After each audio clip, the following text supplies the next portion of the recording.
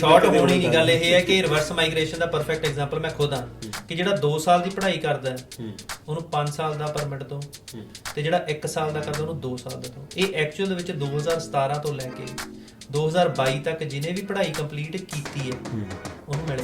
But ਮੇਰੇ ਦਿਮਾਗ ਦੇ ਵਿੱਚ ਉਸ ਟਾਈਮ ਇਹ ਗੱਲ ਆਈ, ਠੀਕ ਹੈ, ਕਿ ਯਾਰ ਇਹ ਟਰੱਕ ਡਰਾਈਵਰਾਂ ਨੂੰ 50 ਪੁਆਇੰਟ ਕਿਉਂ ਨਹੀਂ ਮਿਲ ਸਕਦੇ ਹੈਗੇ। ਜੇ ਕਦੀ ਕਿਸੇ ਪੋਲੀਟੀਸ਼ੀਅਨ ਦੀ ਇੰਟਰਵਿਊ ਕਰਦੇ ਹੋਗੇ ਨਾ ਉਹਨੂੰ LMI ਬਾਰੇ ਸਵਾਲ ਜ਼ਰੂਰ ਪੁੱਛੇ। ਦੇਖਿਓ ਨੀਵੀਂ ਪਾ ਕੇ ਸਾਈਡ ਤੋਂ ਲੰਘਦੇ ਤਾਂ ਕਿ ਹਾਊਸਿੰਗ ਮਾਰਕੀਟ ਇਮੀਡੀਏਟ ਬੇਸਿਸ ਦੇ ਉੱਤੇ ਕਰੈਕਟ ਨਹੀਂ ਹੋ ਸਕਦੀ, ਠੀਕ ਹੈ, ਜੇ ਸਾਰਿਆਂ ਦੀ ਮੌਰਗੇਜਾਂ 1 ਨੰਬਰ ਦੇ ਕਾਗਜ਼ਾਂ 'ਚ ਅਪਰੂਵ ਹੋਣੀਆਂ ਸ਼ੁਰੂ ਹੋ ਜਾਣ। ਅੱਜ ਦੀ ਡੇਟ ਦੇ ਵਿੱਚ ਜੇ ਡਾਟਾ ਆਪਾਂ ਦੇਖ ਲਈਏ, ਜਿਸ ਹਿਸਾਬ ਦੇ ਨਾਲ ਮੌਰਗੇਜਾਂ ਅਪਰੂਵ ਹੁੰਦੀਆਂ ਨੇ, ਮੇਰੇ ਖਿਆਲ ਤੋਂ ਬਰੈਂਪਟਨ ਦੇ ਵਿੱਚ ਕੋਈ ਵੀ ਮਿਲੀਨੀਅਰ ਤੋਂ ਘੱਟ ਨਹੀਂ ਹੈ। ਸਾਰਿਆਂ ਦੇ ਕਾਗਜ਼ ਮਿਲੀਨੀਅਰ ਵਾਲੇ ਹੀ ਲੱਗੇ ਹੋਏ ਨੇ, ਚਾਹੇ ਅਗਲਾ ਫੈਕਟਰੀ 'ਚ ਵੀ ਕੰਮ ਕਰਦਾ, ਕਿਉਂਕਿ ਕੰਸਲਟੈਂਟ ਨੇ ਉਹਨਾਂ ਨੂੰ ਕਹਿਤਾ ਕਿ ਤੁਸੀਂ ਕੋਈ ਨਾ ਬਰੈਂਪਟਨ ਬੈਠੇ ਰਹੋ, ਪੇਰੋਲ ਤੁਹਾਡਾ ਨੋਵਾ ਸਕੋਸ਼ੀਆ ਰਨ ਹੁੰਦਾ ਰਹੂਗਾ, ਅਗਲੇ ਨੇ ਫੜ ਲਿਆ। ਮੈਂ ਇੱਥੋਂ ਤੱਕ ਵੀ ਗੱਲਾਂ ਸੁਣੀਆਂ ਸੀ ਜੀ, ਇੰਡੀਆ ਲਿਖਾ ਲੈਂਦੇ ਵੀ ਤੁਸੀਂ ਉਹ ਵੀ 1 ਸਾਲ ਤੁਸੀਂ ਕੋਰਸ ਨਹੀਂ ਚੇਂਜ ਕਰਨਾ ਤੇ ਸਟਾਂਪ ਪੇਪਰ ਤੇ ਸਾਈਨ ਕਰਾ ਲੈਂਦੇ ਨੇ, ਠੀਕ ਹੈ। ਦੱਸੋ, ਮੈਂ ਹੈਰਾਨ ਰਹਿ ਗਿਆ ਇਹ ਗੱਲ ਸੁਣ ਕੇ।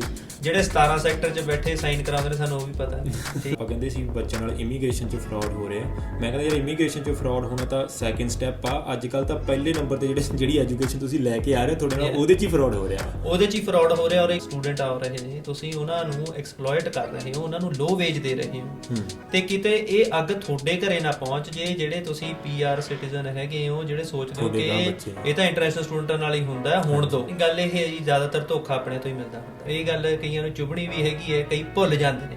ਫਿਰ ਲੋਕਾਂ ਦੀਆਂ ਜੇ ਗੱਡੀਆਂ ਚੋਰੀ ਹੁੰਦੀਆਂ ਨੇ, ਫਿਰ ਕੰਪਲੇਂਟ ਕਰਨਾ ਬੰਦ ਕਰੋ। ਉਹ ਜਿਹਨੇ ਕਿੱਲਾ ਵੇਚਣਾ, ਤੁਸੀਂ ਤਾਂ ਸ਼ਰਮ ਕਰ ਲਓ।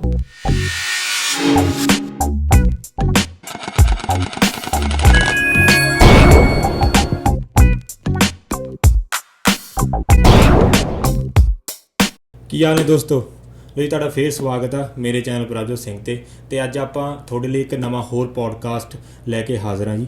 ਅੱਜ ਦੇ ਪੋਡਕਾਸਟ ਦੇ ਵਿੱਚ ਆਪਾਂ ਇਮੀਗ੍ਰੇਸ਼ਨ ਦੀਆਂ ਗੱਲਾਂ ਕਰਾਂਗੇ, ਜੋ ਕਿ ਹੁਣ ਮੁੱਦਾ ਬਹੁਤ ਹੀ ਭਖਿਆ ਹੋਇਆ। ਕੈਨੇਡਾ ਦੀ ਇਮੀਗ੍ਰੇਸ਼ਨ ਬਾਰੇ ਗੱਲਾਂ ਕਰਾਂਗੇ ਤੇ ਆਪਣੇ ਨਾਲ ਭਾਜੀ ਨੇ ਜਿਹੜੇ ਪਿੱਛੋਂ ਲੰਬੇ ਸਮੇਂ ਤੋਂ ਇਮੀਗ੍ਰੇਸ਼ਨ ਦਾ ਕੰਮ ਕਰਦੇ ਆ ਰਹੇ ਨੇ, ਤੇ ਉਹ ਆਪ ਵੀ ਇੱਕ ਸਟੂਡੈਂਟ ਹੀ ਆਏ ਸੀ, ਤੇ ਉਹਨਾਂ ਦੀ ਜਰਨੀ ਬਾਰੇ ਵੀ ਉਹਨਾਂ ਤੋਂ ਪੁੱਛਾਂਗੇ ਵੀ ਉਹ ਕਿੱਦਾਂ ਸਟੂਡੈਂਟ ਤੋਂ ਲੈ ਕੇ ਅੱਜ ਇੱਕ ਆਪਣੀ ਇਮੀਗ੍ਰੇਸ਼ਨ ਫਰਮ ਚਲਾ ਰਹੇ ਨੇ ਤੇ ਇਮੀਗ੍ਰੇਸ਼ਨ ਕੰਸਲਟੈਂਟ ਨੇ।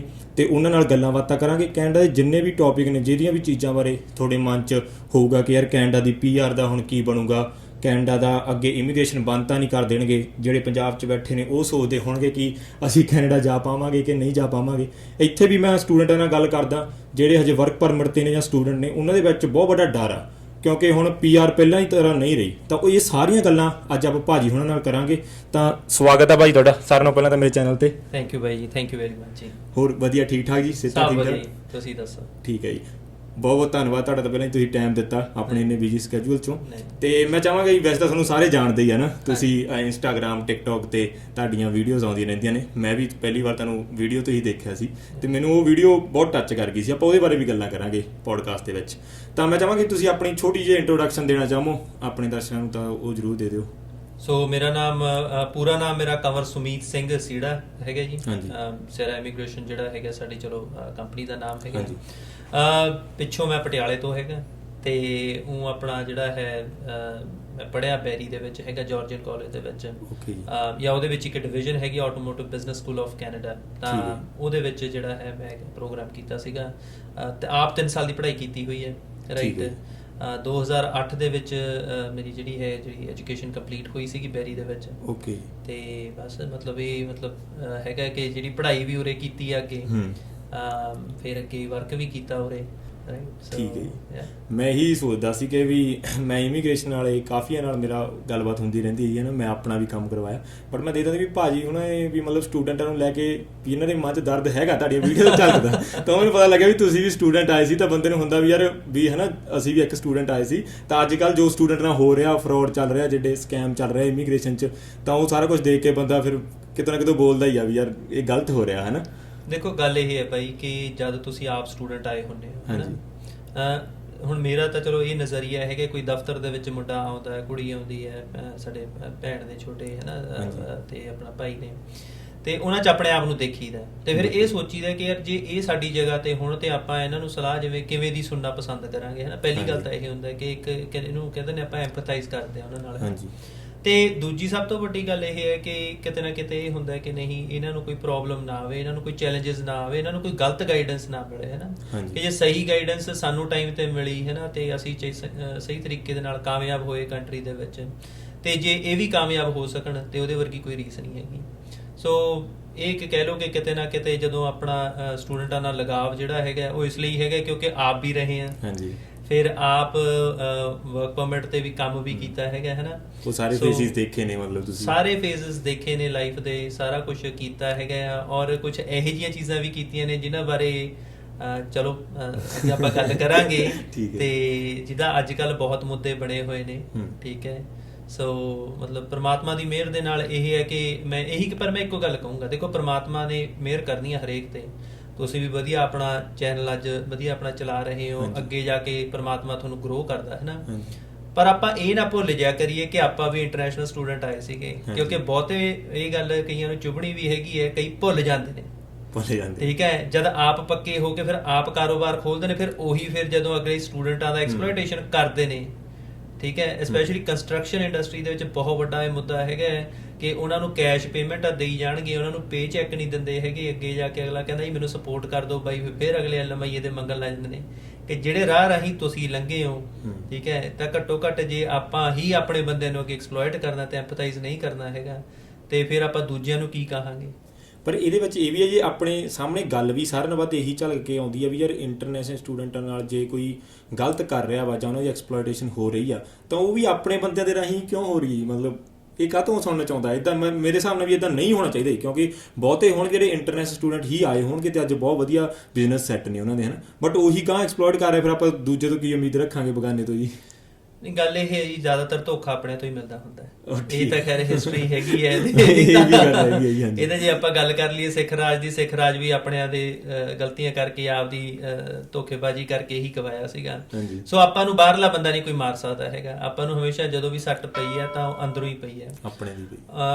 ਪਰ ਇਹ ਕਿਤੇ ਨਾ ਕਿਤੇ ਦੇਖੋ ਇਹੀ ਚੀਜ਼ ਜਿਹੜੀ ਹੈਗੀ ਹੈ ਉਹ ਅਸੀਂ ਕਰਨ ਦੀ ਕੋਸ਼ਿਸ਼ ਕਰ ਰਹੇ ਹਾਂ ਕਿ ਕਮਿਊਨਿਟੀ ਸੈਂਸ ਜਾਗੇ, ਆਪਣੇ ਬੰਦਿਆਂ 'ਚ ਇਹ ਸੈਂਸ ਜਾਗੇ ਕਿ ਨਹੀਂ ਯਾਰ ਕਿ ਚਲੋ ਠੀਕ ਹੈ 10 ਮਾੜੇ ਨੇ ਤਾਂ ਜੇ ਇੱਕ ਬੰਦਾ ਵੀ ਚੰਗਾ ਹੈਗਾ, ਹੈ ਨਾ, ਤਾਂ ਉਹ ਵੀ ਇੱਕ ਕਹਿ ਲਓ ਕਿ ਆਪਣਾ ਜਿਵੇਂ ਚਾਹੇ ਘੁੱਪ ਹਨੇਰਾ ਹੋਵੇ, ਹੈ ਨਾ, ਤਾਂ ਇੱਕ ਦੀਵਾ ਵੀ ਜਗਦਾ ਹੋਵੇ ਤਾਂ ਉਹ ਵੀ ਥੋੜਾ ਬਹੁਤ ਚਾਨਣ ਕਰਕੇ ਰੱਖਦਾ ਹੈ। ਸੋ ਮੈਂ ਇਹੀ ਕਹੂੰਗਾ ਕਿ ਠੀਕ ਹੈ ਜੇ ਆਪਣੇ ਮਾੜੇ ਨੇ ਤਾਂ ਆਪਣੇ ਚੰਗੇ ਵੀ ਬਹੁਤ ਨੇ ਵਿੱਚ ਬੰਦੇ।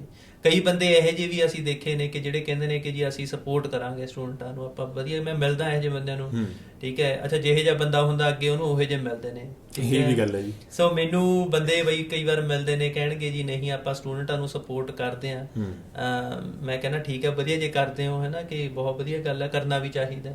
ਔਰ ਇਹੀ ਗੱਲ ਹੈ ਕਿ ਚਲੋ ਆਪਣਾ ਬਾਕੀ ਜਿਵੇਂ ਤੁਸੀਂ ਕਿਹਾ ਕਿ ਦੇਖੋ ਜਿਹੜੇ ਕਈ ਵਾਰ ਆਪਣਿਆਂ ਨੂੰ ਧੋਖਾ ਆਪਣੇ ਹੀ ਦਿੰਦੇ ਨੇ, ਫਿਰ ਉੱਥੇ ਬੰਦੇ ਦੀ ਨਾ ਉਮੀਦ ਟੁੱਟ ਜਾਂਦੀ ਸੀ, ਫਿਰ ਉਹ ਸਾਰੀ ਉਮਰ ਯਾਦ ਰੱਖਦਾ ਹੈ ਕਿ ਯਾਰ ਇਹ ਧੋਖਾ ਮੈਨੂੰ ਮਿਲਿਆ ਸੀਗਾ। ਆਪਣੇ ਬੱਚਿਆਂ ਨੂੰ ਇਸ ਤੱਕ ਕਹਿੰਦਾ ਹੈ, ਇਹ ਗੱਲਾਂ ਕਹਿੰਦਾ ਹੈ ਕਿ ਹੋਰ ਜਿੱਤੇ ਮਰਜ਼ੀ ਭਰੋਸਾ ਕਰ ਲਈ, ਆਪਣਿਆਂ ਤੇ ਨਾ ਕਰ।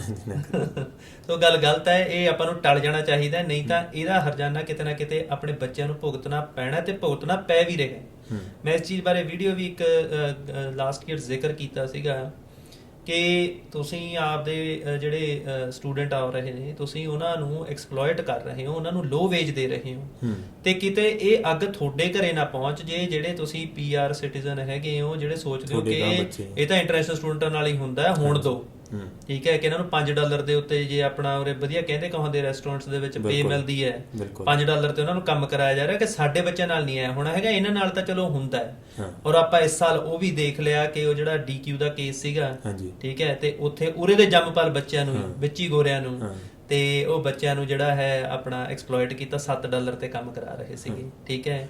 ਤੇ ਉਹ ਜਿਹੜੀ ਹੈ ਉਹ ਐਡੀ ਕਹਿ ਲਓ ਸਿਹਰਾ ਜਿਹੜਾ ਹੈ ਉਹ ਫਿਰ ਅੱਗੇ ਜਿਹੜਾ ਆਪਣੀ ਕਮਿਊਨਿਟੀ ਦੇ ਸਿਰ ਹੀ ਪਿਆ। ਸੋ ਇਹ ਤਾਂ ਸਾਨੂੰ ਕਮਿਊਨਿਟੀ ਨੂੰ ਇਕੱਠੇ ਹੋ ਕੇ ਸੋਚਣਾ ਪੈਣਾ ਕਿ ਇਹ ਅੱਗ ਤਾਂ ਫੈਲਦੀ ਜਾਣੀ ਹੈ। ਵੈਸੇ ਵੀ ਦੇਖੀਏ ਜੇ ਬਾਹਰ ਵੀ ਹੋਰ ਕਮਿਊਨਿਟੀ ਦੇ ਲੋਕਾਂ ਨੂੰ ਵੀ ਇਹ, ਉਹਨਾਂ ਦੇ ਮੂੰਹ ਨੂੰ ਵੀ ਇਹ ਖੂਨ ਲੱਗ ਗਿਆ, ਉਹਨਾਂ ਨੂੰ ਪਤਾ ਲੱਗ ਗਿਆ ਵੀ ਹਾਂ ਇੱਦਾਂ ਕੰਮ ਹੁੰਦੇ ਨੇ। ਤਾਂ ਮੈਂ ਕਾਫੀ ਕੰਪਨੀਆਂ ਕਾਫੀ ਇੱਦਾਂ ਦੇ ਹੈਗੇ ਨੇ ਜਿਨ੍ਹਾਂ ਨੇ ਇਹ ਕੰਮ ਸ਼ੁਰੂ ਕਰਤਾ ਵੀ ਹਾਂ ਉਹਨਾਂ ਨੂੰ ਪਤਾ ਲੱਗ ਗਿਆ ਵੀ ਇਹਨਾਂ ਦੀ ਮਜਬੂਰੀ ਕੀ ਆ, ਜਾਂ ਉਹਨਾਂ ਨੂੰ ਸਮਝ ਲੱਗ ਗਈ ਵੀ ਹਾਂ ਜਿਹੜੇ ਬੰਦੇ ਇੱਥੇ ਆਉਂਦੇ ਨੇ ਉਹਨਾਂ ਦੀ ਕੀ ਮਜਬੂਰੀ, ਉਹਨਾਂ ਨੂੰ ਕਿੱਦਾਂ ਯੂਜ਼ ਕਰ ਸਕਦੇ ਆ। ਆਪਾਂ ਸਿਖਾਤਾ ਮੇਰੇ ਹਿਸਾਬ ਨਾਲ ਗਾਂ ਵੀ ਲੋਕਾਂ ਨੂੰ, ਤੇ ਇਹ ਕੰਮ ਚੱਲ ਪਿਆ। ਨਹੀਂ, ਇਹੀ ਜੀ ਗੱਲ ਨਹੀਂ ਹੈਗੀ, ਆਪਾਂ ਕਿਸੇ ਨੂੰ ਕੁਝ ਨਹੀਂ ਸਿਖਾਇਆ ਹੈਗਾ। ਆ ਜਿਹੜੇ ਕਾਲਜਾਂ ਵਾਲੇ ਕੰਮ ਹੈਗੇ ਨੇ, ਠੀਕ ਹੈ, ਆ ਤੁਸੀਂ ਕਾਲਜ ਦੇਖ ਲਓ, ਫੀਸਾਂ ਮਤਲਬ ਆਪਣਾ ਜਿਹੜਾ ਕਰ ਦਿੰਦੇ ਨੇ ਨਜਾਇਜ਼ ਫੀਸਾਂ ਵਧਾ ਦਿੰਦੇ ਨੇ ਬੱਚਿਆਂ ਦੀਆਂ। ਫਿਰ ਉਸ ਤੋਂ ਬਾਅਦ ਆਪਣਾ ਤੁਸੀਂ ਇਹ ਦੇਖ ਲਓ ਕਿ ਐਡਮਿਸ਼ਨਾਂ ਕੈਂਸਲ ਕਰ ਦਿੰਦੇ ਨੇ, ਠੀਕ ਹੈ, ਬੱਚਿਆਂ ਨੂੰ ਲਿਆ ਕੇ ਐਨਰੋਲਮੈਂਟਾਂ ਕੈਂਸਲ ਕਰ ਦਿੰਦੇ ਨੇ, ਠੀਕ ਹੈ। ਇਹਨਾਂ ਨੂੰ ਇਹ ਤਾਂ ਆਪਣੇ ਤੋਂ ਵੀ ਕਈ ਵਾਰ ਮੈਨੂੰ ਇਹ ਲੱਗਦਾ ਕਿ ਆਪਣੇ ਤੋਂ ਵੀ ਥੋੜਾ ਜਿਹਾ ਗਾਹਾਂ ਲੰਘੇ ਹੋਏ ਨੇ ਇਹ ਸੱਟ ਮਾਰਦੇ ਨੇ, ਇਹੋ ਜੀ ਸੱਟ ਮਾਰਦੇ ਨੇ 4-5 ਸਾਲ ਬਾਅਦ ਜਾ ਕੇ ਪਤਾ ਲੱਗਦਾ ਯਾਰ ਅੱਛਾ ਆਹ ਸੱਟ ਮਾਰੀ ਸੀ ਇਹਨੇ। ਮੈਂ ਤਾਂ ਆਪ ਹੈਰਾਨ ਸੀ ਜੇ ਆਪਣੇ ਹੁਣ ਪਿੱਛੇ ਨਾਰਥਰਨ ਕਾਲਜ ਦਾ ਹਨਾ ਜਿਹੜਾ ਰੌਲਾ ਪਿਆ ਸੀਗਾ, ਮਤਲਬ ਲੋਕਾਂ ਦੇ ਵੀਜ਼ੇ ਵੀ ਆ ਗਏ, ਸਾਰਾ ਕੁਝ ਹੋ ਗਿਆ ਨਾ, ਲੋਕਾਂ ਨੇ ਕਿਹਾ ਵੀ ਹਾਂ ਵੀ ਹੁਣ ਤਾਂ ਕੁਝ ਰਿਹਾ ਨਹੀਂ। ਉਸ ਪੁਆਇੰਟ ਤੇ ਜਾ ਕੇ ਵੀ ਉਹਨਾਂ ਨੂੰ ਪਤਾ ਲੱਗਿਆ ਵੀ ਹਾਂਜੀ ਜੀ ਤੁਹਾਡਾ ਕੈਂਸਲ ਹੋ ਗਿਆ ਜੀ। ਉਹਨਾਂ ਨੇ ਕਹਿੰਦਾ ਵੀ ਨਹੀਂ ਅਗਲੀ ਵਾਰ ਟਰਾਈ ਕਰਿਓ, ਤੁਸੀਂ ਅਗਲੇ ਸੈਮ ਵਿੱਚ ਆਇਓ ਹਨਾ।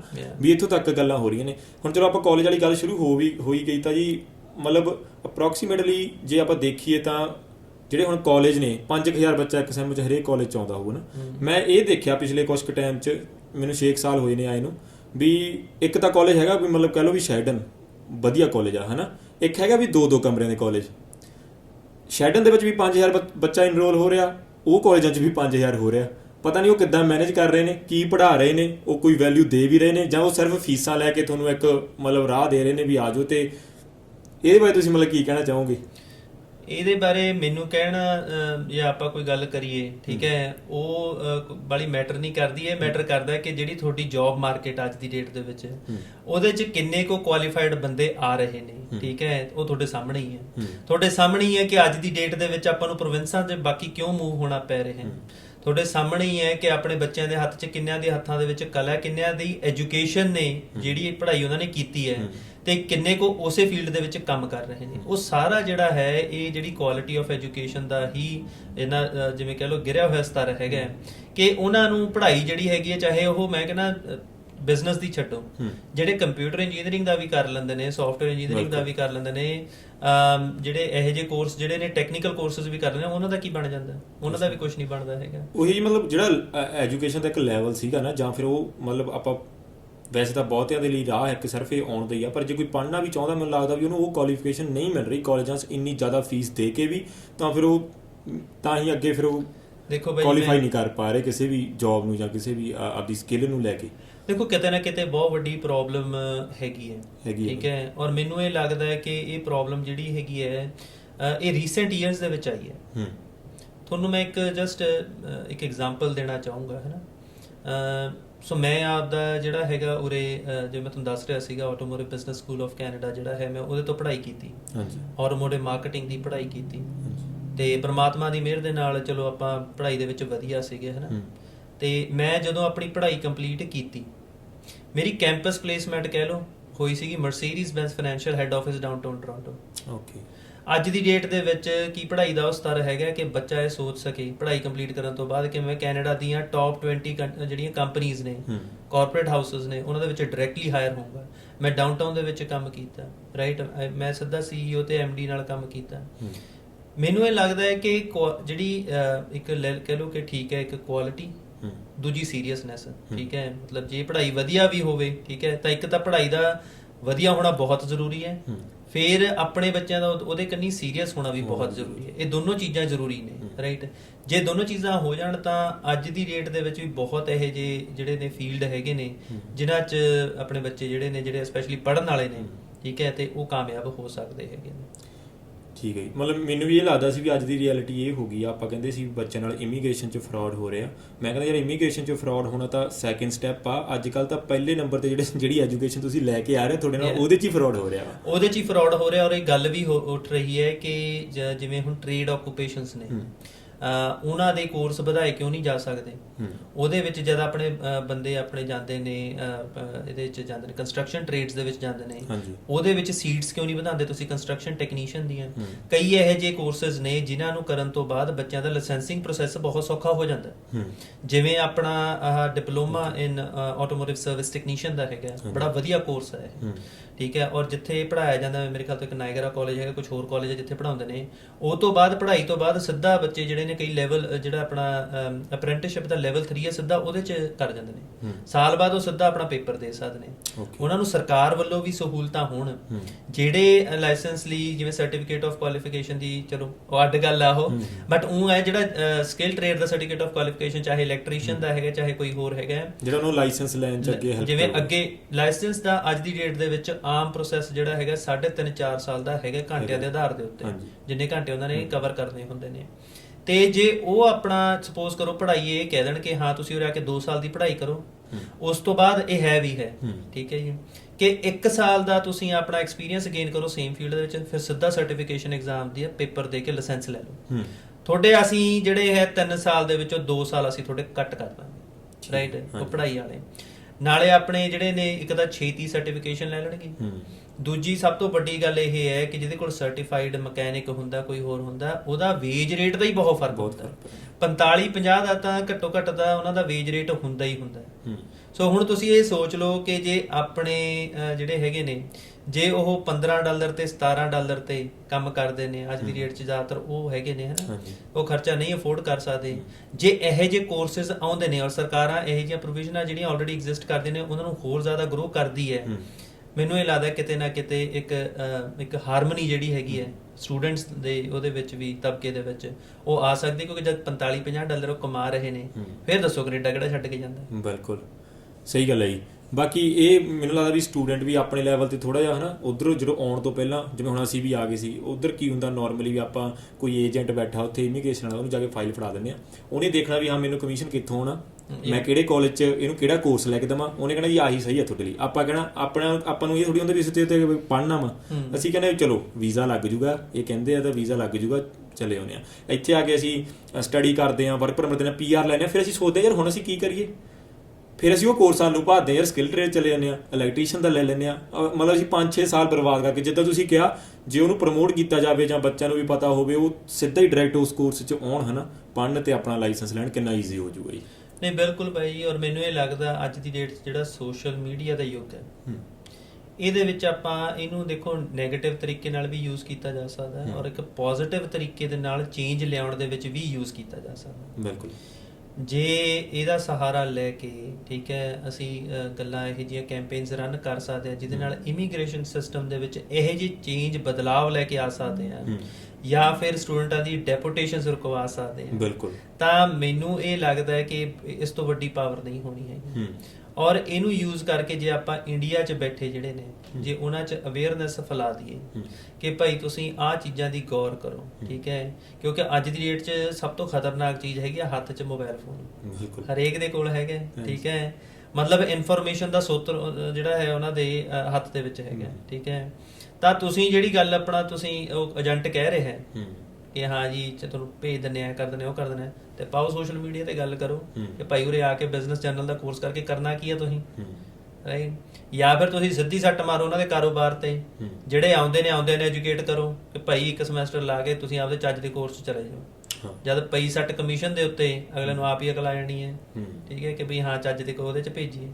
ਸੋ ਇਹ ਆਪਾਂ ਨੂੰ ਸਟ੍ਰੈਟੇਜਿਕਲੀ ਚੱਲਣਾ ਪੈਣਾ, ਤਰੀਕੇ ਨਾਲ ਚੱਲਣਾ ਪੈਣਾ। ਮੈਂ ਇੱਥੋਂ ਤੱਕ ਵੀ ਗੱਲਾਂ ਸੁਣੀਆਂ ਸੀ ਜੀ, ਇੰਡੀਆ ਉਹ ਲਿਖਾ ਲੈਂਦੇ ਵੀ ਤੁਸੀਂ ਆਹ ਲਿਖ ਕੇ ਦਿਓ ਵੀ 1 ਸਾਲ ਤੁਸੀਂ ਕੋਰਸ ਨਹੀਂ ਚੇਂਜ ਕਰਨਾ, ਤੇ ਸਟਾਂਪ ਪੇਪਰ ਤੇ ਸਾਈਨ ਕਰਾ ਲੈਂਦੇ ਨੇ, ਠੀਕ ਹੈ। ਦੱਸੋ, ਮੈਂ ਹੈਰਾਨ ਰਹਿ ਗਿਆ ਇਹ ਗੱਲ ਸੁਣ ਕੇ। ਜਿਹੜੇ 17 ਸੈਕਟਰ 'ਚ ਬੈਠੇ ਸਾਈਨ ਕਰਾਉਂਦੇ ਨੇ, ਸਾਨੂੰ ਉਹ ਵੀ ਪਤਾ, ਠੀਕ ਹੈ, ਅੱਜ ਦੇ ਨਹੀਂ ਪੁਰਾਣੇ ਸਾਈਨ ਕਰਾਉਂਦੇ ਨੇ। ਔਰ ਉਹਨਾਂ ਨੂੰ ਮੈਂ ਇੱਕ ਗੱਲ ਕਹਿ ਦਿੰਦਾ, ਬੱਚਿਆਂ ਨੂੰ ਜਿਹੜੇ ਸਾਈਨ ਕਰਕੇ ਆਉਂਦੇ ਨੇ, ਉਹ ਮੇਰੀ ਗੱਲ ਸੁਣ ਲਓ, ਸਟਾਂਪ ਪੇਪਰ ਤੁਸੀਂ ਉੱਥੇ ਸਾਈਨ ਕੀਤਾ ਹੈ, ਉਹਦੀ ਕੈਨੇਡਾ 'ਚ ਕੀ ਵੈਲਿਊ ਹੈ? ਉਹਦੀ ਕੋਈ ਵੈਲਿਊ ਨਹੀਂ ਹੈ, ਕੋਈ ਤੁਹਾਡੇ ਖਿਲਾਫ ਕੋਈ ਉਹ ਨਹੀਂ ਹੈਗਾ, ਠੀਕ ਹੈ। ਉਹ ਆਪਦੇ ਉੱਥੇ ਉਹ ਸਿਰਫ ਇੱਕ ਤੁਹਾਨੂੰ ਡਰ ਪੈਦਾ ਕਰਨ ਦੇ ਲਈ ਸੀਗਾ ਤੁਹਾਡੇ ਦਿਮਾਗ ਦੇ ਵਿੱਚ, ਜੀ ਸਦਕੇ ਚੇਂਜ ਕਰੋ, ਐਸੀ ਕੰਮ ਤੈਸੀ, ਠੀਕ ਹੈ। ਪਰ ਦੇਖੋ ਗੱਲਾਂ ਇਹ ਹੁੰਦੀਆਂ ਨੇ ਕਿ ਸਾਲ ਬਰਬਾਦ ਕਰਨਾ ਕਾਹਤੋਂ ਹੈ? ਜਦੋਂ ਤੁਸੀਂ ਉਰੇ ਆ ਗਏ, ਜਦੋਂ ਤੁਸੀਂ ਆਪਦਾ ਇਸ ਕੰਟਰੀ 'ਚ ਪਹੁੰਚ ਗਏ, ਤੁਹਾਨੂੰ ਕੋਈ ਉਹ ਨਹੀਂ ਕਰ ਸਕਦਾ ਹੈਗਾ, ਹਾਰਮ ਨਹੀਂ ਕਰ ਸਕਦਾ, ਕੋਈ ਤੁਹਾਡੇ ਦੇ ਖਿਲਾਫ ਕੋਈ ਐਕਸ਼ਨ ਨਹੀਂ ਲੈ ਸਕਦਾ ਹੈਗਾ। ਤੁਸੀਂ ਆਪਦੇ ਹੱਕਾਂ ਨੂੰ ਸਮਝੋ, ਠੀਕ ਹੈ। ਐਜ਼ ਅ ਸਟੂਡੈਂਟ ਤੁਹਾਨੂੰ ਪਤਾ ਹੋਣਾ ਚਾਹੀਦਾ ਕਿ ਤੁਹਾਡੇ ਕੀ ਅਧਿਕਾਰ ਨੇ। ਅਧਿਕਾਰ ਤੁਹਾਨੂੰ ਪਤਾ ਨੇ ਤੁਹਾਡੇ, ਨਾ ਤੁਹਾਨੂੰ ਕਾਲਜ ਐਕਸਪਲੋਇਟ ਕਰੇ, ਨਾ ਉਹਦਾ ਜੱਟ। ਤੇ ਇੱਕ ਗੱਲ ਹੋਰ ਆਪਾਂ ਕਾਲਜ ਤੇ ਕਰ ਲੈਣੀ, ਕਾਲਜ ਦੇ ਵਿੱਚ ਜੇ ਇੱਥੇ ਕੋਈ ਸਟੂਡੈਂਟ ਆਉਂਦਾ ਤਾਂ ਇਹ ਆਪਣਾ ਫੁੱਲੀ ਰਾਈਟ ਆ ਵੀ 1 ਮਹੀਨਾ ਮੈਂ ਉਹ ਸਟੱਡੀ ਕੀਤੀ, ਮੈਨੂੰ ਵਧੀਆ ਨਹੀਂ ਲੱਗੀ ਯਾਰ, ਵੀ ਜੋ ਮੈਂ ਸੋਚਿਆ ਸੀ ਉਹ ਹੈ ਨਹੀਂ, ਮੈਂ ਆਪਣੀ ਸਟੱਡੀ ਚੇਂਜ ਕਰਨਾ ਚਾਹੁੰਦਾ, ਕਾਲਜ ਚੇਂਜ ਕਰਨਾ ਚਾਹੁੰਦਾ, ਤਾਂ ਮੈਂ ਕਰ ਸਕਦਾ? ਬਿਲਕੁਲ ਕਰ ਸਕਦੇ ਹੈਗੇ ਜੀ। ਤੇ ਇੱਕ ਪਿੱਛੇ ਜਿਹੇ ਕੇਸ ਹੋਇਆ ਸੀ, ਤੇ ਮਤਲਬ ਸਟੱਡੀ ਸ਼ੁਰੂ ਨਹੀਂ ਹੋਈ ਸੀ, ਉਹਨਾਂ ਨੇ ਪਾਈ ਵੀ ਅਸੀਂ ਕਾਲਜ ਚੇਂਜ ਕਰਨਾ ਚਾਹੁੰਦੇ ਹਾਂ, ਉਹ ਕਹਿੰਦੇ ਵੀ ਤੁਸੀਂ ਕਾਲਜ ਚੇਂਜ ਕਰ ਲਓ ਪਰ ਤੁਹਾਡੀ ਫੀਸ ਨਹੀਂ ਦੇ ਸਕਦੇ ਸੀ। ਦੇਖੋ ਉਸ ਟਾਈਮ ਦੇ ਉੱਤੇ ਤੁਹਾਨੂੰ ਜਿਹੜਾ ਇਹਨਾਂ ਦਾ ਬਾਈ ਲਾਅ ਹੈਗੇ ਨੇ, ਕਿਉਂਕਿ ਇਹ ਪ੍ਰੋਵਿੰਸ਼ੀਅਲ ਮੈਟਰ ਹੈਗਾ, ਔਰ ਬਾਈ ਲਾਅਸ ਜਿਹੜੇ ਨੇ ਉਹ ਡਿਫਾਈਨ ਕਰਦੇ ਨੇ ਕਿ ਜਿਹੜਾ ਇਹ ਕਾਲਜਸ ਹੈਗੇ ਨੇ ਫੀਸ ਦੇ ਸਕਦੇ ਨੇ ਕਿ ਨਹੀਂ ਦੇ ਸਕਦੇ ਹੈਗੇ। ਇਹਦੇ ਰਿਗਾਰਡਿੰਗ ਬਕਾਇਦਾ ਜੇ ਤੁਹਾਡੇ ਨਾਲ ਕੋਈ ਕਾਲਜ ਆਇਆ ਧੱਕਾ ਕਰਦਾ, ਹੁੰਦੇ ਹੋਏ ਦੇਖਿਆ ਸੀ ਧੱਕਾ। ਹਾਂਜੀ। ਔਰ ਕੁਝ ਕੇਸਿਸ ਮੈਂ ਫਾਈਟ ਵੀ ਕੀਤੇ ਨੇ ਸਿੱਧਾ ਕਾਲਜ ਦੇ ਨਾਲ। ਔਰ ਉਹਦੇ ਵਿੱਚ ਅਸੀਂ ਕੀ ਕੀਤਾ, ਅਸੀਂ ਓਮਬਡਸਮੈਨ ਨੂੰ ਇਨਵੋਲਵ ਕਰ ਲਿਆ ਸੀਗਾ। ਹੁਣ ਆਪਣੇ ਜ਼ਿਆਦਾਤਰ ਓਮਬਡਸਮੈਨ ਬਾਰੇ ਪਤਾ ਹੀ ਨਹੀਂ ਹੈਗਾ, ਠੀਕ ਹੈ। ਇੱਕ ਟਰਮ ਯੂਜ਼ ਹੋਈ ਸੀਗੀ ਇੰਡੀਆ ਦੇ ਵਿੱਚ ਕੁਝ ਸਾਲ ਪਹਿਲਾਂ, ਚਲੋ ਮੋਦੀ ਦੇ ਆਉਣ ਤੋਂ ਬਾਅਦ ਤਾਂ ਦੱਬ ਗਈ ਉਹ, ਲੋਕਾਯੁਕਤ, ਠੀਕ ਹੈ, ਕਿ ਬਈ ਇੱਕ ਜਿਹੜਾ ਆਰਬਿਟਰੇਟਰ ਹੋਵੇ ਕਿ ਜਾਂ ਫਿਰ ਜਿਹੜਾ ਮਤਲਬ ਓਮਬਡਸਮੈਨ ਉਹਨੂੰ ਕਹਿੰਦੇ ਸੀ। ਸੋ ਓਮਬਡਸਮੈਨ ਦਾ ਕੰਮ ਕੀ ਹੁੰਦਾ ਕਿ ਉਹ ਸਰਕਾਰ ਦੇ ਵੱਲੋਂ, ਕਈ ਵਾਰ ਉਹ ਪ੍ਰਾਈਵੇਟ ਹੁੰਦੇ ਨੇ, ਕਈ ਵਾਰ ਉਹ ਮਤਲਬ ਸਰਕਾਰ ਵੱਲੋਂ ਫੰਡਡ ਹੁੰਦੇ ਨੇ, ਉਹਨਾਂ ਦਾ ਕੰਮ ਹੀ ਇਹੀ ਹੁੰਦਾ। ਉਹਨਾਂ ਨੇ ਜਿੱਥੇ ਕਾਲਜ ਧੱਕਾ ਕਰ ਰਿਹਾ ਉਹਨੇ ਤੁਹਾਡੀ ਸੁਣਵਾਈ ਕਰਨੀ ਹੈ। ਨਹੀਂ ਤਾਂ ਹੁਣ ਜਿਵੇਂ ਅੰਟੈਰੀਓ ਵਰਗੇ ਦੇ ਵਿੱਚ, ਠੀਕ ਹੈ, ਬਕਾਇਦਾ ਇਹਨਾਂ ਦਾ ਕਾਲਜ ਦਾ ਇੱਕ ਅਕਾਊਂਟੇਬਿਲਿਟੀ ਇੱਕ ਡਿਵੀਜ਼ਨ ਹੈਗੀ ਹੈ, ਜਿਹੜੀ ਕਾਲਜ ਦੀ ਨਹੀਂ ਹੈਗੀ, ਜਿਹੜੀ ਮਿਨਿਸਟਰੀ ਦੀ ਹੈਗੀ ਹੈ। ਸੋ ਪੋਸਟ ਸੈਕੰਡਰੀ ਐਜੂਕੇਸ਼ਨ ਅਕਾਊਂਟੇਬਿਲਿਟੀ ਕਰਕੇ ਬ੍ਰਾਂਚ ਹੈਗੀ ਆ, ਉਹਨਾਂ ਤੁਸੀਂ ਅਪਰੋਚ ਕਰੋ, ਤੇ ਅਸੀਂ ਉਹਨਾਂ ਨੂੰ ਅਪਰੋਚ ਕਰਦੇ ਹਾਂ। ਬਥੇਰੀ ਵਾਰ ਐ ਹੋਇਆ ਕਿ ਅਸੀਂ ਕਹਿੰਦੇ ਜੀ ਅਸੀਂ ਮੋੜਦੇ ਨਹੀਂ ਹੈਗੇ, ਪੈਸੇ ਨਹੀਂ ਮੋੜਦੇ, ਔਰ ਬਾਅਦ ਚੋਂ ਫਿਰ ਇਹੋ ਜਿਹਾ ਵੀ ਗੇੜ ਪਿਆ, ਠੀਕ ਹੈ, ਕਿ ਉਹਨਾਂ ਨੇ ਬਈ ਆਪਣਾ $1 ਤੱਕ ਨਹੀਂ ਕੱਟੇ। ਸੋ ਉਹ ਹੱਕ ਲਈ ਤੁਹਾਨੂੰ ਲੜਨਾ ਆਉਣਾ ਚਾਹੀਦਾ। ਤੇ ਇਹ ਕੈਨੇਡਾ ਹੈ, ਇਹ ਕੋਈ ਹੋਰ ਮੁਲਕ ਥੋੜੀ ਹੈ, ਉਰੇ ਤੁਸੀਂ ਧੱਕਾ ਕਰ ਲਓਗੇ ਅਸੀਂ ਫੀਸ ਨਹੀਂ ਮੋੜਦੇ, ਠੀਕ ਹੈ। ਐ ਕਿਵੇਂ ਨਹੀਂ ਮੋੜਦੇ ਹੈਗੇ? ਜਾਂ ਤੁਸੀਂ ਪੜ੍ਹਾ ਨਹੀਂ ਰਹੇ ਹੈਗੇ, ਤੁਸੀਂ ਡਿਲੀਵਰ ਨਹੀਂ ਕਰ ਰਹੇ ਜਿਹੜੀ ਚੀਜ਼ ਲਈ ਅਸੀਂ ਕਰਨਾ ਚਾਹੁੰਦੇ, ਸਾਨੂੰ ਨਹੀਂ ਪਸੰਦ ਹੈਗਾ, ਠੀਕ ਹੈ। ਜਿਹੜੀ ਕੰਟਰੀ ਦੇ ਵਿੱਚ ਤੁਸੀਂ 90 ਦਿਨ 'ਚ ਸਮਾਨ ਮੋੜ ਸਕਦੇ ਹੋ, ਉੱਥੇ ਫੀਸ ਕਿਉਂ ਨਹੀਂ ਮੋੜ ਸਕਦੀ ਮਹੀਨੇ ਬਾਅਦ? ਸਹੀ ਹੈ, ਠੀਕ ਹੈ, ਕਾਨੂੰਨ ਹੈਗੇ ਨੇ। ਠੀਕ ਹੈ, ਚਲੋ ਜੀ ਆਪਾਂ ਫਿਰ ਹੁਣ ਗੱਲ ਕਰਦੇ ਹਾਂ ਇਮੀਗ੍ਰੇਸ਼ਨ ਦੇ ਉੱਤੇ। ਚਲੋ ਮੈਂ ਤੁਹਾਨੂੰ ਇੱਦਾਂ ਹੀ ਪੁੱਛਦਾ ਵੀ ਇਮੀਗ੍ਰੇਸ਼ਨ ਦਾ ਤੁਹਾਨੂੰ ਕੀ ਲੱਗਦਾ ਵੀ ਸਾਰਿਆਂ ਨਾਲੋਂ ਵੱਡਾ ਫਰਾਡ ਕੀ ਹੋ ਰਿਹਾ ਅੱਜ ਕੱਲ੍ਹ ਬੱਚਿਆਂ ਦੇ ਨਾਲ? ਦੇਖੋ, ਫਰਾਡ ਜਿਹੜਾ ਹੈ ਨਾ, ਇੱਕ ਲਫ਼ਜ਼ ਇਹੋ ਜਿਹਾ ਹੈਗਾ ਕਿ ਇਹ ਜਿਹਦੇ ਨਾਲ ਤੁਸੀਂ ਪੁੱਛ ਲਓਗੇ ਉਹੀ ਆਪਣਾ ਦੁੱਖੜੇ ਰੋਊਗਾ, ਚਾਹੇ ਉਹ ਸਟੂਡੈਂਟ ਹੈ, ਚਾਹੇ ਉਹ ਵਰਕਰ ਹੈ, ਚਾਹੇ ਉਹ ਵਿਜ਼ਟਰ ਹੈ, ਠੀਕ ਹੈ। ਈਵਨ ਜਿਹੜੇ PR ਹੋ ਕੇ ਵੀ ਆ ਰਹੇ ਨੇ ਉਹ ਵੀ ਕਈ ਵਿੱਚ ਰੋਂਦੇ ਨੇ, ਹੈ ਨਾ, ਕਿ ਬਈ ਸਾਡੇ ਨਾਲ ਧੋਖਾ ਹੋਇਆ, ਸਾਡੇ ਨਾਲ ਫਰਾਡ ਹੋਇਆ। ਸਪੈਸ਼ਲੀ ਜਿਹੜੇ ਆਪਣਾ ਵਿਆਹ ਕਰਾ ਕੇ ਆਉਂਦੇ ਨੇ, ਆਉਂਦੀਆਂ ਨੇ ਭੈਣਾਂ ਸਾਡੀਆਂ, ਹੈ ਨਾ, ਕਈ ਵਾਰ ਵੀਰ ਆਉਂਦੇ ਨੇ, ਮਤਲਬ ਆਪਣਾ ਇਹਦੇ ਹਰੇਕ ਤਬਕੇ ਦੇ ਵਿੱਚ ਜਿਹੜਾ ਹੈ ਫਰਾਡ ਹੁੰਦਾ, ਕਿਉਂਕਿ ਇੱਕ ਕਹਿ ਲਓ ਕਿ ਇਹਦੀ ਡਿਮਾਂਡ ਬਹੁਤ ਜ਼ਿਆਦਾ ਹੈ, ਠੀਕ ਹੈ, ਕਿ ਹਾਂ ਜੀ ਕੈਨੇਡਾ ਦੀ ਇੱਕ ਇਮੇਜ ਬਣੀ ਹੋਈ ਹੈ ਕਿ ਆਪਾਂ ਉੱਥੇ ਇਮੀਗ੍ਰੇਟ ਹੋਣਾ ਹੈਗਾ, ਉੱਥੇ ਜਾਣਾ, ਉੱਥੇ ਪਹੁੰਚਣਾ। ਇੱਕ ਇੰਡੀਆ 'ਚ ਲਫ਼ਜ਼ ਯੂਜ਼ ਕਰਦੇ ਨੇ ਜ਼ਿਆਦਾਤਰ ਏਜੰਟ, ਪਹੁੰਚ ਤੇ ਕੰਮ ਇੰਨਾ, ਤੁਹਾਡਾ ਪੇਮੈਂਟ ਇੰਨੀ ਹੋਊਗੀ। ਸੋ ਸਟੂਡੈਂਟਾਂ ਦਾ ਜਿੱਥੇ ਹੈਗਾ, ਸਟੂਡੈਂਟ ਦਾ ਤਾਂ ਦੇਖੋ ਫਰਾਡ ਜਿਹੜਾ ਹੈਗਾ, ਆਪਾਂ ਗੱਲ ਕਰ ਰਹੇ ਸੀਗੇ ਕਿ ਐਜੂਕੇਸ਼ਨ, ਠੀਕ ਹੈ, ਪਹਿਲਾਂ ਕਾਲਜ ਵੱਲੋਂ ਫਰਾਡ ਹੋ ਗਿਆ, ਠੀਕ ਹੈ, ਮਾੜੀ ਐਜੂਕੇਸ਼ਨ ਦੇਤੀ। ਫਿਰ ਉਸ ਤੋਂ ਬਾਅਦ ਜਦੋਂ ਉਹਨਾਂ ਦੇ ਵਰਕ ਪਰਮਿਟ ਆਏ, ਉਸ ਟਾਈਮ ਜਿਹੜੇ ਹੈ ਚੱਲ ਵੀ ਉਸ ਟਾਈਮ ਪਹਿਲਾਂ ਕੰਸਲਟੈਂਟ ਨੇ ਫਰਾਡ ਕਰਨਾ, ਅਗਲਾ ਉਹਦੇ ਕੋਲ ਜਾਂਦਾ, ਹਾਂਜੀ ਭਾਜੀ ਕੋਈ ਆਪਣਾ ਪੱਕੇ ਹੋਣ ਦੀ ਆਪਸ਼ਨ ਦੱਸੋ, ਹਾਂ ਹੈਗੀ ਹੈ, 15,000 ਦੇ ਦਿਓ $, ਸਾਨੂੰ, ਸਾਡੇ ਕੋਲ EMPLOYER ਹੈਗਾ ਨੋਵਾ ਸਕੋਸ਼ੀਆ ਦੇ ਵਿੱਚ, ਸਸਕੈਚੁਆਨ ਦੇ ਵਿੱਚ, ਤੇ ਉੱਥੇ ਤੁਹਾਨੂੰ ਲਵਾ ਦਿੰਦੇ ਆ, ਸਾਲ ਬਾਅਦ PR ਹੋ ਜੂਗੀ, ਠੀਕ ਹੈ। ਤਾਂ ਉਹ ਫਰਾਡ ਹੋ ਗਿਆ। ਅਗਲਾ ਕਹਿੰਦਾ ਯਾਰ ਹੁਣੀ ਫੀਸਾਂ ਦੇ ਕੇ ਛੋਟੇ ਸੀਗੇ, ਸੋਚਿਆ ਸੀਗਾ ਵਰਕ ਪਰਮਿਟ ਦੇ ਉੱਤੇ ਆਵਾਂਗੇ, 4 ਪੈਸੇ ਕਮਾਵਾਂਗੇ, $, ਕਮਾਵਾਂਗੇ। $, ਕਮਾਣੇ ਤਾਂ ਕਾਹਦੇ ਸੀਗੇ, ਠੀਕ ਹੈ, ਸਗੋਂ ਇਹ ਕਹਿੰਦੇ ਜੀ ਕਿ ਹੁਣ ਪੱਕੇ ਹੋਣ ਲਈ ਫਿਰ $, ਦਿਓ। ਸੋ ਉਹ ਚੱਕਰ 'ਚ ਉੱਥੇ ਫਰਾਡ ਹੋਇਆ ਨਾ। ਫਿਰ ਉਸ ਤੋਂ ਬਾਅਦ ਉਹਨਾਂ ਨੇ ਚਲੋ ਉੱਥੇ ਚਲੇ ਜਾਂਦੇ ਨੇ, ਉੱਥੇ EMPLOYER ਕਹਿੰਦਾ ਲੈ ਮੈਂ ਪੱਕਾ ਕਰਨਾ ਹੈ, ਠੀਕ ਹੈ, ਉਹ ਕਹਿੰਦਾ ਲੈ ਫਿਰ ਮੈਂ ਵੀ ਹੁਣ 2-3 ਪਿਆ ਤਾਂ ਮੈਂ ਵੀ ਮਾਰੂੰਗਾ, ਮੇਰਾ ਵੀ ਹੱਕ ਬਣਦਾ। ਉਹ ਵੀ ਫਰਾਡ ਕਰਦੇ ਨੇ ਫਿਰ ਅੱਗੇ। ਫਿਰ ਉਸ ਤੋਂ ਬਾਅਦ ਜਦੋਂ EMPLOYER ਦਾ ਚਲ ਮਨ ਭਰ ਜਾਂਦਾ, ਸਾਲ ਹੋਣ ਵਾਲਾ ਹੁੰਦਾ, ਫਿਰ ਉਹਨੂੰ ਕਹਿੰਦਾ ਕਾਗਜ਼ ਪੱਤਰਾਂ ਦੀ ਲੋੜ ਹੈ, ਕਈ ਵਾਰ ਉੱਥੇ ਵੀ ਆਪਣਾ ਕੰਸਲਟੈਂਟ ਜਾਂ ਫਿਰ ਉਹ ਹੋਰ ਪੈਸੇ $, ਮੰਗ ਲੈਂਦਾ, ਲਿਆਓ ਫੜਾਓ ਹੁਣ ਤੁਹਾਡੇ ਆਹ ਕਾਗਜ਼ਾਂ ਦੇ ਇੰਨੇ, ਆਹ ਕਾਗਜ਼ਾਂ ਦੇ ਇੰਨੇ। ਕਈ ਵਾਰ ਤਾਂ ਇੰਨੇ ਲੈਣ ਤੋਂ ਬਾਅਦ ਵੀ $, ਫਿਰ ਵੀ ਮੁੱਕਰ ਜਾਂਦੇ ਨੇ, ਜਾਂ ਕੰਮ ਇਹੋ ਜਿਹਾ ਕਰਦੇ ਨੇ। ਕਈ ਵਾਰ ਪਿੱਛੇ ਜਿਹੇ ਇੰਸੀਡੈਂਟ ਹੁੰਦੇ ਦੇਖੇ ਨੇ, ਜਿੱਥੇ ਬਾਅਦ 'ਚੋਂ ਉਹਨਾਂ ਦੀਆਂ ਉਹ ਪ੍ਰੋਵਿੰਸਾਂ ਤੋਂ ਬੈਨ ਹੀ ਲੱਗ ਗਏ, ਠੀਕ ਹੈ, ਸਟੂਡੈਂਟਾਂ ਦੇ, ਕਿਉਂਕਿ ਕੰਸਲਟੈਂਟ ਨੇ ਉਹਨਾਂ ਨੂੰ ਕਹਿਤਾ ਕਿ ਤੁਸੀਂ ਕੋਈ ਨਾ ਬਰੈਂਪਟਨ ਬੈਠੇ ਰਹੋ, ਪੇਰੋਲ ਤੁਹਾਡਾ ਨੋਵਾ ਸਕੋਸ਼ੀਆ ਰਨ ਹੁੰਦਾ ਰਹੂਗਾ। ਅਗਲੇ ਨੇ ਫੜ ਲਿਆ, ਠੀਕ ਹੈ, ਜਦੋਂ ਫੜ ਲਏ ਤੇ ਚੱਕ ਕੇ ਬੈਨ ਲਾਤੇ। ਸੋ ਇਹ ਤਾਂ ਮੈਂ ਕਹਿ ਰਿਹਾ ਕਿ ਫਰਾਡ ਦੀ ਗੱਲ ਜੇ ਸਟੂਡੈਂਟ ਦੀ ਗੱਲ ਕਰ ਲਈਏ, ਸਟੂਡੈਂਟ 'ਚ ਬਹੁਤ ਹੈ। ਵਿਜ਼ਟਰ ਦੀ ਕਰ ਲਈਏ, ਵਿਜ਼ਟਰ ਤਾਂ ਹੁਣ ਆਉਂਦਾ ਹੀ 25 ਲੱਖ ਦੇ ਕੇ ਆ ਇੰਡੀਆ ਤੋਂ ਵਿਜ਼ਟਰ ਵੀਜ਼ੇ ਦੇ। ਉਹ ਉਰੇ ਪਹੁੰਚ ਕੇ ਏਅਰਪੋਰਟ ਤੇ ਆ ਕੇ ਫਿਰ ਆਪਣਾ ਜਦ ਪਹਿਲਾਂ ਤਾਂ ਬੜਾ ਖੁਸ਼ ਹੁੰਦਾ ਕਿ ਯਾਰ ਹਾਂ 25 ਲੱਖ ਲਾਏ, ਵਧੀਆ ਲੱਗ ਰਹੇ ਨੇ, ਹਨਾ। ਜਦ ਆ ਕੇ ਉਰੇ 2 ਹਫ਼ਤੇ ਕੱਟਦਾ, ਠੀਕ ਹੈ, ਜੋਬ ਜੂਬ ਦੇਖਦਾ, ਕੋਈ ਮਿਲਦੀ ਨਹੀਂ ਹੈਗੀ, ਤੇ ਫਿਰ ਉਹਨੂੰ ਉਹ 25 ਲੱਖ ਲਾਏ ਚੁੱਭਦੇ ਵੀ ਹੈਗੇ ਨੇ, ਠੀਕ ਹੈ। ਸੋ ਉਹ ਗੱਲ ਹੈ। ਫਿਰ ਉਸ ਤੋਂ ਬਾਅਦ ਉਰੇ ਵਰਕ ਪਰਮਿਟ ਲੈਣ ਜਾਂਦਾ, ਕਿਸੇ ਕੰਸਲਟੈਂਟ ਦੇ ਕੋਲ, ਕਿਸੇ ਕੋਲ ਜਾਂਦਾ, ਅਗਲਾ ਕਹਿੰਦਾ ਲਿਆਓ ਜੀ 40,000, ਕਹਿੰਦਾ ਮੈਂ ਪਹਿਲਾਂ 15 ਲੱਖ ਦੇ ਕੇ ਆਇਆ, ਕਹਿੰਦਾ 15 ਲੱਖ ਮੇਰੇ ਹਿੱਸੇ ਥੋੜੀ ਪਿਆ, ਠੀਕ ਹੈ, ਲਿਆਓ ਫਿਰ ਮੈਨੂੰ ਦਿਓ। ਫਿਰ ਉਹ ਆਪਣਾ ਚਲੋ ਉਹਦਾ ਹੁੰਦਾ। ਫਿਰ ਉਸ ਤੋਂ ਬਾਅਦ EMPLOYER ਜਿਹੜਾ ਹੈ ਲੈ ਦੇ ਕੇ, ਠੀਕ ਹੈ, ਉਹ ਹੋ ਜਾਂਦਾ। ਪਰ ਫਿਰ EMPLOYER ਜਿਹੜਾ ਹੈ ਉਹ ਵੀ ਆਪਣਾ ਕਰਦਾ ਕਿ ਵੀ ਇਹ ਹੁਣ ਇਹ ਤੋਂ ਘੰਟੇ ਜ਼ਿਆਦਾ ਲਵਾਓ, ਠੀਕ ਹੈ, ਪੇ ਨੂੰ ਘੱਟ ਕਰੋ, ਫਿਰ ਉਹ ਕੰਮ ਚੱਲਦਾ ਹੈ। ਸੋ ਇਹ ਚੀਜ਼ਾਂ ਜਿਹੜੀਆਂ ਨੇ ਇਹ ਫਰਾਡ ਦਾ ਹੀ ਇਹ ਇੱਕ ਕਹਿ ਲਓ ਪਾਰਟ ਹੈਗਾ, ਔਰ ਇਹ ਫਰਾਡ ਦੇ ਵਿੱਚ ਇਹ ਅਨਫੋਰਚੂਨੇਟ ਗੱਲ ਹੈ ਕਿ ਇਸ ਤੋਂ ਧਾਰਮਿਕ ਸੰਸਥਾਵਾਂ ਵੀ ਬਚੀਆਂ ਨਹੀਂ ਹੋਈਆਂ ਹੈਗੀਆਂ। ਆਲਦੋ ਮੈਂ ਉਸ ਪਾਸੇ ਜਾਊਂਗਾ ਨਹੀਂ, ਠੀਕ ਹੈ, ਬੜਾ ਟੱਚੀ ਸਬਜੈਕਟ ਹੈ ਇਮੀਗ੍ਰੇਸ਼ਨ ਦੇ ਨੂੰ ਲੈ ਕੇ ਉਹਦੇ ਵਿੱਚ ਹੀ। ਹਾਂਜੀ, ਪਿਛਲੇ ਸਾਲ ਦੀ ਗੱਲ ਹੈਗੀ ਮੇਰੇ ਖਿਆਲ ਤੋਂ, ਕਿ ਉਸ ਤੋਂ ਪਿਛਲੇ ਸਾਲ ਦੀ ਇੱਕ ਬਾਈ ਹੋਰੀ ਸੀਗੇ, ਉਹਨਾਂ ਨੇ ਸਰੀ ਦੇ ਵਿੱਚੋਂ ਪ੍ਰੈਸ ਕਾਨਫਰੰਸ ਕਰਕੇ ਕਿਹਾ ਸੀਗਾ ਕਿ ਗੁਰਦੁਆਰੇ ਨੇ ਮੇਰੇ ਤੋਂ 12 ਕਿ 15,000 ਡਾਲਰ ਲਿੱਤੇ ਨੇ ਤੇ ਐ ਕਰਕੇ ਉਹਨਾਂ ਨੇ ਮੈਨੂੰ ਵਰਕ ਪਰਮਿਟ ਦਿਵਾਇਆ। ਬਟ ਚਲੋ ਜੋ ਵੀ ਸੀਗਾ ਉਹ ਸਾਰਾ ਨਿਊਜ਼ ਦੇ ਵਿੱਚ ਹੈਗਾ, ਇੱਕ ਪਬਲਿਕ ਡੋਮੇਨ ਦੇ ਵਿੱਚ ਹੈਗਾ ਉਹ। ਪਰ ਇਹ ਹੈ ਕਿ ਜੇ ਅੱਜ ਦੀ ਡੇਟ 'ਚ ਵਿੱਚ ਕਿਹਾ ਜਾਏ ਉਹ ਕਾਮਨ ਪ੍ਰੈਕਟਿਸ ਹੈ, ਕੋਈ ਇਹੋ ਜਿਹੀ ਗੱਲ ਨਹੀਂ ਸੀਗੀ, ਇਹ ਨਹੀਂ ਸੀ ਕਿ ਵਨ ਆਡ ਇਨਸੀਡੈਂਟ ਨਹੀਂ ਸੀਗਾ ਉਹ। ਸੋ ਉੱਥੇ ਵੀ ਐਕਸਪਲੋਇਟੇਸ਼ਨ, ਉੱਥੇ ਵੀ ਫਰਾਡ ਹੋ ਰਿਹਾ ਹੈ। ਸੋ ਫਰਾਡ ਅੱਜ ਦੀ ਡੇਟ ਦੇ ਵਿੱਚ ਤੁਸੀਂ ਇਮੀਗ੍ਰੇਸ਼ਨ ਦੇ ਨਾਂ ਦੇ ਉੱਤੇ ਕਿਸੇ ਵੀ ਚੀਜ਼ 'ਚ ਕਰ ਲਓ, ਚਾਹੇ ਉਹ ਰਿਸ਼ਤੇ ਨੇ, ਠੀਕ ਹੈ, ਰਿਸ਼ਤੇ ਕਿਵੇਂ ਨੇ, ਆਪਣਾ ਫੀਸਾਂ ਦਿੱਤੀਆਂ ਕਿ ਵੀ ਹਾਂ ਵੀ ਕੁੜੀ ਜਾਂ ਮੁੰਡੇ ਨੂੰ, ਠੀਕ ਹੈ, ਫੀਸਾਂ ਨਹੀਂ ਵੀ ਦਿੱਤੀਆਂ ਹੁਣ, ਠੀਕ ਹੈ, ਤੇ ਕਈ ਵਾਰ ਇਹ ਜਿਹੇ ਵੀ ਅਸੀਂ ਕੇਸ ਦੇਖੇ ਨੇ ਕਿ ਕੁੜੀ ਵਾਲਿਆਂ ਨੇ ਕੁਝ ਨਹੀਂ ਲੱਤਾ ਮੁੰਡੇ ਵਾਲਿਆਂ ਤੋਂ, ਠੀਕ ਹੈ, ਜੈਨੂਇਨ ਰਿਲੇਸ਼ਨਸ਼ਿਪ ਸੀ, ਸਾਰਾ ਕੁਝ ਸੀਗਾ। ਕੁੜੀ ਨੇ ਬਾਅਦ 'ਚ ਮੁੰਡੇ ਨੂੰ ਬੁਲਾਇਆ, ਮੁੰਡਾ ਆਉਂਦੇ ਸਾਰੇ ਆਪਣੀ ਗਰਲਫ੍ਰੈਂਡ ਕੋਲ, ਠੀਕ ਹੈ, ਕੁੜੀ ਆਉਂਦੇ ਸਾਰੇ ਬॉयਫ੍ਰੈਂਡ ਕੋਲ, ਠੀਕ ਹੈ। ਇਹ ਵੀ ਇਨਸੀਡੈਂਟ ਹੁੰਦੇ ਦੇਖੇ ਨੇ, ਤਾਂ ਉਹ ਵੀ ਤਾਂ ਫਰਾਡ ਹੈ। ਜੇ ਕੰਸਲਟੈਂਟ ਕਹਿ ਲਓ ਕਿ ਫਰਾਡ ਕਰ ਰਿਹਾ ਹੈ ਤਾਂ ਸਾਰੇ ਫਰਾਡ ਕਰ ਰਹੇ ਨੇ, ਬੰਦੇ ਵੀ ਫਰਾਡ ਕਰ ਰਹੇ ਨੇ, ਠੀਕ ਹੈ, ਫੀਮੇਲਸ ਵੀ ਫਰਾਡ ਕਰ ਰਹੀਆਂ ਨੇ, ਠੀਕ ਹੈ। ਸੋ ਇਹ ਇੱਕ ਕਹਿ ਲਓ ਕਿ ਅੱਜ ਦੀ ਡੇਟ 'ਚ ਟ੍ਰੈਂਡ ਜਿਹਾ ਬਣ ਚੁੱਕਿਆ ਹਰੇਕ ਦਾ। ਤੇ ਕਿਤੇ ਨਾ ਕਿਤੇ ਜਿਵੇਂ ਆਪਾਂ ਸਾਰੇ ਫਰਾਡ ਕਰ ਰਹੇ ਹਾਂ, ਫਿਰ ਉਵੇਂ ਕੈਨੇਡੀਅਨ ਸਰਕਾਰ ਵੀ ਕਹਿੰਦੀ ਹੋਈ ਚਲੋ ਯਾਰ ਥੋੜਾ ਬਹੁਤਾ ਮੈਂ ਵੀ ਚਲੋ। ਨਹੀਂ, ਕੈਨੇਡੀਅਨ ਸਰਕਾਰ ਤਾਂ ਦੇਖੋ ਜੀ ਇਹ ਤਾਂ ਰੱਜ ਕੇ ਫਰਾਡ ਕਰ ਰਹੀ ਹੈ, ਇਹਨਾਂ ਨੂੰ ਤਾਂ ਵੀ ਸਾਰੇ ਆਪ ਜ਼ਿਆਦਾ ਫਾਇਦਾ ਕੱਢ ਰਹੇ ਨੇ। ਦੇਖੋ ਮੈਂ ਇਸ ਚੀਜ਼ ਬਾਰੇ ਵੀਡੀਓ ਵੀ ਪਾਈ ਸੀਗੀ। ਹੁਣ ਤੁਸੀਂ ਇੱਕ ਕੰਮ ਕਰਿਓ, ਕਦੇ ਜ਼ਿੰਦਗੀ 'ਚ ਮੌਕਾ ਮਿਲਿਆ ਨਾ ਤੇ ਪਰਮਾਤਮਾ ਤੁਹਾਨੂੰ ਤਰੱਕੀ ਬਖਸ਼ੇ ਅੱਗੇ ਜਾ ਕੇ ਨਾ, ਠੀਕ ਹੈ, ਇੱਕ ਗੱਲ ਮੇਰੀ ਯਾਦ ਰੱਖਿਓ, ਨਹੀਂ ਤਾਂ ਵਿਊਅਰਸ ਯਾਦ ਕਰਾ ਦੇਣਗੇ ਤੁਹਾਨੂੰ, ਠੀਕ ਹੈ। ਜੇ ਕਦੀ ਕਿਸੇ ਪੋਲੀਟੀਸ਼ੀਅਨ ਦੀ ਇੰਟਰਵਿਊ ਕਰਦੇ ਹੋਗੇ ਨਾ, ਉਹਨੂੰ LMI ਬਾਰੇ ਸਵਾਲ ਜ਼ਰੂਰ ਪੁੱਛਿਓ ਜੀ, ਠੀਕ ਹੈ। ਦੇਖਿਓ ਨੀਵੀਂ ਪਾ ਕੇ ਸਾਈਡ ਤੋਂ ਲੰਘਦੇ, ਕਿਉਂ? ਇਹਨਾਂ ਨੂੰ ਕਹਾਂ ਪਤਾ ਨਹੀਂ ਹੈਗਾ ਕੀ ਹੁੰਦਾ LMI ਦਾ, ਕੀ ਕਾਰੋਬਾਰ ਹੋ ਰਿਹਾ ਹੈ, ਕੀ ਧੱਕਾ ਹੋ ਰਿਹਾ ਹੈ, ਇਹਨਾਂ ਨੂੰ ਪਤਾ ਨਹੀਂ ਹੈਗਾ। ਸਭ ਪਤਾ ਹੈ। ਮੈਂ ਵੀ ਪਿੱਛੇ ਸੁਣਿਆ ਸੀ ਵੀ ਆ ਹੁਣ ਜਿੰਨਾ ਕੁ ਸਾਲ ਲੰਘ ਗਿਆ, ਜੇ ਆਲਰੇਡੀ ਮੈਨੂੰ ਲੱਗਦਾ ਆਈ ਥਿੰਕ 60,000 ਦੇ ਨੇੜੇ ਤੇੜੇ ਕੁਝ ਆਲਰੇਡੀ ਅਪਰੂਵ ਹੋ ਚੁੱਕੀਆਂ ਨੇ LMI। ਨਹੀਂ ਬਾਈ ਜੀ, 60,000 ਤਾਂ ਪਹਿਲੇ 3 ਮਹੀਨੇ 'ਚ ਹੀ ਹੋਈਆਂ, ਪਹਿਲੇ ਕੁਆਟਰ ਦੀ, ਠੀਕ ਹੈ। ਹਲੇ ਸਿਰਫ ਪਹਿਲੇ ਕੁਆਟਰ ਦਾ ਡਾਟਾ ਆਇਆ ਹੈ। ਠੀਕ, ਪਹਿਲਾਂ ਇਹ ਪਾ ਦਿੰਦੇ ਹੁੰਦੇ ਸੀ ਡਾਟਾ, ਇਹ ਲੱਗਦਾ ਉਸ ਤੋਂ ਬਾਅਦ ਪਾਇਆ ਨਹੀਂ ਡਾਟਾ ਆਵੇ ਸਹੀ। ਮੈਂ ਕਹਿੰਦਾ ਇਹ ਸਾਲ ਦੇ ਐਂਡ ਤੱਕ ਹਾਂਜੀ ਤਕਰੀਬਨ ਜਿਹੜਾ ਹੈਗਾ ਆ 2 ਲੱਖ ਤੋਂ ਉੱਤੇ, 2-2.5 ਲੱਖ ਦੇ ਨੇੜੇ ਤੇੜੇ ਸਿਰਫ LMI ਅਪਰੂਵ ਹੋਣੀ। ਤੇ ਇਹਦੀ LMI ਦੀ ਫੀਸ, ਜੇ ਮੈਂ ਗਲਤ ਨਹੀਂ ਹੈਗਾ, 2,000-2,500 ਕਿੰਨੀ ਹੈ ਜੀ?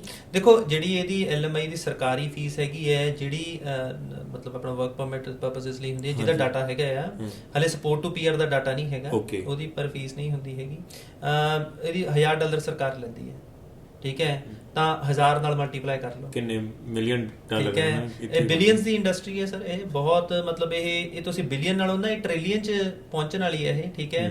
ਔਰ ਸਰਕਾਰ ਜਿਹੜੀ, ਮੇਰੀ ਗੱਲ ਸੁਣੋ, ਜਦ ਕੋਈ ਵੀ, ਚਾਹੇ ਉਹ ਡਰੱਗਸ ਹੈ, ਚਾਹੇ ਉਹ LMI ਹੈ, ਚਾਹੇ ਉਹ ਕੋਈ ਹੋਰ ਹੈ, ਜਿੱਥੇ ਸਰਕਾਰ ਦੇਖ ਰਹੀ ਹੈ ਕਿ ਇਕਨੋਮੀ ਦੇ ਵਿੱਚ ਇੰਨੇ ਡਾਲਰ ਆ ਰਹੇ ਨੇ, ਪੈਸਾ ਡਿੱਗ ਰਿਹਾ ਹੈ, ਤੇ ਡਰੱਗਸ ਦੇ ਵਿੱਚ ਤਾਂ ਚਲੋ ਫੇਰ ਬੰਦਾ ਮਤਲਬ ਆਪਣਾ ਜਿਹੜਾ ਹੈ ਛੇਤੀ ਉਹ ਹੋ ਜਾਂਦਾ ਹੈ, ਠੀਕ ਹੈ।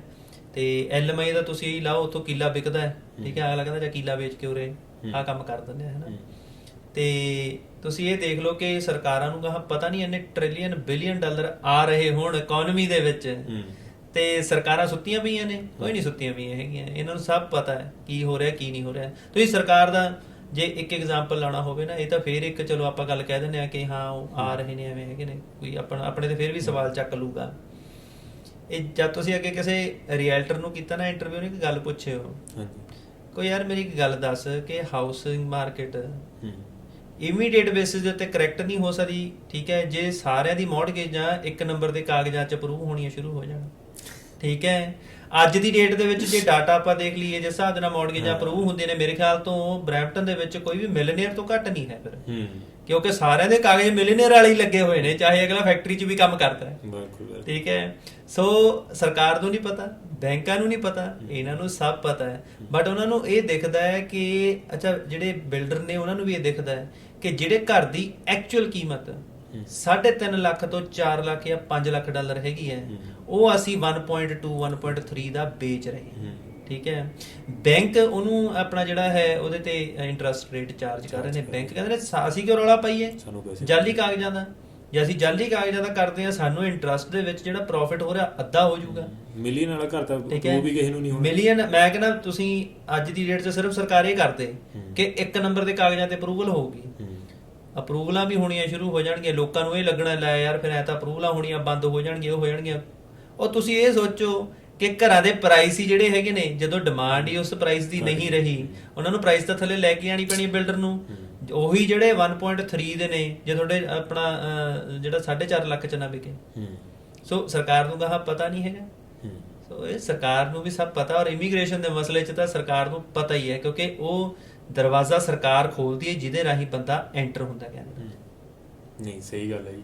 ਹੁਣ ਜਿੱਦਾਂ ਦੇ ਹਾਲਾਤ ਨੇ ਜੀ, ਵੈਸੇ ਦੇਖਿਆ ਜਾਵੇ ਚਲੋ ਆਪਣੇ ਤਾਂ ਹੱਥ ਵਸ ਹੈ ਨਹੀਂ ਕੁਝ ਹੈ ਨਾ ਸਰਕਾਰਾਂ ਦੇ। ਜਿੱਦਾਂ ਹੁਣ ਇਮੀਗ੍ਰੇਸ਼ਨ ਮਿਨਿਸਟਰ ਨੇ ਵੀ ਕਿਹਾ ਵੀ ਅਸੀਂ ਕੈਪ ਲਾਉਣਾ ਵਾ ਹੈ ਨਾ ਇਮੀਗ੍ਰੇਸ਼ਨ ਤੇ, ਚਲੋ ਜੇ ਲਾ ਦੇਣ ਤਾਂ ਦੇਖੋ ਹੁਣ ਕੀ ਬਣਦਾ ਗਾ ਹੈ ਨਾ। ਕਿਉਂਕਿ ਜਿਹੜਾ ਹੁਣ ਇੱਥੋਂ ਦੇ ਸਿਟੀਜ਼ਨ ਨੇ ਜਾਂ ਪੁਰਾਣੇ ਨੇ ਉਹਨਾਂ ਦੀ ਵੀ ਸਾਰਿਆਂ ਦੇ ਇਹੀ ਰੌਲਾ ਵੀ ਭਾਈ ਬਹੁਤ ਹੋ ਗਿਆ ਹੈ ਨਾ, ਤੇ ਇਹਨਾਂ ਦੀਆਂ ਵੀ ਵੋਟਾਂ ਆ ਰਹੀਆਂ ਨੇ ਅੱਗੇ। ਤਾਂ ਤੁਹਾਨੂੰ ਲੱਗਦਾ ਵੀ ਉਹਦੇ ਚੱਕਰ 'ਚ ਇਮੀਗ੍ਰੇਸ਼ਨ ਬੰਦ ਹੋ ਸਕਦੀ ਆ, ਜਾਂ PR ਦੇ ਵਿੱਚ PR ਬੰਦ ਕਰ ਸਕਦੇ ਆ, ਜਾਂ ਇਹ ਔਖੀ ਕਰ ਸਕਦੇ ਆ? ਉਹ ਵੈਸੇ ਹੁਣ ਦੇ ਹਾਲਾਤ ਵੀ ਥੋੜੇ ਜਿਹੇ ਔਖੇ ਵਾਲੀ ਨੇ, ਇਹਦੇ ਬਾਰੇ ਮਤਲਬ ਥੋੜਾ ਕੀ ਪੁਆਇੰਟ ਆਫ ਵਿਊ ਆ ਵੀ ਜੋ ਹੁਣ PR ਨੂੰ ਲੈ ਕੇ ਜੋ ਗਾਂ ਕੀ ਹੋ ਸਕਦਾ?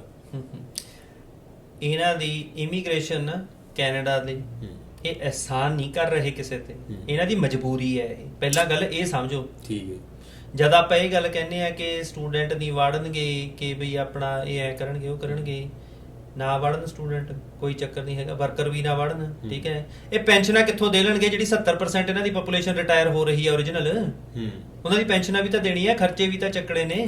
ਇਨਫਰਾਸਟ੍ਰਕਚਰ ਗਰੋ ਹੋ ਰਿਹਾ ਹੈ, ਤੁਹਾਡਾ ਸਾਰਾ ਕੁਝ ਗਰੋ ਹੋ ਰਿਹਾ, ਕਿੱਥੋਂ ਖਰਚੇ ਚੱਕਣਗੇ ਇਹ ਤਾਂ ਆਪ ਦਾ ਮਿਨਿਸਟਰ ਦਾ ਇਹ ਕਹਿਣਾ ਹੈ ਕਿ ਇੱਕ ਰਿਟਾਇਰੀ ਬੰਦੇ ਪਿੱਛੇ ਸਾਨੂੰ ਕਿੰਨਾ ਟੈਕਸ ਪੇਅਰ ਚਾਹੀਦਾ, ਕਿੰਨਾ ਹੈਗਾ, ਠੀਕ ਹੈ। ਤੇ ਉਹ ਰੈਕਡ ਦੇ ਵਿੱਚ ਜਾ ਕੇ ਚੈੱਕ ਕਰ ਲਓ। ਇਹ ਕਹਿੰਦੇ ਨੇ ਜਿੰਨਾ ਇਹਨਾਂ ਨੂੰ ਚਾਹੀਦਾ ਹੈ, ਹਲੇ ਜੇ ਇਹ ਆਪਣਾ ਜਿਸ ਹਿਸਾਬ ਨਾਲ ਇਮੀਗ੍ਰੇਸ਼ਨ ਕਰ ਰਹੇ ਨੇ, ਜੇ ਅਗਲੇ 4 ਸਾਲ ਤੱਕ ਵੀ ਕਰਦੇ ਨੇ ਤਾਂ ਕਿਤੇ ਜਾ ਕੇ ਘਾਟਾ ਪੂਰਾ ਹੋਣਾ ਇਹਨਾਂ ਨੂੰ।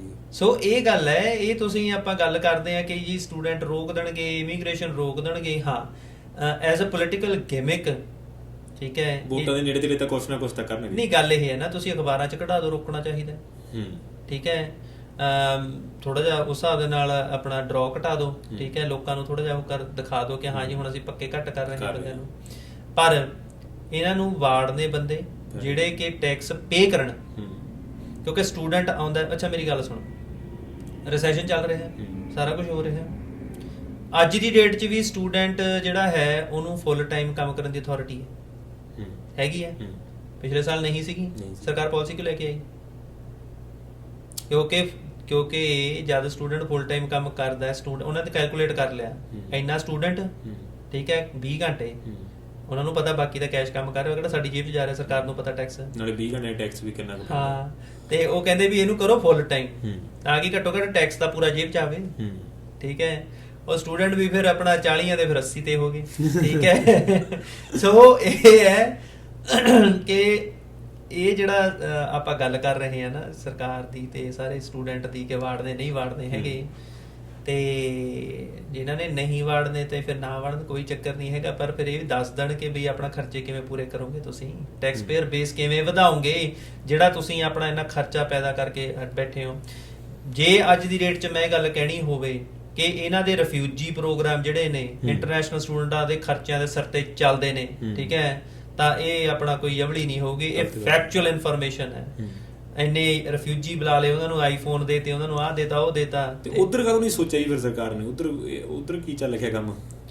ਉਧਰ ਬਸ ਇੱਕ ਇਮੇਜ ਮੇਨਟੇਨ ਕਰਨੀ ਹੈ। ਇਹ ਆਪਣਾ ਇੱਕ ਕਹਿ ਲਓ ਕਿ ਜਿਵੇਂ ਇੱਕ ਹੁੰਦਾ ਸਰਕਾਰਾਂ ਦਾ, ਠੀਕ ਹੈ, ਕਿ ਸਾਡੀ ਇੱਕ ਇਮੇਜ ਬਣੀ ਹੋਈ ਹੈ ਕਿ ਦੇਖੋ ਜੀ ਅਸੀਂ ਰਿਫਿਊਜੀਆਂ ਨੂੰ ਕਰਦੇ ਹਾਂ, ਸਪੋਰਟ ਕਰਦੇ ਹਾਂ, ਕਿਤੇ ਦੁਨੀਆ ਦੇ ਵਿੱਚ ਕਿਤੇ ਕੁਝ ਹੋ ਜੇ, ਠੀਕ ਹੈ। ਸਪੋਰਟ ਤਾਂ ਕਾਹਦੀ ਕਰਦੇ ਨੇ? ਅੱਛਾ ਹੁਣ ਇਹ ਵੀ ਗੱਲ, ਚਲੋ ਆਪਾਂ ਗੱਲ ਛੇੜੀ ਗਈ ਹੈ, ਫਿਰ ਆਪਾਂ ਇਹ ਤੇ ਵੀ ਆਈ ਜਾਈਏ। ਹੁਣ ਇਹ ਕਹਿੰਦੇ ਨੇ ਇੰਟਰਨੈਸ਼ਨਲ ਸਟੂਡੈਂਟ ਜਿਹੜਾ ਹਾਊਸਿੰਗ ਕ੍ਰਾਈਸਿਸ ਆ ਉਹਨੂੰ ਕੰਟਰੀਬਿਊਟ ਕਰ ਰਹੇ ਹਨ, ਠੀਕ ਹੈ। 50% ਜਿਹੜਾ ਟੋਰਾਂਟੋ ਦੀਆਂ ਸਟਰੀਟਸ ਦੇ ਉੱਤੇ ਹੋਮਲੈਸ ਆ ਉਹ ਰਿਫਿਊਜੀ ਹੈ, ਸਟੂਡੈਂਟ ਤਾਂ ਨਹੀਂ ਹੈਗਾ। ਹੁਣ ਦੱਸੋ ਕੌਣ ਕੰਟਰੀਬਿਊਟ ਕਰ ਰਿਹਾ, ਠੀਕ ਹੈ। ਹੋਮਲੈਸਨੈਸ ਸਭ ਤੋਂ ਜ਼ਿਆਦਾ ਰਿਫਿਊਜੀਆਂ 'ਚ ਹੈ। ਫਿਰ ਇਹ ਗੱਲ ਕਹਿਣੀ ਕਿ ਸਟੂਡੈਂਟ ਹਾਊਸਿੰਗ ਕ੍ਰਾਈਸਿਸ 'ਚ ਕਰ ਰਿਹਾ ਹੈ, ਸਟੂਡੈਂਟ ਕਰ ਰਿਹਾ, ਰਿਫਿਊਜੀ ਕਰ ਰਿਹਾ ਹੈ। ਮਤਲਬ ਤੁਸੀਂ ਸਟੂਡੈਂਟ ਤੇ ਇੱਕ ਸੌਫਟ ਟਾਰਗੇਟ ਹੈਗਾ, ਇੱਕ ਮਤਲਬ ਕਿ ਤੁਸੀਂ ਉਹਨੂੰ ਟਾਰਗੇਟ ਕਰ ਸਕਦੇ ਹੋ, ਹਨਾ। ਪਰ ਜੇ ਕਰਨਾ ਹੈ ਫਿਰ ਰਿਫਿਊਜੀਆਂ ਤੇ ਰੋਕ ਲਾਓ। ਰਿਫਿਊਜੀਆਂ ਦੀ ਜਿਹੜੀਆਂ ਸਹੂਲਤਾਂ ਦਿੰਦੇ ਹੋ ਤੁਸੀਂ, ਜਿਹੜਾ ਉਹਨਾਂ ਨੂੰ ਲੈ ਕੇ ਆਉਂਦੇ ਹੋ ਉਰੇ, ਰਿਫਿਊਜੀ ਵੀ ਇਹ ਗੱਲ ਕਹਿ ਰਹੇ ਨੇ ਕਿ ਅੱਜ ਦੀ ਡੇਟ ਦੇ ਵਿੱਚ ਅਸੀਂ ਕੈਨੇਡਾ 'ਚ ਪੱਕੇ ਹੋ ਕੇ ਵੀ ਕੁਝ ਨਹੀਂ ਖੱਟਿਆ, ਇਸ ਤੋਂ ਵਧੀਆ ਤਾਂ US ਜਾ ਕੇ ਰਿਫਿਊਜੀ ਹੋ ਜਾਈਏ। ਮੈਂ ਵੀ ਗੱਲ ਸੁਣੀ ਸੀ ਵੀ ਰਿਫਿਊਜੀ ਕਹਿੰਦੇ ਵੀ ਆ ਸਾਡਾ ਮੁੜ ਦਾ ਇਰਾਦਾ ਹੁਣ ਹੈ ਨਹੀਂ ਇੱਥੇ ਕੁਝ। ਹਾਂ, ਉਹ ਕਿਉਂ ਨਹੀਂ ਹੈਗਾ? ਕਿਉਂਕਿ ਆਹ ਗੱਲਾਂ ਕਰਕੇ ਇਹਨਾਂ ਦੀਆਂ। ਸੋ ਇਹ ਰਾਦਰ ਦੈਨ ਪੁਆਇੰਟਿੰਗ ਫਿੰਗਰਸ ਕਿ ਬਈ ਇਹ ਆਪਣੀਆਂ ਕਮਜ਼ੋਰੀਆਂ ਲੁਕਾ ਰਹੇ ਨੇ, ਹੋਰ ਕੁਝ ਨਹੀਂ ਹੈਗਾ। ਆਪਾਂ ਨਾ ਦੇਖੋ, ਜਦੋਂ ਇੱਕ ਆਮ ਬੰਦੇ ਦੀ ਨੇਚਰ ਹੁੰਦੀ ਹੈ ਕਿ ਜਦੋਂ ਆਪਾਂ ਕੋਈ ਗਲਤੀ ਕਰਦੇ ਆ, ਸਭ ਤੋਂ ਪਹਿਲਾਂ ਆਪਾਂ ਕੀ ਸੋਚਾਂਗੇ ਕਿ ਕਿਹਦੇ ਤੇ ਸਿੱਟੀਏ, ਠੀਕ ਹੈ, ਕਿ ਮੇਰੇ ਸਿਰ ਨਾ ਪਵੇ। ਸੋ ਸਰਕਾਰਾਂ ਵੀ ਉਹੀ ਨੇ, ਠੀਕ ਹੈ, ਸਰਕਾਰਾਂ ਦਾ ਸਗੋਂ ਉਸ ਤੋਂ ਪਹਿਲਾਂ ਉਹ ਨੇ। ਸੋ ਕਹਿ ਦਿੰਦੀਆਂ ਨੇ ਕਿ ਨਹੀਂ ਜੀ ਇਹਦਾ ਕੁਝ ਸਾਲ ਬਾਅਦ ਜਾ ਕੇ ਸਰਕਾਰਾਂ ਫਿਰ ਫਰੋਲਦੀਆਂ ਨੇ, ਕਰਦੀਆਂ ਨੇ, ਫਿਰ ਕਹਿੰਦੀਆਂ ਨੇ ਕਿ ਹਾਂ ਵੀ ਇਹ ਤਾਂ ਮਤਲਬ ਆਪਣਾ ਇੰਨੇ ਬੱਚੇ ਮਾਰ ਕੇ ਦੱਬੇ ਸੀਗੇ, ਠੀਕ ਹੈ, ਫਿਰ ਮਾਫੀਆਂ ਮੰਗਣੀਆਂ ਪੈਂਦੀਆਂ ਇਹਨਾਂ ਨੂੰ। ਇਹਦਾ ਫਿਰ ਜਾ ਕੇ ਕਹਿੰਦੇ ਨੇ ਜੀ ਕਿ ਹਾਂ ਜੀ ਗਲਤ ਕੀਤਾ ਸੀ ਜਿਹੜਾ ਕਾਮਾਗਾਟਾ ਮਾਰੂ 'ਚ ਹੋਇਆ ਸੀਗਾ, ਠੀਕ ਹੈ। ਪਰ ਉਦੋਂ ਜਦੋਂ ਕਰਦੀਆਂ ਨੇ ਉਦੋਂ ਨਹੀਂ ਇਹਨਾਂ ਨੂੰ ਚੇਤੇ ਆਉਂਦਾ ਹੈਗਾ ਕੀ ਕਰ ਰਹੇ ਨੇ। ਸੋ ਜਿਹੜੀਆਂ ਗਲਤੀਆਂ ਅੱਜ ਸਰਕਾਰ ਕਰ ਰਹੀ ਹੈ, ਹੁਣ ਦੇਖਦੇ ਆ ਇਹਦੀ ਮਾਫੀ ਕਦੋਂ ਜਾ ਕੇ ਮੰਗਣਗੇ। ਕੋਈ ਹੁਣ ਵੋਟਾਂ ਵੀ ਵੈਸੇ ਨੇੜੇ ਹੀ ਨੇ, ਦੇ ਕੀ ਬਣਦਾ ਜੁੜਦਾ ਉਹਦੇ 'ਚ। ਦੇਖੋ ਵੋਟਾਂ ਦਾ ਠੀਕ ਹੈ, ਪਰ ਨਾ ਇੱਕ ਗੱਲ ਮੈਂ ਕਹਿ ਦੂੰਗਾ ਕਿ ਵੋਟਾਂ ਇੱਕ ਮੈਟਰ ਜ਼ਰੂਰ ਹੁੰਦਾ ਹੈਗਾ, ਬਟ ਆਪਣੀ ਕਮਿਊਨਿਟੀ ਨੂੰ ਨਾ ਥੋੜਾ ਜਿਹਾ ਆਪਣੀ ਸੋਚ ਬਦਲਣੀ ਪੈਣੀ ਹੈ। ਅੱਜ ਦੀ ਡੇਟ ਦੇ ਵਿੱਚ ਥੋੜਾ ਇਮੀਗ੍ਰੇਸ਼ਨ ਮੈਟਰਸ ਤੋਂ ਆਪਾਂ ਹੁਣ ਅੱਡ ਗੱਲ ਕਰ ਰਹੇ ਹਾਂ। ਲੋਕਾਂ ਨੇ ਕਹਿਣਾ ਯਾਰ ਗੱਲ ਹੋਰ ਪਾਸੇ ਸ਼ੁਰੂ ਹੋਈ ਸੀ, ਉਸ ਪਾਸੇ ਲੈ ਪੋਡਕਾਸਟ ਦਾ ਮਤਲਬ ਇਹ ਹੁੰਦਾ ਜੀ ਆਪਾਂ ਖੁੱਲੇ ਚੱਲਣਾ ਸਾਰੇ ਪਾਸੇ ਨੂੰ, ਜਿੱਧਰ ਨੂੰ ਪੈ ਗਏ। ਹੁਣ ਮੇਰੀ ਗੱਲ ਸੁਣ ਲਓ, ਮੇਅਰ ਦੀਆਂ ਇਲੈਕਸ਼ਨਾਂ ਹੋਈਆਂ, ਬਰੈਂਪਟਨ 'ਚ 22% ਵੋਟ ਟਰਨ ਆਊਟ ਰੇਸ਼ੋ ਸੀਗੀ, ਠੀਕ ਹੈ। ਕਿਹੜੀ ਗੱਲ ਤੇ ਪਿੱਟਦੇ ਹੋ ਸਾਡੀਆਂ ਗੱਡੀਆਂ ਚੋਰੀ ਹੁੰਦੀਆਂ ਨੇ? ਸਾਡਾ ਜਦ ਵੋਟ ਕਰਨ ਦਾ ਟਾਈਮ ਹੁੰਦਾ ਉਦੋਂ ਤੁਹਾਨੂੰ ਕੰਮ ਯਾਦ ਆ ਜਾਂਦਾ, ਉਦੋਂ ਤੁਸੀਂ ਵੋਟ ਨਹੀਂ ਕੀਤਾ, ਠੀਕ ਹੈ। ਜਦ ਮਾੜੇ ਰੈਪਰੈਜ਼ੈਂਟੇਟਿਵ ਤੁਸੀਂ ਚੁਣੇ ਨੇ, ਤੁਹਾਡੇ ਨਾਲ ਉਹੀ ਹੋਣਾ ਜੋ ਤੁਸੀਂ ਡਿਜ਼ਰਵ ਕਰਦੇ ਹੋ, ਜੋ ਇੰਡੀਆ 'ਚ ਤੁਹਾਡੇ ਨਾਲ ਹੁੰਦਾ। ਇੰਡੀਆ 'ਚ ਵੀ ਇਹੀ ਹਰਕਤਾਂ ਸੀਗੀਆਂ, ਠੀਕ ਹੈ। ਟਰਨ ਆਊਟ ਉੱਥੇ ਨਹੀਂ ਸੀ ਪ੍ਰੋਪਰ ਕਰਦੇ, ਵੋਟ ਨਹੀਂ ਸੀ ਪਾਉਣ ਜਾਂਦੇ, ਠੀਕ ਹੈ। ਉਹ ਤੁਹਾਡਾ ਇੱਕ ਕਹਿੰਦੇ ਆ ਕਿ ਆਪਾਂ ਰਾਈਟ ਨਹੀਂ, ਤੁਹਾਡੀ ਓਬਲੀਗੇਸ਼ਨ ਹੈ। ਇਹ ਕੰਟਰੀ ਦੇ ਵਿੱਚ ਵਧੀਆ ਰੈਪਰੈਜ਼ੈਂਟੇਟਿਵਸ ਦੇਣ ਦੇ ਲਈ ਤੁਹਾਨੂੰ ਵੋਟ ਪਾਣੀ ਪੈਣੀ ਹੈ ਚੰਗੇ ਬੰਦਿਆਂ ਨੂੰ। ਪਰ ਜਦੋਂ 22% ਵੋਟ ਪਾਣਗੇ ਤਾਂ ਇਹਦਾ ਮਤਲਬ 22% ਤਾਂ ਉਹੀ ਹੋ ਗਏ ਨਾ ਜਿਹੜੇ ਉਹਨਾਂ ਦੇ ਲਾਇਲ ਬੰਦੇ ਸੀ, ਜਾ ਕੇ ਵੋਟ ਪਾਏ, ਜਿਹੜੇ ਉਹਨਾਂ ਦੇ ਸਮਰਥਕ ਸੀ ਉਹ ਜਾ ਕੇ ਵੋਟ ਪਾਏ ਆਪਣੇ ਆਪਣੇ ਬੰਦੇ ਨੂੰ। ਜਿਹਦੇ ਜ਼ਿਆਦਾ ਸੀਗੇ, ਚੱਲ ਜਿਹਦੇ ਜ਼ਿਆਦਾ ਲਾਇਲ ਸੀਗੇ ਉਹ ਜਾ ਕੇ ਆਪਣਾ ਜਿੱਤ ਗਿਆ ਉੱਥੇ ਬੰਦਾ। ਫਿਰ ਲੋਕਾਂ ਦੀਆਂ ਜੇ ਗੱਡੀਆਂ ਚੋਰੀ ਹੁੰਦੀਆਂ ਨੇ, ਫਿਰ ਕੰਪਲੇਂਟ ਕਰਨਾ ਬੰਦ ਕਰੋ ਕਿ ਵੀ ਸਾਡੀ ਗੱਡੀ ਕਿਉਂ ਚੋਰੀ ਹੋ ਰਹੀ ਹੈ, ਇਹ ਪੁਲਿਸ ਵਾਲੇ ਕੀ ਕਰ ਰਹੇ ਨੇ। ਫਿਰ ਰੇਡੀਓ ਸਟੇਸ਼ਨ ਵਾਲੇ ਵੀ ਚੱਕ ਲੈਂਦੇ ਨੇ, ਠੀਕ ਹੈ, ਸਾਰਾ ਕੁਝ ਕਰ ਲੈਂਦੇ ਨੇ। ਪ੍ਰੋਬਲਮ ਫੇਸ ਹੋ ਰਹੀ ਹੈ, ਮੈਂ ਮੰਨਦਾ ਪ੍ਰੋਬਲਮ ਫੇਸ ਹੋ ਰਹੀ ਹੈ, ਠੀਕ ਹੈ, ਬਹੁਤ ਪ੍ਰੋਬਲਮਸ ਨੇ, ਪਰ ਉਹ ਪ੍ਰੋਬਲਮ ਦਾ ਸੋਲੂਸ਼ਨ ਵੋਟਾਂ ਟਾਈਮ ਹੁੰਦਾ ਹੈ। ਕਿਉਂਕਿ 5 ਸਾਲ ਤੇ ਜਾਂ 4 ਸਾਲ ਦਾ ਤੁਸੀਂ ਜੋ ਮਰਜ਼ੀ ਰੌਲਾ ਪਾਈ ਚੱਲੋ, ਠੀਕ ਹੈ, ਕੋਈ ਨਹੀਂ ਫਰਕ ਪੈਂਦਾ ਹੈਗਾ। ਦੱਸੋ ਜੇ ਫਰਕ ਪਿਆ ਹੋਵੇ, ਕਿੰਨੀਆਂ ਗੱਡੀਆਂ ਚੋਰੀ ਹੋਣੀਆਂ ਘਟੀਆਂ ਨੇ। ਪਰ ਜਦ ਵੋਟਾਂ ਪਾਉਣ ਦਾ ਟਾਈਮ ਆਉਂਦਾ ਉਦੋਂ ਸਾਰਿਆਂ ਨੂੰ ਕੰਮ ਯਾਦ ਆ ਜਾਂਦਾ, ਨਹੀਂ ਮੇਰਾ ਕੰਮ ਛੁੱਟਦਾ। ਦੱਸੋ ਫਿਰ ਇਹ ਤਾਂ ਹੈ ਕੌਣ ਰਿਸਪੌਂਸਿਬਲ ਹੈ? ਠੀਕ ਹੈ ਜੀ, ਆਪਾਂ ਹੁਣ ਚਲੋ ਇਮੀਗ੍ਰੇਸ਼ਨ ਲਈ ਫੇਰ ਆਉਂਦੇ ਆ, ਗੱਡੀ ਮੋੜਦੇ ਆ ਵਾਪਸ। ਤੇ PR ਨੂੰ ਲੈ ਕੇ ਜੀ ਬਹੁਤ ਜ਼ਿਆਦਾ ਰੌਲਾ ਪੈ ਰਿਹਾ। ਮਤਲਬ ਮੇਰੇ ਨਾਲ ਦੇ ਕਈ ਦੋਸਤ ਇਦਾਂ ਦੇ ਨੇ ਜਿਹੜੇ ਯਾਰ ਮਤਲਬ ਹੁਣ ਜਦੋਂ ਅਸੀਂ PR ਹੋਏ ਸੀ ਨਾ, ਮੇਰੀ PNP ਮੈਂ ਸਕਿੱਲ ਟ੍ਰੇਡ ਦੇ ਵਿੱਚ ਲਾਈ ਸੀਗੀ, ਤੇ ਹੁਣ ਕਈ ਇਦਾਂ ਦੇ ਨੇ ਜਿਹੜੇ 480 490 ਪੁਆਇੰਟ ਲਈ ਬੈਠੇ ਨੇ ਸਟੂਡੈਂਟ, ਪਰ ਉਹ ਵੀ ਕਹਿੰਦੇ ਯਾਰ ਸਾਨੂੰ ਪੱਕੇ ਹੁੰਦੇ ਨਹੀਂ ਅਸੀਂ ਦਿਖ ਰਹੇ। ਤਾਂ ਇਹ ਮਤਲਬ ਬਹੁਤ ਵੱਡਾ ਇੱਕ ਡਰ ਬੈਠਾ ਹੋਇਆ ਸਟੂਡੈਂਟਾਂ ਦੇ ਵਿੱਚ, ਸਾਰਿਆਂ ਦੇ ਵਿੱਚ ਹੀ, ਜਿਨ੍ਹਾਂ ਨੇ ਵੀ ਫੈਡਰਲ ਲਾਈ ਹੋਈ ਆ। ਉਹਦੇ ਬਾਰੇ ਤੁਹਾਡਾ ਕੀ ਪੁਆਇੰਟ ਆਫ ਵਿਊ ਵੀ ਉਹ ਪੁਆਇੰਟ ਕਿੱਦਾਂ ਘਟ ਸਕਦੇ ਆ, ਜਾਂ ਫਿਰ ਸਰਕਾਰ ਨੂੰ ਚਾਹੀਦਾ ਮਾੜਾ ਮੋਟਾ ਵੀ ਯਾਰ ਜਿਹੜੇ ਵਿਦਿਨ ਕੈਨੇਡਾ ਬੈਠੇ ਸੀ ਉਹਨਾਂ ਨੂੰ ਪੱਕੇ ਕਰਦੀ, ਜਿਨ੍ਹਾਂ ਨੇ ਇੰਨੇ ਪੈਸੇ ਇੰਨੇ ਟੈਕਸ ਦਿੱਤੇ ਆ। ਦੇਖੋ ਸਰਕਾਰ ਇਹ ਹਿਊਮੈਨਿਟੇਰੀਅਨ ਜਿਹੜੀ ਹੈ, ਮਤਲਬ ਇੱਕ ਕਹਿ ਲਓ ਕਿ ਜਾਂ ਕੰਪੈਸ਼ਨੇਟ ਵੀ ਕਹਿ ਲਓ ਇਹਨੂੰ, ਹੈ ਨਾ। ਮੈਂ ਐਪਲੀਕੇਸ਼ਨ ਟਾਈਪ ਦੀ ਗੱਲ ਨਹੀਂ ਕਰ ਰਿਹਾ, ਮੈਂ ਐਕਚੁਅਲ ਦੀ ਗੱਲ ਕਰ ਰਿਹਾ ਕਿ ਇਹ ਘੱਟੋ ਘੱਟ ਮਾਨਵਤਾ ਦੇ ਆਧਾਰ ਦੇ ਉੱਤੇ ਸਰਕਾਰ ਨੂੰ ਇਹ ਚਾਹੀਦਾ ਕਿ ਬੱਚਿਆਂ ਨੂੰ ਰਿਆਏ ਨੂੰ ਇੰਨੀ ਇਹਨਾਂ ਨੇ ਫੀਸ ਪੇ ਕੀਤੀ ਹੈ, 6 ਗੁਣਾ ਤਾਂ ਇਹਨਾਂ ਤੋਂ ਫੀਸਾਂ ਭਰਾਈਆਂ ਨੇ ਅਸੀਂ ਡੋਮੈਸਟਿਕ ਸਟੂਡੈਂਟ ਨਾਲੋਂ। ਉਸ ਤੋਂ ਬਾਅਦ ਇੰਪਲੋਇਰਾਂ ਨੇ ਵੀ ਐਕਸਪਲੋਇਟ ਕੀਤਾ ਰੱਜ ਕੇ। ਉਸ ਤੋਂ ਬਾਅਦ ਰਹਿੰਦੀ ਖੁੰਦੀ ਕਸਰ ਜਿਹੜੀ ਹੈ ਸਰਕਾਰਾਂ ਨੇ ਵੀ ਕੱਢੀ ਹੈ। ਫਿਰ ਜਦੋਂ PNP ਲਾਉਣੀ ਹੁੰਦੀ ਹੈ, ontario ਵਰਗਾ ਪ੍ਰੋਵਿੰਸ ਕਹਿੰਦਾ ਲਿਆਓ $1500, ਠੀਕ ਹੈ, ਸਾਰਾ ਕੁਝ ਦਿੱਤਾ ਇਹਨਾਂ ਨੇ, ਇਹਨਾਂ ਨੂੰ ਇੰਨਾ ਮਤਲਬ ਇਹਨਾਂ ਠੀਕ ਹੈ ਇਹਨਾਂ ਨੇ ਕੰਟਰੀਬਿਊਟ ਕੀਤਾ, ਘੱਟੋ ਘੱਟ ਸਾਡਾ ਇੰਨਾ ਬਣਦਾ ਕਿ ਅਸੀਂ ਇਹਨਾਂ ਨੂੰ ਪੱਕੇ ਕਰੀਏ। ਔਰ ਜਦੋਂ ਉਹਦੇ ਵਿੱਚ ਵੀ ਫਿਰ ਹੁਣ ਇੱਕ ਕਾਣੀ ਵੰਡ ਕਰਦੇ ਨੇ ਜਾਂ ਉਹਨਾਂ ਨੂੰ ਕਹਿੰਦੇ ਨੇ ਕਿ ਐਂ ਕਰੋ ਵਧੀਆ ਹੋਇਆ ਤੁਸੀਂ ਉਰੇ ਪੜ੍ਹੇ ਹੋ ਬਹੁਤ ਵਧੀਆ ਹੈਗਾ, ਪੱਕੇ ਤੁਹਾਨੂੰ ਉਦੋਂ ਕਰਾਂਗੇ ਜੇ ਤੁਸੀਂ ਯੂਕਨ ਚਲੇ ਜਾਓ। ਉਹ ਗੱਲ ਗਲਤ ਹੈ, ਠੀਕ ਹੈ, ਉਹ ਅਨਐਥੀਕਲ ਗੱਲ ਹੈ, ਠੀਕ ਹੈ। ਉਹ ਮਤਲਬ ਆਪਣਾ ਤੁਸੀਂ ਕਹਿ ਲਓ ਕਿ ਤੁਸੀਂ ਇੱਕ ਪਾਸੇ ਢੰਡੋਰਾ ਪਿੱਟਦੇ ਫਿਰਦੇ ਹੋ ਕਿ ਅਸੀਂ ਦੁਨੀਆ ਦੇ ਵਿੱਚ ਰਿਫਿਊਜੀ ਬੁਲਾ ਕੇ ਲੈ ਕੇ ਆਵਾਂਗੇ ਕਿਉਂਕਿ ਦੇਖੋ ਅਸੀਂ ਕਿੰਨੇ ਦਿਲਦਾਰ ਬੰਦੇ ਆ, ਚੰਗੇ ਬੰਦੇ, ਠੀਕ ਹੈ, ਚੰਗੇ ਹੈਗੇ ਆ, ਤੇ ਉੱਥੇ ਜਿਹੜੇ ਹੈਗੇ ਨੇ ਤੁਸੀਂ ਇੱਕ ਰਿਫਿਊਜੀ ਵਾਲੀ ਸਟੇਟਸ ਕਰਤਾ ਜਾਂ ਤੁਸੀਂ ਘਰੋਂ ਬੇਕਾਰ ਕਰਤੇ। ਜਿਹੜਾ ਅੰਟੈਰੀਓ ਬੈਠਾ ਸੀਗਾ ਉਹਨੂੰ ਤੁਸੀਂ ਮਜਬੂਰ ਕਰਤਾ ਕਿ ਉਹ ਸਸਕੈਚੁਆਨ ਚ ਜਾ ਕੇ ਕਿਸੇ ਦੇ ਤਰਲੇ ਮਿੰਨਤਾਂ ਕੱਢੇ, ਤੇ ਫਿਰ ਉਹ ਬਾਅਦ ਚ ਮੁੱਕਰ ਵੀ ਜਾਵੇ, ਉਹਨਾਂ ਨੂੰ ਐਕਸਪਲੋਇਟ ਵੀ ਕਰੇ। ਕੈਨੇਡਾ 'ਚ ਰਿਫਿਊਜੀ, ਠੀਕ ਹੈ, ਉਹ ਕੈਨੇਡਾ 'ਚ ਹੀ ਰਿਫਿਊਜੀ ਹੋ ਗਿਆ। ਸੋ ਇਹ ਕਿਤੇ ਨਾ ਕਿਤੇ ਇੱਕ ਜਿਹੜਾ ਮਤਲਬ ਆਪਣਾ ਸਟੂਡੈਂਟ ਨੂੰ ਜਿਹੜਾ ਅੱਗੇ ਵਰਕਰ ਬਣਾ ਕੇ ਰਿਫਿਊਜੀ ਬਣਾਉਣ ਦਾ ਜਿਹੜਾ ਸਿਸਟਮ ਹੈ ਬੰਦ ਹੋਣਾ ਚਾਹੀਦਾ ਹੈ, ਔਰ ਬੰਦ ਹੋ ਸਕਦਾ ਵੀ ਹੈ। ਸਰਕਾਰ ਪਰ ਗੱਲ ਇਹ ਹੈ ਇਮੀਗ੍ਰੇਸ਼ਨ ਸਿਸਟਮ ਤੇ ਭਾਰ ਇੰਨਾ ਪਾ ਰਹੀ ਹੈ, ਅੰਨ੍ਹੇਵਾਹ ਚੱਲ ਰਹੀ ਹੈ। 9 ਲੱਖ ਸਟੂਡੈਂਟ ਜਿਹੜਾ ਹੈ, ਮਿਨਿਸਟਰ ਦੇ ਆਪ ਦੇ ਮੂੰਹੋਂ ਗੱਲ ਹੈ ਕਿ ਆਹ ਸਾਲ ਦੇ ਐਂਡ ਤੱਕ ਅਸੀਂ ਲੈ ਆਉਣਾ। ਜੇ ਪਿਛਲੇ ਸਾਲ ਦੇ 2022 ਦੇ ਸਟੈਟਿਸਟਿਕਸ ਦੇ ਹਿਸਾਬ ਨਾਲ ਦੇਖੀਏ, ਮੇਰੇ ਖਿਆਲ ਤੋਂ ਮੈਂ ਦੇਖ ਰਿਹਾ ਸੀ ਡਾਟਾ ਜਿਹੜਾ ਮੈਨੂੰ ਵੇਗਲੀ ਯਾਦ ਆ, 45% ਇੰਡੀਆ ਤੋਂ ਆਇਆ ਸੀ। ਜੇ 45% ਇੰਡੀਆ ਤੋਂ ਆਇਆ ਸੀ, ਉਹਦੇ ਚੋਂ ਤਕਰੀਬਨ ਮੇਰੇ ਖਿਆਲ ਤੋਂ 80% ਪੰਜਾਬੀ ਹੋਣਾ, ਠੀਕ ਹੈ, ਤੇ ਚਲੋ 70 ਵੀ ਲਾ ਲਓ ਤੇ 30 ਮੇਰੇ ਖਿਆਲ ਤੋਂ ਗੁਜਰਾਤੀ ਹੋਣਾ, ਠੀਕ ਹੈ। ਪਰ ਫੇਰ ਵੀ ਤੁਸੀਂ ਦੇਖੋ ਇੰਨੇ ਬੰਦੇ ਮਤਲਬ ਤੁਸੀਂ ਬੁਲਾ ਰਹੇ ਹੋ, ਇਹਨਾਂ ਨੂੰ ਪੱਕੇ ਕਿਵੇਂ ਕਰੋਗੇ? ਸੋ ਇੱਕ ਤਾਂ ਇਸ ਚੀਜ਼ ਦੇ ਰਿਗਾਰਡਿੰਗ ਨਾ ਮੈਂ ਇੱਕ ਕੈਂਪੇਨ ਨੂੰ, ਇੱਕ ਕੈਂਪੇਨ ਚਲੋ ਪ੍ਰਮਾਤਮਾ ਦੀ ਮਿਹਰ ਦੇ ਨਾਲ ਸਾਡੀ ਸਿਰੇ ਚੜ੍ਹ ਗਈ, ਉਹਦੇ ਬਾਰੇ ਵੀ ਗੱਲ ਕਰਾਂਗੇ ਯਾ, ਤੇ ਹੁਣ ਆਪਣਾ ਇੱਕ ਜਿਹੜਾ ਹੈਗਾ, ਕਿਉਂਕਿ ਸਾਡਾ ਕੰਮ ਹੈ ਲੜਨਾ, ਜਦ ਤੱਕ ਇਮੀਗ੍ਰੇਸ਼ਨ ਸਿਸਟਮ ਦੇ ਵਿੱਚ ਇਸ਼ੂਜ਼ ਹੈਗੇ ਨੇ ਉਦੋਂ ਤੱਕ ਮੈਂ ਲੜਦਾ ਰਹੂੰਗਾ।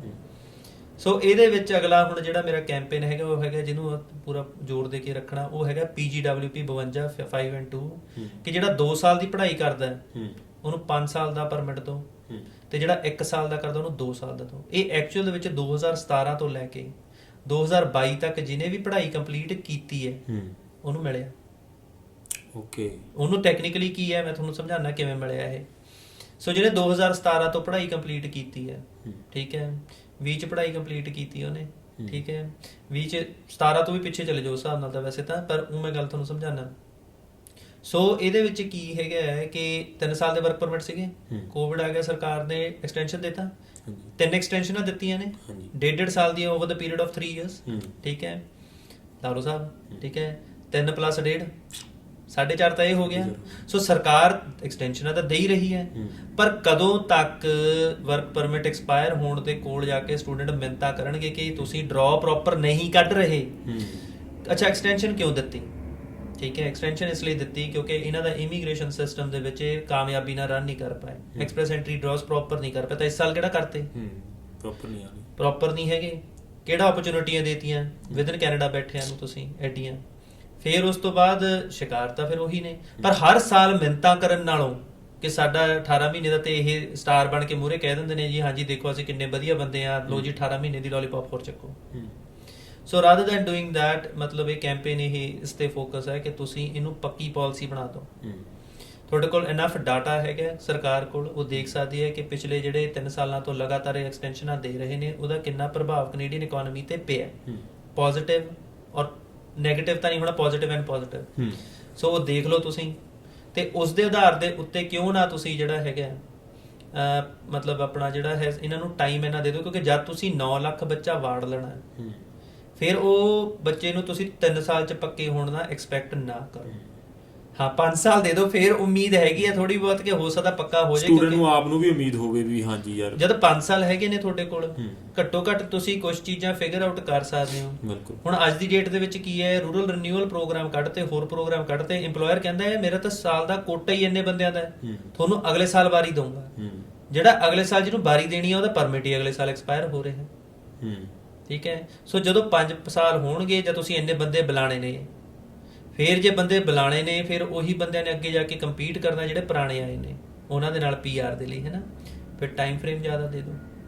ਫਿਰ ਤੁਸੀਂ ਇਹ ਬੜੀ ਇੱਕ ਜੈਨੂਇਨ ਡਿਮਾਂਡ ਹੈ, ਔਰ ਉਮੀਦ ਮੈਂ ਇਹ ਕਰਦਾ ਕਿ ਐਤਕੀ ਸਪੋਰਟ ਕਰਨਗੇ, ਕਿਉਂਕਿ ਜੇ ਐਤਕੀ ਸਪੋਰਟ ਨਹੀਂ ਕੀਤੀ ਤੇ ਬਾਅਦ ਚ ਰੌਲਾ ਪਾਇਆ ਨਾ, ਠੀਕ ਹੈ, ਸਾਰਿਆਂ ਨੇ ਕਿ ਦੇਖੋ ਜੀ ਐ ਹੁੰਦਾ, ਫਿਰ ਬਾਅਦ ਚ ਨਗੋਚਾ ਕੱਢਣ ਤਾਂ ਆਪਾਂ ਦੇਖ ਹੀ ਲਿਆ, ਬਥੇਰੇ ਆ ਜਾਂਦੇ ਨੇ। ਸੋ ਉਹ ਹਰਕਤਾਂ ਛੱਡ ਦਿਓ। ਜੇ ਸਪੋਰਟ ਕਰੋਗੇ, ਇਹ ਬਹੁਤ ਇੰਪੋਰਟੈਂਟ ਮੁੱਦੇ ਨੇ, ਔਰ ਮੇਰਾ ਕੋਈ ਇਹ ਮੇਰੇ ਬਿਜ਼ਨਸ ਦਾ ਮੁੱਦਾ ਨਹੀਂ ਹੈਗਾ, ਇਹ ਓਵਰਆਲ ਜਿਹੜੇ ਇੱਕ ਇਮੀਗ੍ਰੇਸ਼ਨ ਦਾ ਪੂਰਾ ਇੱਕ ਕਹਿ ਲਓ ਕਿ ਇੱਕ ਸਿਸਟਮ ਹੈਗਾ, ਠੀਕ ਹੈ, ਇਹ ਉਹਦਾ ਮੁੱਦਾ ਹੈ। ਔਰ ਮੈਨੂੰ ਇਹ ਲੱਗਦਾ ਹੈ ਕਿ ਆਪਾਂ ਜੇ ਕਰਦੇ ਆ, ਆਪਾਂ ਸਿਰਫ ਆਪਣੀ ਕਮਿਊਨਿਟੀ ਨਹੀਂ, ਬਾਕੀ ਵੀ ਜਿਹੜੇ ਇੰਟਰਨੈਸ਼ਨਲ ਸਟੂਡੈਂਟ ਆਉਂਦੇ ਨੇ 45% ਆਪਣੇ ਤੋਂ ਆਉਂਦੇ ਨੇ, ਜਿਹੜੇ 55% ਬਾਕੀ ਕੰਟਰੀਜ਼ ਤੋਂ ਆ ਰਹੇ ਨੇ, ਤੇ ਉਹਨਾਂ ਦਾ ਵੀ ਆਪਾਂ ਭਲਾ ਕਰ ਸਕਦੇ ਹਾਂ। ਬਿਲਕੁਲ ਸਹੀ ਗੱਲ। ਸੋ ਇਹ ਹੈ ਕਿ ਇਹ ਜੈਨੂਇਨ ਡਿਮਾਂਡ ਹੈ, ਇਹਦੀ ਲੋੜ ਵੀ ਹੈਗੀ ਹੈ ਕਿ ਜੇ ਸਰਕਾਰ ਕਹਿੰਦੀ ਹੈ ਸਾਡਾ ਸਾਲ ਦਾ ਇੰਨਾ ਕੁੱਟ ਹੈ, ਜੇ ਸਾਲ 'ਚ ਅਸੀਂ 5 ਲੱਖ ਬੰਦੇ ਪੱਕੇ ਕਰ ਸਕਦੇ ਹਾਂ ਜਾਂ 4.5 ਲੱਖ ਬੰਦੇ ਪੱਕੇ ਕਰ ਸਕਦੇ ਹਾਂ, ਤੇ ਜੇ ਤੁਸੀਂ ਉਹ ਓਵਰ ਦਾ ਪੀਰੀਅਡ ਆਫ 5 ਸਾਲ ਲੈ ਗਏ, ਦੇਖੋ 5 ਸਾਲ ਵੈਸੇ ਵੀ ਹੋ ਜਾਂਦਾ, ਸਿਰਫ ਫਰਕ ਇਹ ਹੈ ਜਾਂ ਸਰਕਾਰ 1.5 ਸਾਲ ਦੀ ਪਾਲਿਸੀ ਲਿਆਵੇ ਜਾਂ EMPLOYER LMI ਕੰਸਲਟੈਂਟ ਉਹਨਾਂ ਨੂੰ ਵੇਚ ਦੇ 20 40 ਹਜ਼ਾਰ ਡਾਲਰ ਦੇ। ਇੱਕ ਪਾਸੇ ਸੌਖੀ ਹੋ ਜਾਣਾ 1.5 ਸਾਲ ਦਾ ਐਕਸਟੈਂਸ਼ਨ, ਦੂਜੇ ਪਾਸੇ ਜਿਹੜਾ ਹੈ ਦੇਣੇ ਪੈਣੇ ਹੈ ਬਟ ਫੋਨ ਘੁੰਮਣੇ ਆ ਇੰਡੀਆ ਕਿ ਹਾਂਜੀ ਡੈਡੀ ਉਰੇ ਜਿਹੜਾ ਹੈ ਨਹੀਂ ਬਣ ਰਹੀ ਗੱਲ LMI ਦੇ ਭੇਜੋ, ਮੇਰੇ ਤੋਂ ਤਾਂ ਜੁੜੇ ਹੀ ਨਹੀਂ ਇੰਨੇ ਕਦੇ। ਸੋ ਇਹ ਸਰਕਾਰ ਨੂੰ ਸੋਚਣਾ ਚਾਹੀਦਾ ਹੈ, ਇਹ ਚੀਜ਼ਾਂ ਬਾਰੇ ਕਰਨਾ ਚਾਹੀਦਾ ਹੈ। ਤੁਸੀਂ 2.5 ਲੱਖ LMI ਸਾਲ ਦੀਆਂ ਕੱਢਣੀਆਂ, ਕੱਢੋ ਜੀ ਸਦ ਕੇ, ਠੀਕ ਹੈ, ਬਟ ਸਟੂਡੈਂਟਾਂ ਨੂੰ ਬਖਸ਼ ਦਿਓ ਉਹਦੇ 'ਚ। ਤੇ LMI ਵਾਲਾ ਵੀ ਕਾਫੀ ਵੱਡਾ ਚੱਕਰ ਆ ਜੀ। ਇਹ ਇਦਾਂ ਨਹੀਂ ਹੈਗਾ ਵੀ ਤੁਹਾਨੂੰ ਨਹੀਂ ਲੱਗਦਾ ਵੀ ਜਿਹੜੇ ਓਨਰ ਤੇ ਜਿਹੜੇ ਆਪਣੇ ਇਮੀਗ੍ਰੇਸ਼ਨ ਕੰਸਲਟੈਂਟ ਹੈ ਮਿਲ ਕੇ ਇੱਕ ਬਹੁਤ ਤਕੜਾ ਬਿਜ਼ਨਸ ਬਣ ਗਿਆ LMI ਦਾ?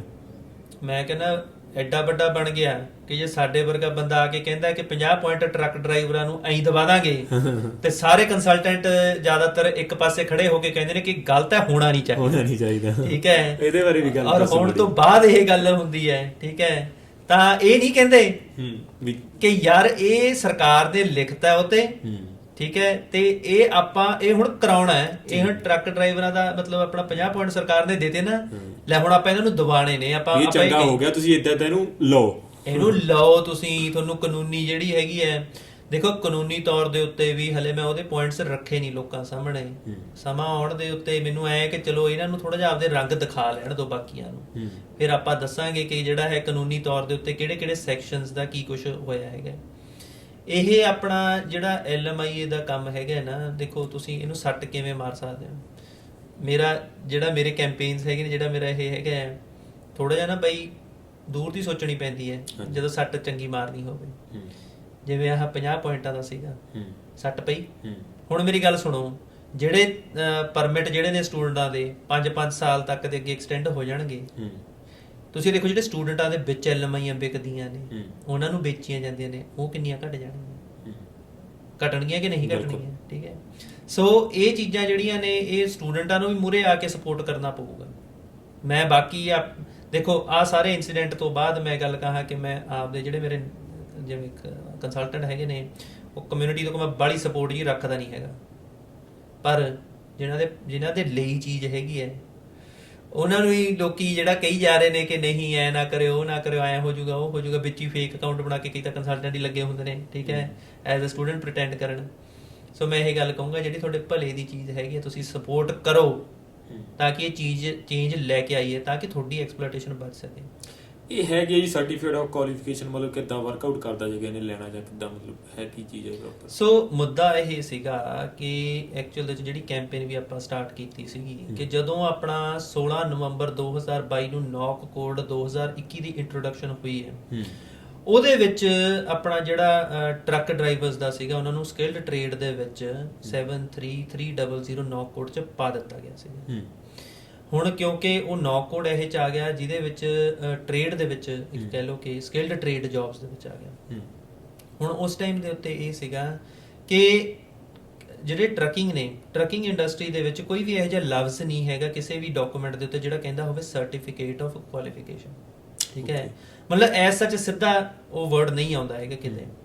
ਬਟ ਜਦੋਂ ਤੁਸੀਂ ਚਲੋ ਹੁਣ ਚਲੀ ਜਾਂਦੇ ਆ ਇਹਦੇ ਵਿੱਚ, ਹੁਣ ਜਦੋਂ ਤੁਸੀਂ ਉਹਦੀ ਕਾਨੂੰਨੀ ਡੈਫੀਨੇਸ਼ਨ 'ਚ ਜਾਂਦੇ ਹੋ, ਠੀਕ ਹੈ, ਕਾਨੂੰਨ ਜਿਹੜਾ ਹੈ IRPA ਤੇ IRPR ਦੇ ਸਿਰ ਦੇ ਉੱਤੇ ਚੱਲਦਾ ਹੈਗਾ। IRPA ਹੈਗਾ immigration refugee protection act, immigration refugee protection regulation, ਇਹ ਦੋ ਕਾਨੂੰਨ ਨੇ ਜਿਹਦੇ ਆਧਾਰ ਸਿਟੀਜ਼ਨਸ਼ਿਪ ਐਕਟ ਵੀ ਹੈਗਾ, ਉਹ ਡਿਫਰੈਂਟ ਕੇਟਰ ਕਰਦਾ, ਬਟ ਆਮ ਤੌਰ ਦੇ ਉੱਤੇ ਆਪਾਂ ਇਹਨਾਂ ਨੂੰ ਰੈਫਰ ਕਰਦੇ ਹਾਂ ਜੇ ਆਪਾਂ ਕਰਨਾ ਹੋਵੇ ਜ਼ਿਆਦਾ ਕੇਸ ਨੂੰ। ਸੋ ਉਹਦੇ ਅੰਡਰ ਜਿਹੜਾ ਹੈ ਜੇ ਜਾ ਕੇ ਤੁਸੀਂ ਚੈੱਕ ਕਰਦੇ ਹੋ ਕਿ ਸਰਟੀਫਿਕੇਟ ਆਫ ਕੁਆਲੀਫਿਕੇਸ਼ਨ ਐਕਚੁਅਲ ਦੇ ਵਿੱਚ ਉਹਦੀ ਡੈਫੀਨੇਸ਼ਨ ਕੀ ਹੁੰਦੀ ਹੈ। ਸੋ ਉਹਦੀ ਡੈਫੀਨੇਸ਼ਨ ਇਹ ਹੈਗੀ ਹੈ ਕਿ ਕੋਈ ਵੀ ਇਹ ਜਿਹੜਾ ਕਿ ਇੱਕ ਕੋਈ ਜਿਹੜੀ ਬੋਡੀ ਜਿਹੜੀ ਗਵਰਨ ਕਰਦੀ ਹੈ ਕਿਸੇ ਵੀ ਇੱਕ ਟ੍ਰੇਡ ਨੂੰ। ਟ੍ਰੇਡ ਦਾ ਭਾਵ ਹੁੰਦਾ ਹੈ ਜਿਹੜੇ ਕਿ ਸਕਿਲਡ ਟ੍ਰੇਡ ਦੇ ਵਿੱਚ ਆ ਗਏ, ਠੀਕ ਹੈ। ਸੋ ਕਿਸੇ ਵੀ ਟ੍ਰੇਡ ਨੂੰ ਜਿਹੜੇ ਸਕਿਲ ਟ੍ਰੇਡ ਚ ਆ ਗਏ, ਔਰ ਟਰੱਕ ਡਰਾਈਵਰ ਸਕਿਲ ਟ੍ਰੇਡ ਚ ਆ ਗਏ, ਨੂੰ ਗਵਰਨ ਕਰਦੀ ਹੈ, ਚਾਹੇ ਉਹ ਪ੍ਰੋਵਿੰਸ਼ੀਅਲ ਅਥਾਰਟੀ ਹੈ ਚਾਹੇ ਉਹ ਫੈਡਰਲ ਅਥਾਰਟੀ।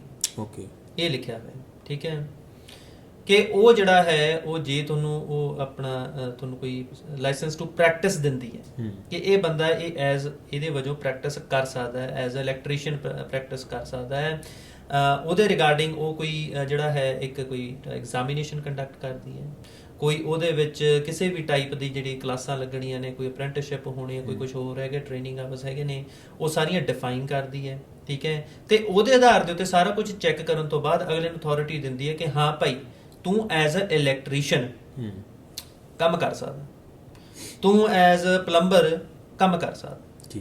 ਔਰ ਉਹਦੇ ਵਿੱਚ ਕੀ ਹੈ, ਹੁਣ ਜਿਵੇਂ ਆਪਣਾ ਕੁੱਕ ਨੇ, ਠੀਕ ਹੈ, ਜਿੱਥੇ ਕਈ ਜਗ੍ਹਾ ਕੁੱਕ ਦੇ ਘੰਟੇ ਘੱਟ ਨੇ, ਠੀਕ ਹੈ, ਕਿ ਘੱਟ ਘੰਟਿਆਂ ਦੇ ਵਿੱਚ ਜਿਵੇਂ ਆਪਣਾ ਤੁਸੀਂ ਜਿਹੜਾ ਹੈਗਾ ਉਹ ਕਰਕੇ ਤੁਸੀਂ ਐਗਜ਼ਾਮ ਦੇ ਸਕਦੇ ਹੋ। ਉੱਥੇ ਕਈ ਟ੍ਰੇਡਸ ਇਹੋ ਜਿਹੇ ਨੇ ਜਿਨ੍ਹਾਂ ਦੇ ਵਿੱਚ ਘੰਟੇ ਬਹੁਤ ਜ਼ਿਆਦਾ ਨੇ, ਕਈਆਂ ਦੇ ਵਿੱਚ 2 ਸਾਲ ਬਾਅਦ ਤੁਸੀਂ ਪੇਪਰ ਦੇ ਸਕਦੇ ਹੋ, ਕਈਆਂ ਬਾਅਦ 5 ਸਾਲ ਬਾਅਦ ਦੇ ਸਕਦੇ ਹੋ। ਹੁਣ ਇਹ ਸੀਗਾ, ਸੋ ਉਸ ਟਾਈਮ ਦੇ ਉੱਤੇ ਟਰੱਕ ਡਰਾਈਵਰ, ਕਿਉਂਕਿ ਇਸ ਜਿਹੜੀ ਹੁਣ ਜ਼ਿਆਦਾਤਰ ਲੋਕਾਂ ਨੂੰ ਕਨਫਿਊਜ਼ਨ ਕਿੱਥੇ ਹੋਈ, ਕਿਉਂਕਿ ਸਕਿਲ ਟ੍ਰੇਡ ਦਾ ਇੱਕ ਸਰਟੀਫਿਕੇਟ ਆਫ ਕੁਆਲੀਫਿਕੇਸ਼ਨ ਵੈਸੇ ਹੀ ਜਿਹੜਾ ਉਹ ਆਸਪੈਕਟ ਹੈ ਉਹ ਜ਼ਿਆਦਾ ਐਕਸਪਲੋਰਡ ਨਹੀਂ ਹੈਗਾ ਕੰਸਲਟੈਂਟਸ ਵੱਲੋਂ। ਸੋ ਉੱਥੇ ਉਹ ਸਾਰਿਆਂ ਨੂੰ ਇਹ ਲੱਗਿਆ ਕਿ ਨਹੀਂ, ਜਿਹੜੀ ਇਹਨਾਂ ਦੀ ਐਗਜ਼ਿਸਟਿੰਗ ਬੋਡੀ ਹੈਗੀ ਹੈ, ਜਿਹੜੀ ਆਪਣਾ ਸਕਿਲਡ ਟ੍ਰੇਡ ਦੀਆਂ ਪ੍ਰੋਵਿੰਸ਼ੀਅਲ ਆਰਗੇਨਾਈਜੇਸ਼ਨਸ ਹੈਗੀਆਂ ਨੇ, ਕਿ ਉਹਨਾਂ ਵੱਲੋਂ ਸ਼ਾਇਦ ਕੋਈ ਸਰਟੀਫਿਕੇਟ ਮਿਲਣਾ ਚਾਹੀਦਾ ਹੈ, ਜਿਵੇਂ ਵੀ ਹੈਗਾ, ਜਿਵੇਂ ਜਿਹੜੀ ਹੁਣ ਗੱਲ ਚੱਲ ਰਹੀ ਹੈ। ਬਟ ਮੇਰੇ ਦਿਮਾਗ ਦੇ ਵਿੱਚ ਉਸ ਟਾਈਮ ਇਹ ਗੱਲ ਆਈ, ਠੀਕ ਹੈ, ਕਿ ਯਾਰ ਇਹ ਟਰੱਕ ਡਰਾਈਵਰਾਂ ਨੂੰ 50 ਪੁਆਇੰਟ ਕਿਉਂ ਨਹੀਂ ਮਿਲ ਸਕਦੇ ਹੈਗੇ, ਇਹ ਟ੍ਰੇਡ ਦੇ ਵਿੱਚ ਆ ਗਏ, ਕਾਨੂੰਨੀ ਤੌਰ ਦੇ ਉੱਤੇ ਇਹ ਹੁਣ ਉਹਦੇ ਵਿੱਚ ਆ ਗਏ ਜਿਹਦੇ ਵਿੱਚ ਟੈਕਨੀਕਲੀ ਸਰਟੀਫਿਕੇਟ ਆਫ ਕੁਆਲੀਫਿਕੇਸ਼ਨ ਹੁੰਦਾ ਹੈ। ਹੁਣ ਉੱਥੇ ਜਿਹੜਾ ਲਾਇਸੈਂਸ ਹੈ, ਜਾਂ ਤਾਂ ਤੁਹਾਡੇ ਲਾਇਸੈਂਸ ਹੈ ਕਿ ਲਾਇਸੈਂਸ ਸਿੱਧਾ ਹੀ ਹੋ ਗਿਆ, ਠੀਕ ਹੈ, ਜਾਂ ਫਿਰ ਤੁਹਾਡੇ ਇੱਕ ਮੈਲਟ ਹੋ ਗਿਆ। ਮੈਲਟ ਦੀ ਜਦ ਤੁਸੀਂ ਡੰਗਾਈ 'ਚ ਜਾਂਦੇ ਹੋ ਤਾਂ ਤੁਸੀਂ ਇਹ ਦੇਖਦੇ ਹੋ ਕਿ ਇਹਦੇ ਵਿੱਚ ਘੰਟਿਆਂ ਦਾ ਵੀ ਜ਼ਿਕਰ ਹੈ, ਇਹਦੇ 'ਚ ਪੇਪਰ ਦਾ ਵੀ ਜ਼ਿਕਰ ਹੈ, ਇਹਦੇ 'ਚ ਡਰਾਈਵਿੰਗ ਦਾ ਵੀ ਜ਼ਿਕਰ ਹੈ, ਹਨਾ। ਤਾਂ ਇਨ ਦੀ ਐਬਸੈਂਸ ਕਿ ਕੋਈ ਹੋਰ ਇੰਡਸਟਰੀ ਦੇ ਵਿੱਚ ਨਹੀਂ ਡਾਕੂਮੈਂਟ ਇਹੋ ਜਿਹਾ ਹੈਗਾ ਜਿਹਨੂੰ ਮੂਹਰੇ ਰੱਖਿਆ ਜਾਵੇ, ਤਾਂ ਉਸ ਦੇ ਵਿੱਚ ਡਿਮਾਂਡ ਰੱਖੀ ਸੀਗੀ, ਕੈਂਪੇਨ ਚਲਾਇਆ ਸੀਗਾ ਕਿ ਤੁਸੀਂ ਇਹਨੂੰ ਹੀ ਸਰਟੀਫਿਕੇਟ ਆਫ ਕੁਆਲੀਫਿਕੇਸ਼ਨ ਵਜੋਂ ਰੱਖੋ ਜਾਂ ਇਹਨੂੰ ਹੀ ਕਰੋ ਕੰਸੀਡਰ, ਠੀਕ ਹੈ। ਨਾਲ ਅਗਲੇ ਨੇ AZ ਲਾਇਸੈਂਸ ਲਾਉਣਾ, ਉਹ ਲਾ ਦੂਗਾ, ਨਾਲ ਕਿਸੇ ਨੇ ਆਪਣਾ ਬ੍ਰੇਕ ਇੰਡੋਰਸਮੈਂਟ ਲਾਉਣੀ ਹੈ, ਜੋ ਵੀ ਜਿਹੜੇ ਪ੍ਰੋਵਿੰਸ 'ਚ ਜਿਹੜੇ ਲਾਇਸੈਂਸਿੰਗ ਹੈਗੇ ਨੇ ਕਿ ਉਹ ਹੋਵੇ। ਹੁਣ ਉਹਦੇ ਪਿੱਛੇ ਐਕਚੁਅਲ ਦੇ ਵਿੱਚ ਲੀਗਲ ਜਿਹੜੀ, ਜੇ ਤੁਸੀਂ ਹੋਰ ਮਤਲਬ ਇਹਨੂੰ ਐਕਸਪਲੋਰ ਕਰਨਾ ਚਾਹੁੰਦੇ ਹੋ, ਤਾਂ ਇਹਦਾ ਡਿਪਾਰਟਮੈਂਟ ਜਿਹੜਾ ਡਿਪਾਰਟਮੈਂਟ ਆਫ ਜਿਹੜਾ ਆਪਣਾ ਮਿਨਿਸਟਰੀ ਆਫ ਟਰਾਂਸਪੋਰਟੇਸ਼ਨ ਆ ਗਈ, MTO ਆ ਗਿਆ। ਇਹ ਸਕਿਲ ਟ੍ਰੇਡ ਦੇ ਅੰਡਰ ਆਉਂਦਾ ਹੀ ਨਹੀਂ ਹੈਗਾ। ਔਰ ਇਹ ਪਹਿਲੀ ਵਾਰ ਹੋਇਆ ਕਿ ਸਕਿਲਡ ਟ੍ਰੇਡ ਦੀ ਆਕੂਪੇਸ਼ਨਸ ਦੇ ਵਿੱਚ ਕੋਈ ਇਹੋ ਜਿਹਾ ਆਕੂਪੇਸ਼ਨ ਪਾਇਆ ਹੋਵੇ ਜਿਹੜਾ ਕਿ ਇਹ ਮਿਨਿਸਟਰੀ ਆਫ ਲੇਬਰ ਤੇ ਟ੍ਰੇਡ ਜੇ ਟ੍ਰੇਨਿੰਗ ਹੈਗਾ ਉਹਦੇ ਅੰਡਰ ਆਉਂਦਾ ਹੀ ਨਾ ਹੋਵੇ, ਉਹ ਆਉਂਦਾ ਹੀ ਡਿਫਰੈਂਟ ਮਿਨਿਸਟਰੀ ਦੇ ਵਿੱਚ ਹੋਵੇ। ਪਰ ਕਾਨੂੰਨ ਦੇ ਵਿੱਚ ਕੀ ਲਿਖਿਆ ਹੈ ਕਿ ਜਿਹੜੀ ਪ੍ਰੋਵਿੰਸ਼ੀਅਲ ਅਥਾਰਟੀ ਗਵਰਨ ਕਰਦੀ ਹੈ ਟ੍ਰੇਡ ਨੂੰ, ਉਹ ਲਾਇਸੈਂਸ ਦੇਵੇ। ਤਾਂ ਗਵਰਨਿੰਗ ਅਥਾਰਟੀ ਕਿਹੜੀ ਹੋਈ? ਸਕਿਲ ਟ੍ਰੇਡ ਹੋਈ ਕਿ ਮਿਨਿਸਟਰੀ ਆਫ ਟਰਾਂਸਪੋਰਟੇਸ਼ਨ ਹੋਈ? ਮਿਨਿਸਟਰੀ ਆਫ ਐਗਜ਼ੈਕਟਲੀ ਇਹੀ ਪੁਆਇੰਟ ਸੀਗਾ ਕਿ ਜਦੋਂ MTO ਹੈਗਾ ਔਰ MTO ਦਾ ਬਣਾਇਆ ਹੋਇਆ ਮੈਲਟ ਹੈ, ਔਰ ਜਿਹੜੇ ਮੈਲਟ ਦੇ ਜਿਹੜੇ ਟ੍ਰੇਨਿੰਗ ਸਕੂਲ ਨੇ ਉਹ ਸਾਰੇ ਜਿਹੜੇ ਨੇ ਉਹ ਤੁਸੀਂ ਬਿੱਲ ਦੇ ਰਾਹੀਂ ਲਿਆ ਕੇ ਪ੍ਰਾਈਵੇਟ ਕਾਲਜ ਐਕਟ ਦੇ ਅੰਡਰ ਤੁਸੀਂ ਉਹਨਾਂ ਨੂੰ ਬਕਾਇਦਾ ਜਿਹੜਾ ਹੈ ਉਹਨਾਂ ਨੂੰ ਮਿਨਿਸਟਰੀ ਆਫ ਟਰਾਂਸਪੋਰਟੇਸ਼ਨ ਉਹਨੂੰ ਸਾਰਾ ਰੈਗੂਲੇਟ ਕਰਦੀ ਆ, ਹੋਰ ਸਾਰਾ ਕੁਝ ਕਰਦੀ ਹੈ, ਤਾਂ ਫਿਰ ਉਹਨੂੰ ਕਿਉਂ ਨਾ ਮੰਨਿਆ ਜਾਵੇ, ਠੀਕ ਹੈ। ਜਾਂ ਫਿਰ ਹੋਰ ਦੱਸ ਦਿਓ ਕਿਹੜਾ ਸਰਟੀਫਿਕੇਟ ਹੈਗਾ। ਸੋ ਇਹੀ ਗੱਲ ਹੁਣ ਫਿਰ ਉਹ ਮੰਨਿਆ ਜਾ ਰਿਹਾ ਵਾ, ਮਤਲਬ ਸਰਟੀਫਿਕੇਟ ਆਫ ਕੁਆਲੀਫਿਕੇਸ਼ਨ ਉਸ ਬੰਦੇ ਨੂੰ ਮਿਲ ਜੂਗਾ। ਸੋ ਸਰਟੀਫਿਕੇਟ ਆਫ ਕੁਆਲੀਫਿਕੇਸ਼ਨ ਜੇ ਆਪਾਂ ਨੌਕ ਦੀ ਵੈਬਸਾਈਟ ਦੇ ਹਿਸਾਬ ਦੇ ਨਾਲ ਕਰਦੇ ਆ, ਠੀਕ ਹੈ, ਤਾਂ ਉੱਥੇ ਮੈਲਟ ਵੀ ਹੈ, ਨਾਲ ਉਹਦੇ AZ ਲਾਇਸੈਂਸ ਵੀ ਹੈ, ਨਾਲ ਉਹਦੇ ਜੇ ਬ੍ਰੇਕ ਇੰਡੋਰਸਮੈਂਟ ਹੈਗਾ ਤਾਂ ਉਹ ਵੀ ਹੈ। ਉਹ ਤਿੰਨੋਂ ਡਾਕੂਮੈਂਟ ਤੁਸੀਂ ਲਾਉਨੇ ਹੋ। ਕਾਨੂੰਨੀ ਤੌਰ ਦੇ ਉੱਤੇ ਅੱਜ ਦੀ ਡੇਟ ਦੇ ਵਿੱਚ ਸਰਕਾਰ ਨੂੰ ਉਹਨੂੰ ਮੰਨਣਾ ਪੈਣਾ ਹੈ, ਕਿਉਂਕਿ ਸਰਕਾਰ ਨੇ ਕਹਿਤਾ ਹੈ ਕਿ ਟਰੱਕ ਡਰਾਈਵਰ 50 ਪੁਆਇੰਟ ਕਲੇਮ ਕਰ ਸਕਦੇ ਨੇ। ਤੇ ਉਹਦੀ ਜੇ ਤੁਸੀਂ ਲੀਗਲ ਡੈਫੀਨੇਸ਼ਨ ਦੇਖ ਲਓ, ਜੇ ਸਰਕਾਰ ਕੱਲ ਨੂੰ ਕੋਈ ਅਫਸਰ ਰਿਫਿਊਜ਼ ਕਰਦਾ ਐਪਲੀਕੇਸ਼ਨ ਨੂੰ ਇਸ ਅਧਾਰੇ ਦੇ ਉੱਤੇ ਕਿ ਅਸੀਂ ਇਹਨੂੰ ਸਰਟੀਫਿਕੇਟ ਆਫ ਕੁਆਲੀਫਿਕੇਸ਼ਨ ਨਹੀਂ ਮੰਨਦੇ, ਤਾਂ ਲਾਅ ਨੂੰ ਕੋਰਟ ਕਰਕੇ ਤੁਸੀਂ ਉਹਨੂੰ ਜਿਹੜਾ ਫੈਡਰਲ ਕੋਰਟ ਦੇ ਵਿੱਚ ਚੈਲੰਜ ਵੀ ਕਰ ਸਕਦੇ ਹੋ ਔਰ ਜਿੱਤ ਵੀ ਸਕਦੇ ਹੋ, ਕਿਉਂਕਿ ਇਹਦੇ ਪਿੱਛੇ ਕਾਨੂੰਨੀ ਦਲੀਲ ਜਿਹੜੀ ਹੈਗੀ ਹੈ ਉਹ ਬਹੁਤ ਸਟਰੋਂਗ ਹੈ। ਵੈਸੇ ਉਦਾਂ ਆਪਾਂ ਨੂੰ ਕੋਈ ਘੰਟੇ ਕੰਮ ਕਰਨ ਦੀ ਜਾਂ ਕੁਝ ਹੋਰ ਐਕਸਪੀਰੀਅੰਸ ਕੁਝ ਲਾਉਣ ਦੀ ਕੋਈ ਲੋੜ ਨਹੀਂ ਹੈਗੀ। ਦੇਖੋ ਇਹਦੇ ਵਿੱਚ ਸਰਕਾਰ ਨੇ ਇਹ ਗੱਲ ਕਹਿਤੀ ਹੈ ਕਿ ਤੁਹਾਨੂੰ ਲੋੜ ਨਹੀਂ ਹੈਗੀ, ਠੀਕ ਹੈ, ਇਹ ਤਾਂ ਉਹਦੇ ਚ ਲਾਈਨ ਮੈਂਸ਼ਨਡ ਹੈਗੀ ਹੈ। ਫਿਰ ਸਭ ਤੋਂ ਵੱਡੀ ਗੱਲ ਇਹ ਹੈ, ਕਈ ਲੋਕੀ ਕਹਿਣ ਲੱਗ ਗਏ ਦੇਖੋ ਕਿ ਸਰਟੀਫਿਕੇਟ ਆਫ ਅਪ੍ਰੈਂਟਿਸਸ਼ਿਪ ਹੈ ਜਾਂ ਕੋਈ ਅਪ੍ਰੈਂਟਿਸਸ਼ਿਪ ਦੇ ਰਿਲੇਟਡ ਹੈਗਾ। ਮੈਂ ਸਿੰਪਲ ਇੰਨੀ ਗੱਲ ਕਹਿਣਾ, ਠੀਕ ਹੈ, ਕਿ ਤੁਹਾਡੇ ਕੋਲ ਕੋਈ ਆਲਟਰਨੇਟਿਵ ਸੋਲੂਸ਼ਨ ਹੈਗਾ, ਤੁਸੀਂ ਪ੍ਰਪੋਜ਼ ਕਰ ਦਿਓ। ਦੇਖੋ ਕਿਸੇ ਬੰਦੇ ਨੇ, ਜਿਹੜਾ ਬੰਦਾ ਅੱਗੇ ਹੋ ਕੇ ਕੈਂਪੇਨ ਰਨ ਕਰਦਾ ਹੈ, ਠੀਕ ਹੈ, ਉਹਨੂੰ ਪਤਾ ਹੈ ਕਿ ਕਿੰਨਾ ਕੁਝ ਉਹਨੂੰ ਸੈਕਰੀਫਾਈਸ ਕਰਨਾ ਪੈਂਦਾ, ਟਾਈਮ ਸੈਕਰੀਫਾਈਸ ਕਰਨਾ ਪੈਂਦਾ, ਡੈਡੀਕੇਟ ਕਰਨਾ ਪੈਂਦਾ ਹੈ। ਉਦੋਂ ਤੁਸੀਂ ਨਾਲ ਖੜੇ ਨਹੀਂ। ਹੁਣ ਤੁਸੀਂ ਸਿਆਣੇ ਬਣ ਕੇ ਇਹ ਤਾਂ ਕਹਿ ਰਹੇ ਹੋ ਕਿ ਇਹ ਗਲਤ ਹੈ, ਇਹ ਨਹੀਂ ਹੋਣਾ ਚਾਹੀਦਾ ਕਿਉਂਕਿ ਐਵੇਂ ਐਵੇਂ ਐਵੇਂ ਹੈ। ਫਿਰ ਤੁਸੀਂ ਦੱਸ ਦਿਓ ਭਾਈ ਕੀ ਹੋਣਾ ਚਾਹੀਦਾ ਹੈ। ਤੁਸੀਂ ਕੋਈ ਸੋਲੂਸ਼ਨ ਪ੍ਰਪੋਜ਼ ਕਰ ਦਿਓ, ਕਿਉਂਕਿ ਮੈਂ ਜਿਹੜਾ ਇਹ ਗੱਲ ਕਹੀ ਹੈ, ਮੈਂ ਇਸ ਤੇ ਡਟਿਆ ਇਸ ਲਈ ਹੋਇਆ ਕਿਉਂਕਿ ਕਾਨੂੰਨ ਦੇ ਡੂੰਘਾਈ 'ਚ ਜੇ ਤੁਸੀਂ ਜਾਣਦੇ ਹੋ, ਫਿਰ ਉੱਥੇ ਇੱਕ ਜਗ੍ਹਾ ਵੈਬਸਾਈਟ ਦੇ ਉੱਤੇ, ਕੈਨੇਡੀਅਨ ਇਮੀਗ੍ਰੇਸ਼ਨ ਦੀ ਵੈਬਸਾਈਟ ਦੇ ਉੱਤੇ ਇਹ ਵੀ ਲਿਖਿਆ ਹੋਇਆ ਹੈ ਕਿ ਜ਼ਰੂਰੀ ਨਹੀਂ ਹੈਗਾ, ਠੀਕ ਹੈ, ਉੱਥੇ ਮੇ ਵਰਡ ਯੂਜ਼ ਹੈ, ਠੀਕ ਹੈ, may be called a certificate of qualification or qualification certificate. ਤੇ ਕਾਨੂੰਨ ਦੇ ਵਿੱਚ ਜਿੱਥੇ ਮੇ ਲੱਗ ਜਾਂਦਾ ਉਹਦਾ ਮਤਲਬ ਇਹ ਹੈ ਲਾਜ਼ਮੀ ਨਹੀਂ ਹੈਗਾ। ਸੋ ਅਸੀਂ ਜੇ ਕੋਈ ਗੱਲ ਕਰ ਰਹੇ ਹਾਂ ਨਾ, ਜੇ ਮੈਂ ਕੋਈ ਗੱਲ ਕਰ ਰਿਹਾ ਕਿ ਬਈ ਇਹ ਚੀਜ਼ ਐਵੇਂ ਹੋਣੀ ਹੈ, ਤਾਂ ਉਹਦੇ ਕਾਨੂੰਨੀ ਰਿਪਰਕਸ਼ਨਸ ਸੋਚ ਸਮਝ ਕੇ, ਸਾਰੀ ਸਟੱਡੀ ਕਰਕੇ, ਤੇ ਫਿਰ ਮੈਂ ਉਹ ਗੱਲ ਪੁਖਤਾ ਤੌਰ ਦੇ ਉੱਤੇ ਕਹਿ ਰਿਹਾ ਕਿ ਬਈ ਇਹ ਕੰਮ ਐਵੇਂ ਹੋਣਾ। ਨਾਲੇ ਬਾਕੀ ਰਹੀ ਗੱਲ ਬਾਈ, ਇਹ ਉਹੀ ਬੰਦੇ ਨੇ ਜਿਹੜੇ ਕਹਿੰਦੇ ਸੀਗੇ ਕਿ ਇਹ ਤਾਂ ਉੱਥੇ ਮੋਰਚੇ ਤੇ ਜਾ ਰਹੇ ਨੇ ਫੇਮ ਖੱਟਣ ਨੂੰ, ਠੀਕ ਹੈ, ਤੇ ਸਟੂਡੈਂਟ ਤਾਂ ਡਿਪੋਰਟ ਹੋਣਗੇ ਹੋ ਗਏ, ਠੀਕ ਹੈ, ਰੁਕੇ ਕਿ ਨਹੀਂ ਰੁਕੇ। ਸੋ ਇਹ ਉਹੀ ਬੰਦੇ ਨੇ ਉਦੋਂ ਜਦੋਂ ਵੀਡੀਓ ਬਣਾ ਕਹਿੰਦੇ ਸੀ ਹਾਂ ਨਹੀਂ ਠੀਕ ਹੈ, ਪਰ ਇਹ ਤਾਂ ਸਟੂਡੈਂਟ ਤਾਂ ਡਿਪੋਰਟ ਹੋਣਗੇ, ਜਿਹੜੇ ਮਿੱਥ ਕੇ ਬੈਠੇ ਸੀ ਕਿ ਹੋਣਗੇ। ਸੋ ਇਹਨਾਂ ਦੇ ਹਿਸਾਬ ਦੇ ਨਾਲ ਨਾ ਚੱਲੋ। ਇਹਨਾਂ ਨੇ ਤਾਂ ਬਥੇਰਿਆਂ ਦੀਆਂ ਐਪਲੀਕੇਸ਼ਨਾਂ ਖਰਾਬ ਕੀਤੀਆਂ ਨੇ, ਠੀਕ ਹੈ, ਬਥੇਰੇ ਐਗਜ਼ਾਮਪਲ ਤੁਰੇ ਫਿਰਦੇ ਨੇ ਸੜਕਾਂ ਦੇ, ਜਿਹੜੇ ਕਹਿਣਗੇ ਕਿ ਆਹ ਕੰਸਲਟੈਂਟ ਨੇ ਯਾਰ ਮੇਰੀ ਆਹ ਗੱਲ ਕਰਕੇ ਨਾ ਗਲਤ ਕਾਗਜ਼ ਲਾਤੇ ਜਾਂ ਗਲਤ ਉਹ ਕਰਕੇ, ਠੀਕ ਹੈ, ਤੇ ਉਹੀ ਅੱਜ ਸਿਆਣੇ ਬਣੇ ਬੈਠੇ ਨੇ। ਲੋਕਾਂ ਦੀ ਐਪਲੀਕੇਸ਼ਨਾਂ ਖਰਾਬ ਕਰਕੇ ਮੈਨੂੰ ਮੱਤਾਂ ਦੇਣ ਲੱਗੇ ਨੇ ਕਿ ਇਹ ਐਵੇਂ ਹੋਊਗਾ। ਜਾਂ ਸੋਲੂਸ਼ਨ ਪ੍ਰਪੋਜ਼ ਕਰੋ, ਤੁਸੀਂ ਦੱਸੋ ਕਿ ਇਹ ਐਵੇਂ ਨਹੀਂ, ਇਹ ਐਵੇਂ ਹੋਊਗਾ ਕੰਮ ਤੁਹਾਡਾ, ਠੀਕ ਹੈ। ਜਾਂ ਕਾਨੂੰਨੀ ਸਿੱਧਾ ਜੇ ਮੇਰੇ ਨਾਲ ਡਿਬੇਟ ਕਰਨੀ ਹੈ ਤੁਸੀਂ ਕਾਨੂੰਨੀ ਉਹਦੇ 'ਚ ਆ ਜਾਓ, ਗੱਲ ਕਰ ਲੈਂਦੇ ਆਪਾਂ। ਚਲੋ ਇਹ ਵੀ ਗੱਲ ਨਿਬੜ ਗਈ। ਸਹੀ ਗੱਲ ਹੋ ਜਾਣੀ ਚਾਹੀਦੀ ਸੀ। ਚਲੋ ਮਤਲਬ ਹੁਣ ਕਲੀਅਰ ਹੋ ਜਾਊਗਾ ਜੇ ਕਿਸੇ ਨੇ, ਹਨਾ, ਕਿਸੇ ਨੂੰ ਇਹਦੇ ਵਿੱਚ ਡਾਊਟ ਸੀਗਾ ਵੀ ਇਹ ਕਿੱਦਾਂ ਕਿਵੇਂ ਆ। ਚਲੋ ਬਾਕੀ ਹੁਣ ਟਾਈਮ ਦੇ ਨਾਲ, ਹੁਣ ਜੋ ਅੱਜ ਦੀ ਜਿਹੜੀ ਸਿਚੁਏਸ਼ਨ ਹੈ ਜੀ, ਜੇ ਆਪਾਂ ਉਹਦੇ ਅਕੋਰਡਿੰਗ ਦੇਖੀਏ, ਜੇ ਹੁਣ ਕੋਈ ਸਟੂਡੈਂਟ ਆਪਣਾ ਪੋਡਕਾਸਟ ਦੇਖ ਰਿਹਾ ਹੋਊ ਜਾਂ ਜਿਹੜਾ ਕੋਈ ਵਰਕ ਪਰਮਿਟ ਤੇ ਹੈ ਜਿਹਨੇ PR ਲਈ, ਹਨਾ, ਆਪਦੀ ਉਹ ਕੋਸ਼ਿਸ਼ ਕਰ ਰਿਹਾ, ਤਾਂ ਅੱਜ ਦੇ ਟਾਈਮ ਦੇ ਅਕੋਰਡਿੰਗ PR ਦੇ ਲਈ ਸਾਰਿਆਂ ਨਾਲੋਂ ਵਧੀਆ ਪ੍ਰੋਵਿੰਸ ਕਿਹੜੀ ਆ, ਜਾਂ ਉਹ ਕਿੱਥੇ PR ਲੈ ਸਕਦਾ ਸੌਖੀ, ਜਾਂ ਫਿਰ ਜੋ ਅੰਟਾਰੀਓ 'ਚ ਵੀ ਰਹਿਣਾ ਚਾਹੁੰਦਾ ਇੱਥੇ ਵੀ ਕੋਈ ਇੱਦਾਂ ਦੇ ਪ੍ਰੋਗਰਾਮ ਹੈਗੇ ਆ, ਜਾਂ ਫਿਰ ਉਹਨੂੰ ਆਪਣਾ ਕੰਮ ਚੇਂਜ ਕਰਨ ਦੀ, ਆਪਣੇ ਆਪ ਨੂੰ ਮਤਲਬ ਕੋਈ ਸਕਿੱਲ ਟ੍ਰੇਡ 'ਚ ਪਾਉਣ ਦੀ, ਮਤਲਬ ਤੁਸੀਂ ਉਹਨਾਂ ਨੂੰ ਕਿਸ ਪਾਸੇ ਨੂੰ ਗਾਈਡ ਕਰਨਾ ਚਾਹੋਗੇ? ਠੀਕ ਹੈ ਜੀ, ਦੇਖੋ ਗੱਲ ਇਹ ਹੈ ਕਿ ਇਹ ਸਵਾਲ ਬੜਾ ਕਾਮਨਲੀ ਮੈਨੂੰ ਪੁੱਛਿਆ ਜਾਂਦਾ ਹੈ, ਠੀਕ ਹੈ, ਔਰ ਇਹਦਾ ਮੈਂ ਸਿੰਪਲ ਜਿਹਾ ਇਹੀ ਜਵਾਬ ਦਿੰਦਾ ਹੁੰਦਾ, ਤੁਸੀਂ ਜਿਹੜੇ ਵੀ ਪ੍ਰੋਵਿੰਸ ਦੇ ਵਿੱਚ ਹੈਗੇ ਹੋ ਉੱਥੇ ਪੱਕੇ ਹੋ ਸਕਦੇ ਹੋ, ਉੱਥੇ ਹੀ ਸੌਖੇ ਪੱਕੇ ਹੋ ਸਕਦੇ ਹੋ।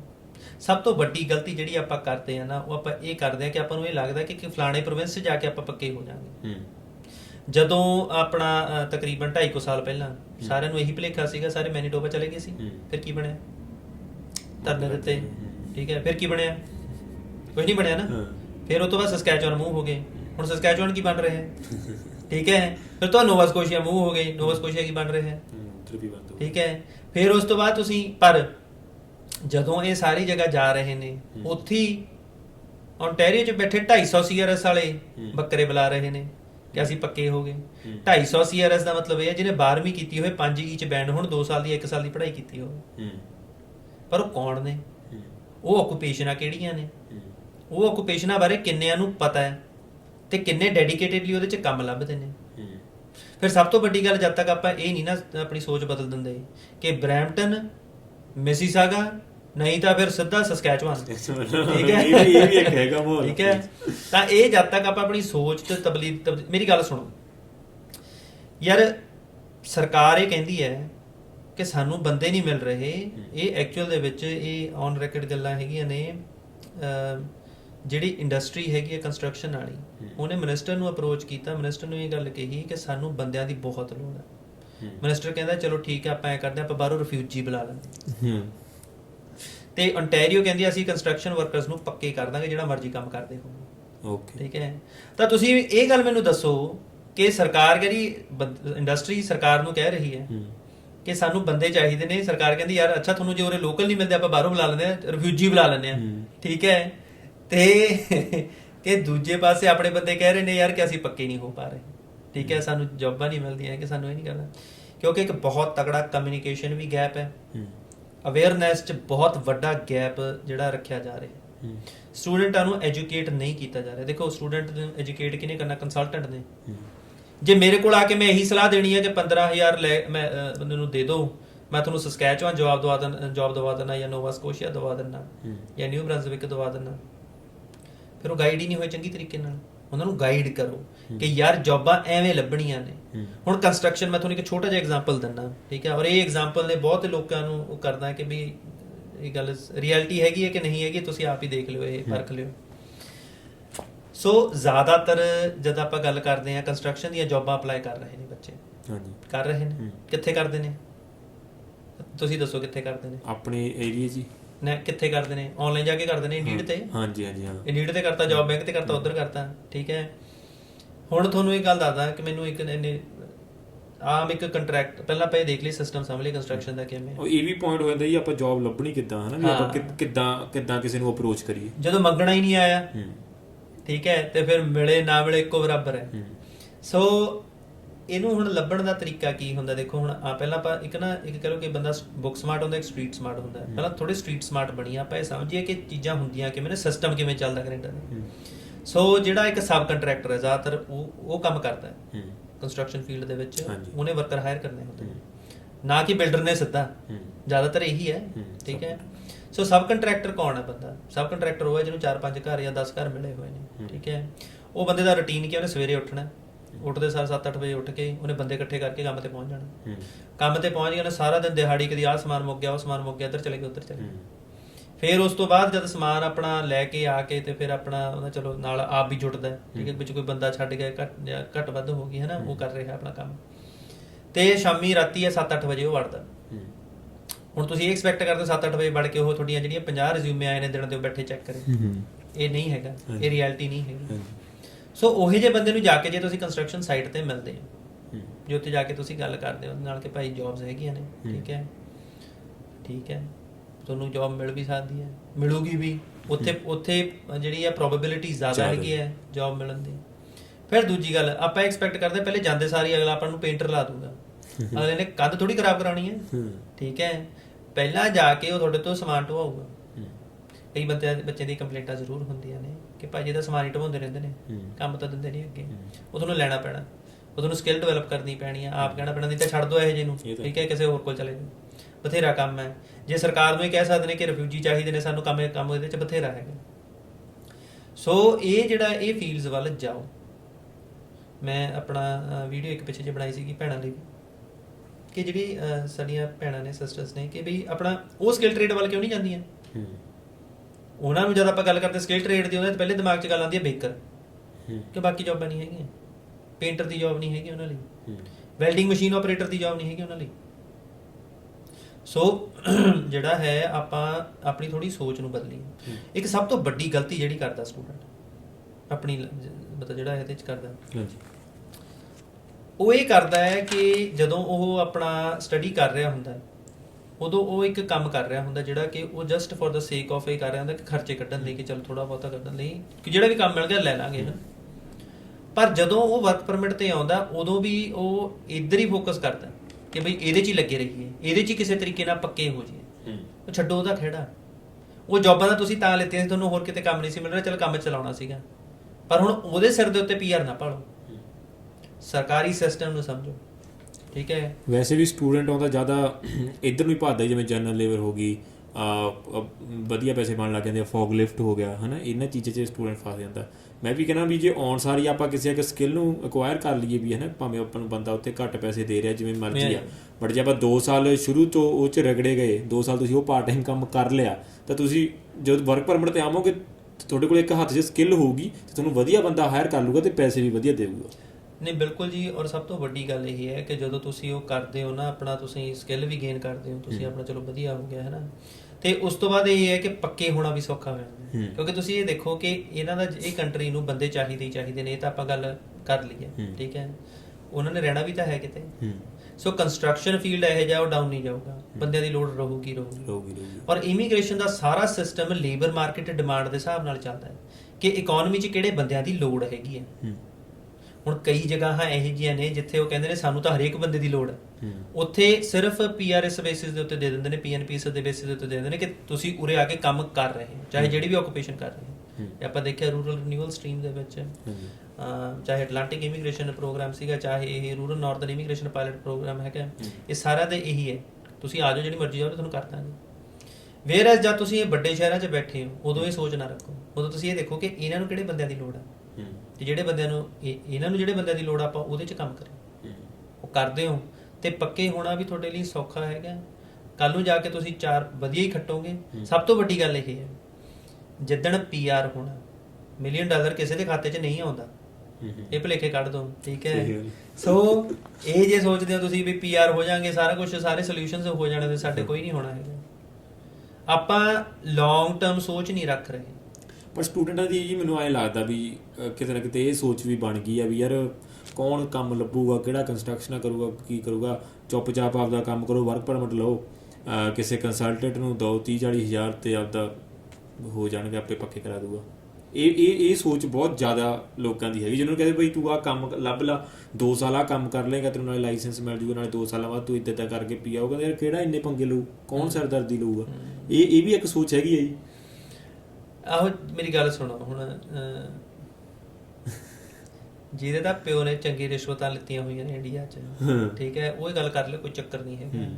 ਉਹ ਜਿਹਨੇ ਕਿੱਲਾ ਵੇਚਣਾ, ਤੁਸੀਂ ਤਾਂ ਸ਼ਰਮ ਕਰ ਲਓ, ਠੀਕ ਹੈ। ਤੁਹਾਡੇ ਮਤਲਬ ਤੁਸੀਂ ਇਹ ਗੱਲ ਕਰਦੇ ਚੰਗੇ ਲੱਗਦੇ ਹੋ, ਠੀਕ ਹੈ। ਤੁਸੀਂ ਆਪ ਸੋਚੋ ਕਿ ਤੁਹਾਨੂੰ ਕੰਮ ਲੱਭਣ ਲੱਗੇ ਸ਼ਰਮ ਆਉਂਦੀ ਹੈ, ਠੀਕ ਹੈ, ਤੇ ਪਿੱਛੇ ਬਾਪੂ ਹਲ ਵਾਹੁੰਦਾ ਤੁਹਾਨੂੰ ਚੰਗਾ ਲੱਗਦਾ ਹੈ, ਬਾਪੂ ਆਪਣਾ ਠੇਕੇ ਤੇ ਜ਼ਮੀਨਾਂ ਚੱਕਦਾ ਤੁਹਾਨੂੰ ਚੰਗਾ ਲੱਗਦਾ।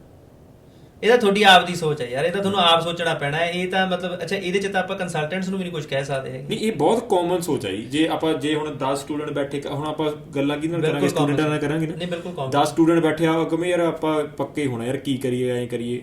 ਕੋਈ ਇਹ ਥੋੜੀ ਕਹੂਗਾ ਵੀ ਉੱਥੇ ਜਾ ਕੇ ਆਹ ਕੰਮ ਕਰਕੇ ਇਦਾਂ, ਉਹਨੇ ਕਹਿਣਾ ਅੱਛਾ ਯਾਰ ਮੈਨੂੰ ਆਹ ਕੰਸਲਟੈਂਟ ਜਾੜਦਾ, ਉਹ ਅੱਛਾ ਉਹ 30 'ਚ, ਉਹ 40 'ਚ, ਅੱਛਾ ਫਿਰ ਬੰਦਾ ਫਸ ਕੇ ਇਹ ਚੀਜ਼ਾਂ 'ਚ ਰਹਿ ਜਾਂਦਾ। ਮਤਲਬ ਉਹਨੂੰ ਉਸ ਬੰਦੇ ਦੇ ਦਿਮਾਗ ਤੱਕ ਇਹ ਗੱਲ ਪਹੁੰਚਦੀ ਨਹੀਂ ਯਾਰ ਮੈਂ ਇਹ ਕੰਮ ਲੱਗ ਕੇ ਆਹ ਸਕਿੱਲ ਸਿੱਖ ਕੇ ਇਦਾਂ ਪੱਕਾ ਹੋ ਸਕਦਾ। ਗੱਲ ਇਹ ਹੈ, ਭੇਡ ਚਾਲ ਕਹਿੰਦੇ ਨੇ ਜੀ। ਹਾਂ, ਭੇਡ ਚਾਲ ਚੱਲ ਰਹੀ, ਠੀਕ ਹੈ, ਇਹ ਭੇਡ ਚਾਲ ਚੱਲ ਰਹੀ ਹੈ। ਕੋਈ ਅੱਛਾ ਜ਼ਿਆਦਾਤਰ ਨਾ ਜਿੱਥੇ ਮੇਰੇ ਕੋਲ ਆਉਂਦੇ ਨੇ ਇਹ ਗੱਲ ਕਹਿੰਦੇ ਨੇ ਕਿ ਹਾਂਜੀ ਭਾਈ ਕਿ ਤੁਸੀਂ ਕਿੰਨੇ ਚਾਰਜ ਕਰਦੇ ਹੋ। ਮੈਂ ਪਹਿਲਾਂ ਮੇਰੀ ਗੱਲ ਸੁਣੋ, ਮੈਂ ਮੈਨੂੰ ਇੱਕ ਗੱਲ ਦੱਸ। ਮੈਂ ਕਿਹਾ ਚੱਲ ਤੂੰ ਜੌਬਾਂ ਕਿੰਨੀਆਂ ਲੱਭੀਆਂ ਪਹਿਲਾਂ ਮੈਨੂੰ ਇਹ ਦੱਸ, ਠੀਕ ਹੈ। ਫਿਰ ਮੈਂ ਉਹਦੇ ਪਰਿਵਾਰ ਬਾਰੇ ਪੁੱਛਦਾ, ਪਿੱਛੋਂ ਪਰਿਵਾਰ ਕੀ ਕਰਦਾ, ਤੂੰ ਅਫੋਰਡ ਕਰ ਸਕਦਾ ਇਹ ਚੀਜ਼ਾਂ ਨੂੰ, ਠੀਕ ਹੈ।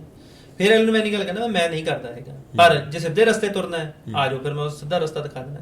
ਫਿਰ ਇਹੋ ਜਿਹੇ ਵੀ ਹੈਗੇ ਨੇ ਜਿਨ੍ਹਾਂ ਨੂੰ ਤਰੀਕੇ ਦੱਸੇ, ਰਸਤੇ ਦੱਸੇ, ਸਿਸਟਮ ਸਮਝਾਇਆ। ਜੇ ਇਹਨਾਂ ਦੇ ਸਿਸਟਮ ਸਮਝ ਆ ਗਿਆ ਨਾ, ਇਹਨਾਂ ਨੇ ਸਾਰਾ ਕੁਝ ਬਦਲ ਦੇਣਾ। ਇਹ ਵੀ ਮੈਂ ਗੱਲ ਦੱਸਦਾ, ਇੰਨੀ ਪਾਵਰ ਹੈ ਇਹਨਾਂ 'ਚ। ਸਿਸਟਮ ਤੋਂ ਵਾਂਝਾ ਰੱਖਿਆ ਜਾਂਦਾ ਇਹਨਾਂ ਨੂੰ। ਅੱਛਾ, ਜਿੱਦਣ ਇਹਨਾਂ ਨੂੰ ਸਿਸਟਮ ਸਮਝ, ਮੈਂ ਦੱਸ ਦਿੰਦਾ ਕਿ ਐਵੇਂ ਕਰਕੇ ਹੈਗਾ, ਮਹੀਨੇ ਦੇ ਵਿੱਚ 2 3 ਜੌਬਾਂ ਲੱਭੀ ਫਿਰਦੇ ਹੁੰਦੇ ਨੇ। ਆ ਕੇ ਕਹਿੰਦੇ ਨੇ ਭਾਜੀ ਆਹ 3 ਮਕੈਨਿਕ ਦੀਆਂ ਜੌਬਾਂ ਲੱਭ ਗਈਆਂ, ਦੱਸੋ ਕਿਹੜੀ ਚੱਕੀ ਹੈ। ਫਿਰ ਉਹ ਸਮਝਾ ਰਿਹਾ, ਅੱਛਾ ਹਾਂ ਆਹ ਚੱਕ ਲਓ, ਆਹ ਕਰ ਲਓ, ਆਹ ਕਰ ਲਓ। ਸੋ ਇਹ ਗੱਲ ਹੈ ਯਾਰ ਕਿ ਇਹਨਾਂ ਨੂੰ ਦੇਖੋ, ਆਪਣੇ ਇਹਨਾਂ ਦੇ ਵਿੱਚ ਟ੍ਰੈਂਡ ਚਲਾਇਆ ਕਿਹਨੇ ਹੈ, ਠੀਕ ਹੈ, ਇਹਨਾਂ ਨੇ ਆਪ ਦੇ ਹੀ ਚਲਾਇਆ, ਠੀਕ ਹੈ। ਔਰ ਇਹਨਾਂ ਨੂੰ ਇਹ ਦੇਖਣਾ ਪੈਣਾ ਕਿ ਜਿਹੜੇ ਇਹ ਟੋਲਿਆਂ ਦੇ ਵਿੱਚ ਬਹਿ ਕੇ ਜਿਹੜਾ ਇਹ ਹਰਕਤਾਂ ਕਰਦੇ ਨੇ ਨਾ, ਟੋਲਿਆਂ ਦੇ ਨੁਕਸਾਨ ਕੀਤੇ ਹੋਏ ਨੇ ਜਿਹੜੇ ਮੈਨੀਟੋਬਾ ਵਾਲੇ ਨੇ, ਠੀਕ ਹੈ। ਇਹ ਜਿਹੜੀ ਸੋਚ ਭੇਡ ਚਾਲ ਸੀ ਨਾ, ਔਰ ਭੇਡ ਚਾਲ ਪਿੱਛੇ ਜਿਹੜਾ ਇਹਨਾਂ ਨੇ ਬਹੁਤ ਕੰਮ ਗਲਤ ਕੀਤੇ ਨੇ। ਹੁਣ ਅੱਗੇ ਵੀ ਜਿਹੜਾ ਜਦ ਤੱਕ ਇਹ ਨਹੀਂ ਸੁਧਰਨਗੇ, ਦੇਖੋ ਇੱਕ ਕੰਸਲਟੈਂਟ ਕਦੇ ਵੀ ਕੋਈ ਇਹੋ ਜਿਹੀ ਪ੍ਰੈਕਟਿਸ ਨੂੰ ਗਲਤ ਨਹੀਂ ਕਹੂਗਾ ਜਾਂ ਡਿਸਕਰੇਜ ਨਹੀਂ ਕਰੂਗਾ ਜਿਹਦੇ 'ਚ ਉਹਦੇ 4 ਬਣਦੇ ਨੇ। ਮੈਂ ਸੁਣਿਆ ਕੰਸਲਟੈਂਟਸ ਨੂੰ, ਠੀਕ ਹੈ, ਧਰਨੇ ਤੇ ਹੀ ਸੁਣਿਆ ਹੈ, ਠੀਕ ਹੈ। ਉਹ ਕਹਿੰਦੇ ਯਾਰ ਜਦ ਇਹ ਆ ਕੇ ਆਪ $20-25 ਹਜ਼ਾਰ ਦੇਣਾ ਚਾਹੁੰਦੇ ਨੇ ਤੇ ਫਿਰ ਅਸੀਂ ਕਿਉਂ ਮਨਾ ਕਰੀਏ। ਕੰਸਲਟੈਂਟ ਨੇ ਨਹੀਂ ਤੁਹਾਨੂੰ ਮਨਾ ਕਰਨਾ ਹੈ, ਠੀਕ ਹੈ। ਤੇ ਮੈਂ ਕਿਹਾ ਯਾਰ ਆਪ ਸਾਡੇ ਆਪਣੇ ਵੀ ਤਾਂ ਜ਼ਮੀਰ ਹੈਗੇ ਨੇ, ਠੀਕ ਹੈ, ਲੈਣੇ ਕਿ ਨਹੀਂ ਲੈਣੇ ਹੈਗੇ। ਉਹ ਯਾਰ ਤੂੰ ਹੀ ਵੀਡੀਓ 'ਚ ਮਾਰੀ ਜਾਂਦਾ, ਹੁਣ ਐ ਥੋੜੀ ਹੁੰਦਾ ਹੈ, ਚੱਲ ਕੋਈ ਨਾ ਕਰ ਲੈਣ ਦਿਆ ਕਰ, ਠੀਕ ਹੈ। ਮੈਂ ਚੱਲ ਤੁਸੀਂ ਆਪਦੀ ਕਰਨੀ ਆ, ਮਗਜ ਮਾਰੀ ਕਰੀ ਚੱਲੋ, ਠੀਕ ਹੈ। I don't want to do business like this. So ਇਹ ਹੈ ਕਿ ਇਹ ਤੁਸੀਂ ਜਿਹੜਾ ਹੈ ਨਾ, ਇੱਕ ਦੂਜੇ ਨੂੰ, ਮੁੰਡਿਆਂ ਨੂੰ ਵੀ ਸੋਚ ਸਮਝਣਾ ਪੈਣਾ। ਇਹ ਪਹਿਲੀ ਗੱਲ ਤਾਂ ਜਿਹੜਾ ਇਹੋ ਜਿਹੀ ਗੱਲ ਕਰਦਾ ਨਾ, ਉਹਨੂੰ ਉੱਥੇ ਢਾਲਿਆ ਕਰੋ, ਠੀਕ ਹੈ। ਜਿੱਥੇ ਬੈਠਾ ਉੱਥੇ ਹੀ ਢਾਲਿਆ ਕਰੋ ਜਿਹੜਾ ਇਹ ਗੱਲ ਕਰਦਾ ਹੈ, ਕਿਉਂਕਿ ਉਹਨੂੰ ਇਹ ਗੱਲ ਢਾਣਾ ਕਿਸ ਗੱਲ ਕਰਕੇ ਉਹ ਵੀ ਦੱਸਦਾ ਮੈਂ ਤੁਹਾਨੂੰ। ਕਈ ਤਾਂ ਵਿੱਚ ਕੰਸਲਟੈਂਟਾਂ ਨੇ ਛੱਡੇ ਹੁੰਦੇ ਨੇ, ਚੱਲ ਵਿੱਚ ਤੈਨੂੰ 1000 ਦੇ ਦਾਂਗੇ, ਚੱਲ ਵਿੱਚ ਤੈਨੂੰ 2000 ਦੇ ਦਾਂਗੇ।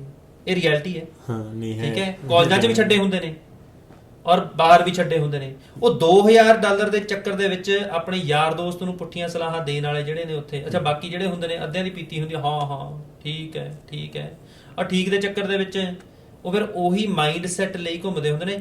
ਮੈਂ ਕਹਿੰਦਾ 5-6 ਜੌਬਾਂ ਨਹੀਂ ਅਪਲਾਈ ਕਰਦੇ ਤੇ ਪਹਿਲੇ ਕਹਿੰਦੇ ਨੇ ਭਾਜੀ ਕੰਮ ਨਹੀਂ ਮਿਲਦਾ। ਕੋਈ ਵੀ ਲਾਦਾ ਜੋਬ। ਬਾਈ ਜੀ ਮੈਂ ਜਦ ਆਪਣੀ ਪਹਿਲੀ ਕੋਆਪ ਲੱਭੀ ਸੀਗੀ, ਮੈਂ 150 ਜਗ੍ਹਾ ਘੱਟੋ ਘੱਟ ਨਹੀਂ ਤਾਂ ਆਪਣਾ ਗਿਆ ਸੀਗਾ, ਰਿਜ਼ਿਊਮੇ ਡ੍ਰੌਪ ਕੀਤਾ ਸੀਗਾ। ਉਸ ਤੋਂ ਬਾਅਦ ਕਿਤੇ ਜਾ ਕੇ ਮੈਨੂੰ 2 ਇੰਟਰਵਿਊ ਆਈਆਂ ਸੀਗੀਆਂ। ਔਰ ਮੈਂ ਆਪਣੀ ਜ਼ਿੰਦਗੀ 'ਚ ਪਹਿਲਾ ਕੰਮ ਜਿਵੇਂ ਕਹਿ ਲਓ ਕਿ ਜਿਵੇਂ ਆਪਣਾ ਕੋਆਪ ਦਾ ਜਿਹੜਾ ਸੀਗਾ, ਠੀਕ ਹੈ, ਤੇ ਉਹ ਕਿਵੇਂ ਲੱਤਾ ਸੀਗਾ ਕਿ ਬਈ ਆਪਣਾ ਲੀਜ਼ ਬਸਟਰ ਕੰਪਨੀ ਹੈਗੀ ਆ ਉੱਥੇ ਸੀਗਾ, ਤੇ ਉੱਥੇ ਇੰਟਰਵਿਊ ਹੋਈ। ਉਹ ਮੈਨੂੰ ਕਹਿੰਦੇ ਕਿ ਬਈ ਆਪਣਾ that's okay, we'll let you know। let you know ਦਾ ਮਤਲਬ ਇਹ ਹੈ ਕਿ ਹੋ ਗਿਆ ਕੰਮ, ਨਹੀਂ ਮਿਲਣੀ ਕੰਮ, ਠੀਕ ਹੈ। ਮੈਂ ਫਿਰ ਉਹਨਾਂ ਨੂੰ ਕਿਹਾ, ਮੈਂ ਕਿਹਾ ਮੇਰੀ ਗੱਲ ਸੁਣੋ, ਮੈਂ ਕਿਹਾ ਮੈਂ ਹਫਤਾ ਤੁਹਾਡੇ ਲਈ ਫ੍ਰੀ ਕੰਮ ਕਰੂੰਗਾ, ਠੀਕ ਹੈ, ਪਰ ਮੈਂ ਕਿਹਾ ਜੇ ਹਫਤਾ ਮੈਂ ਆਪਣੇ ਆਪ ਨੂੰ ਨਹੀਂ ਪ੍ਰੂਵ ਕਰ ਸਕਿਆ ਤੇ 8ਵੇਂ ਦਿਨ ਮੈਂ ਸ਼ੋਅ ਅਪ ਹੀ ਨਹੀਂ ਕਰਨਾ ਹੈਗਾ, ਠੀਕ ਹੈ। ਡੋਂਟ ਵਰੀ ਅਬਾਊਟ ਇਟ, ਤੁਹਾਨੂੰ ਕੁਝ ਕਹਿਣ ਦੀ ਲੋੜ ਨਹੀਂ ਪੈਣੀ। ਉਹ ਕਹਿੰਦੇ ਠੀਕ ਹੈ ਕੱਲ ਤੋਂ ਜੁਆਇਨ ਕਰ ਲਈ, ਠੀਕ ਹੈ। ਮੈਂ ਅਗਲੇ ਦਿਨ ਜੁਆਇਨ ਕਰ ਲਿਆ, ਵਧੀਆ ਆਪਣਾ ਉੱਥੇ ਹੀ ਕੰਮ ਕਰ ਰਹੇ ਸੀਗੇ। ਉਸ ਤੋਂ ਅਗਲੇ ਦਿਨ ਮੈਨੂੰ ਕਾਲ ਆ ਗਈ ਦੂਜੀ ਜਗ੍ਹਾ ਤੋਂ ਕਾਲ ਆਈ। ਉਹ ਆ ਕੇ ਕਹਿੰਦੇ ਜੀ ਵੀ ਆਪਣਾ ਤੁਹਾਡੀ ਇੰਟਰਵਿਊ ਤੁਸੀਂ ਦੇ ਕੇ ਆਏ ਹੋਏ ਸੀਗੇ, ਡੀਲਰਸ਼ਿਪ ਸੀਗੀ ਕਿਤੇ ਬਰੈਂਪਟਨ ਵਿੱਚ, ਕਿ ਤੁਸੀਂ ਆ ਜਾਓ ਜੁਆਇਨ ਕਰ ਲਓ, ਅੱਛਾ ਠੀਕ ਹੈ। ਤੇ ਮੈਂ ਕਿਹਾ ਅੱਛਾ ਜੀ ਠੀਕ ਹੈ। ਮੈਂ ਆਪਣੇ ਕੰਪਨੀ ਵਾਲਿਆਂ ਤੋਂ ਪੁੱਛਿਆ, ਮੈਂ ਗੱਲ ਸੁਣੋ, ਮੈਂ ਤੁਸੀਂ ਪਹਿਲਾਂ ਮੈਨੂੰ ਓਪਰਚੁਨਿਟੀ ਦਿੱਤੀ ਹੈ, ਮੈਨੂੰ ਉੱਧਰੋਂ ਆ ਗਈ ਹੈ, ਮੈਂ ਉਹਨੂੰ ਦੱਸ ਦਿਓ ਤੁਸੀਂ ਹਾਇਰ ਕਰਨਾ ਕਿ ਨਹੀਂ ਕਰਨਾ ਹੈਗਾ ਮੈਨੂੰ। ਉਹ ਕਹਿੰਦੇ ਤੈਨੂੰ ਤਾਂ ਪਹਿਲੇ ਦਿਨ ਹੀ ਹਾਇਰ ਕਰ ਲਿਆ ਸੀਗਾ ਔਰ ਪਹਿਲੇ ਮਿੰਟ ਤੋਂ ਤੈਨੂੰ ਪੇ ਕਰਾਂਗੇ ਜਦ ਤੋਂ ਸਾਡੀ ਕੰਪਨੀ ਜੁਆਇਨ ਕੀਤਾ। Attitude does matter Bhai, attitude does matter. ਕਈ ਵਾਰ ਬੰਦਾ ਜਿਹੜਾ ਹੁੰਦਾ ਨਾ, ਆਪਾਂ ਕਹਿੰਦੇ ਆ ਯਾਰ ਕਿਹੜਾ ਜੌਬ ਲੱਭੂਗਾ, ਠੀਕ ਹੈ, ਕਈ ਵਾਰ ਕਹਿੰਦੇ ਕੋਲੇ ਨੂੰ ਮਤਲਬ ਤਰਾਸ਼ ਕੇ ਹੀਰੇ ਨਿਕਲਦੇ ਨੇ ਵਿੱਚੋਂ, ਠੀਕ ਹੈ। ਸੋ ਉਹ ਐਟੀਟਿਊਡ ਜਿਹੜਾ ਉਹ ਜਿਹੜਾ ਇੱਕ ਕਹਿ ਲਓ ਕਿ ਇੱਕ ਨਾ ਆਪਣੇ 'ਚ ਅੱਗ ਲੈ ਕੇ ਆਓ ਕਿ ਨਹੀਂ ਮੈਂ ਲੈ ਸਕਦਾ ਜੌਬ, ਇਹ ਮੈਂ ਕਰ ਸਕਦਾ, ਮੈਂ ਕਿੱਥੇ ਗਲਤ ਆ। 150 200 300 ਜੌਬਾਂ ਅਪਲਾਈ ਕਰਨੀਆਂ, 300 ਕਰੋ, ਠੀਕ ਹੈ।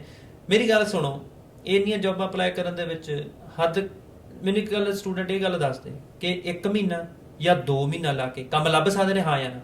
ਬਿਲਕੁਲ, ਠੀਕ ਹੈ। ਜੇ ਸਾਰਾ ਕੰਮ ਛੱਡ ਕੇ ਸਿਰਫ ਕੰਮ ਲੱਭਣ ਵਾਲੇ ਪਾਸੇ ਹੋ ਜਾਣ, 2 ਮਹੀਨੇ 'ਚ ਕੰਮ ਲੱਭ ਸਕਦੇ ਨੇ ਕਿ ਨਹੀਂ ਲੱਭ ਸਕਦੇ?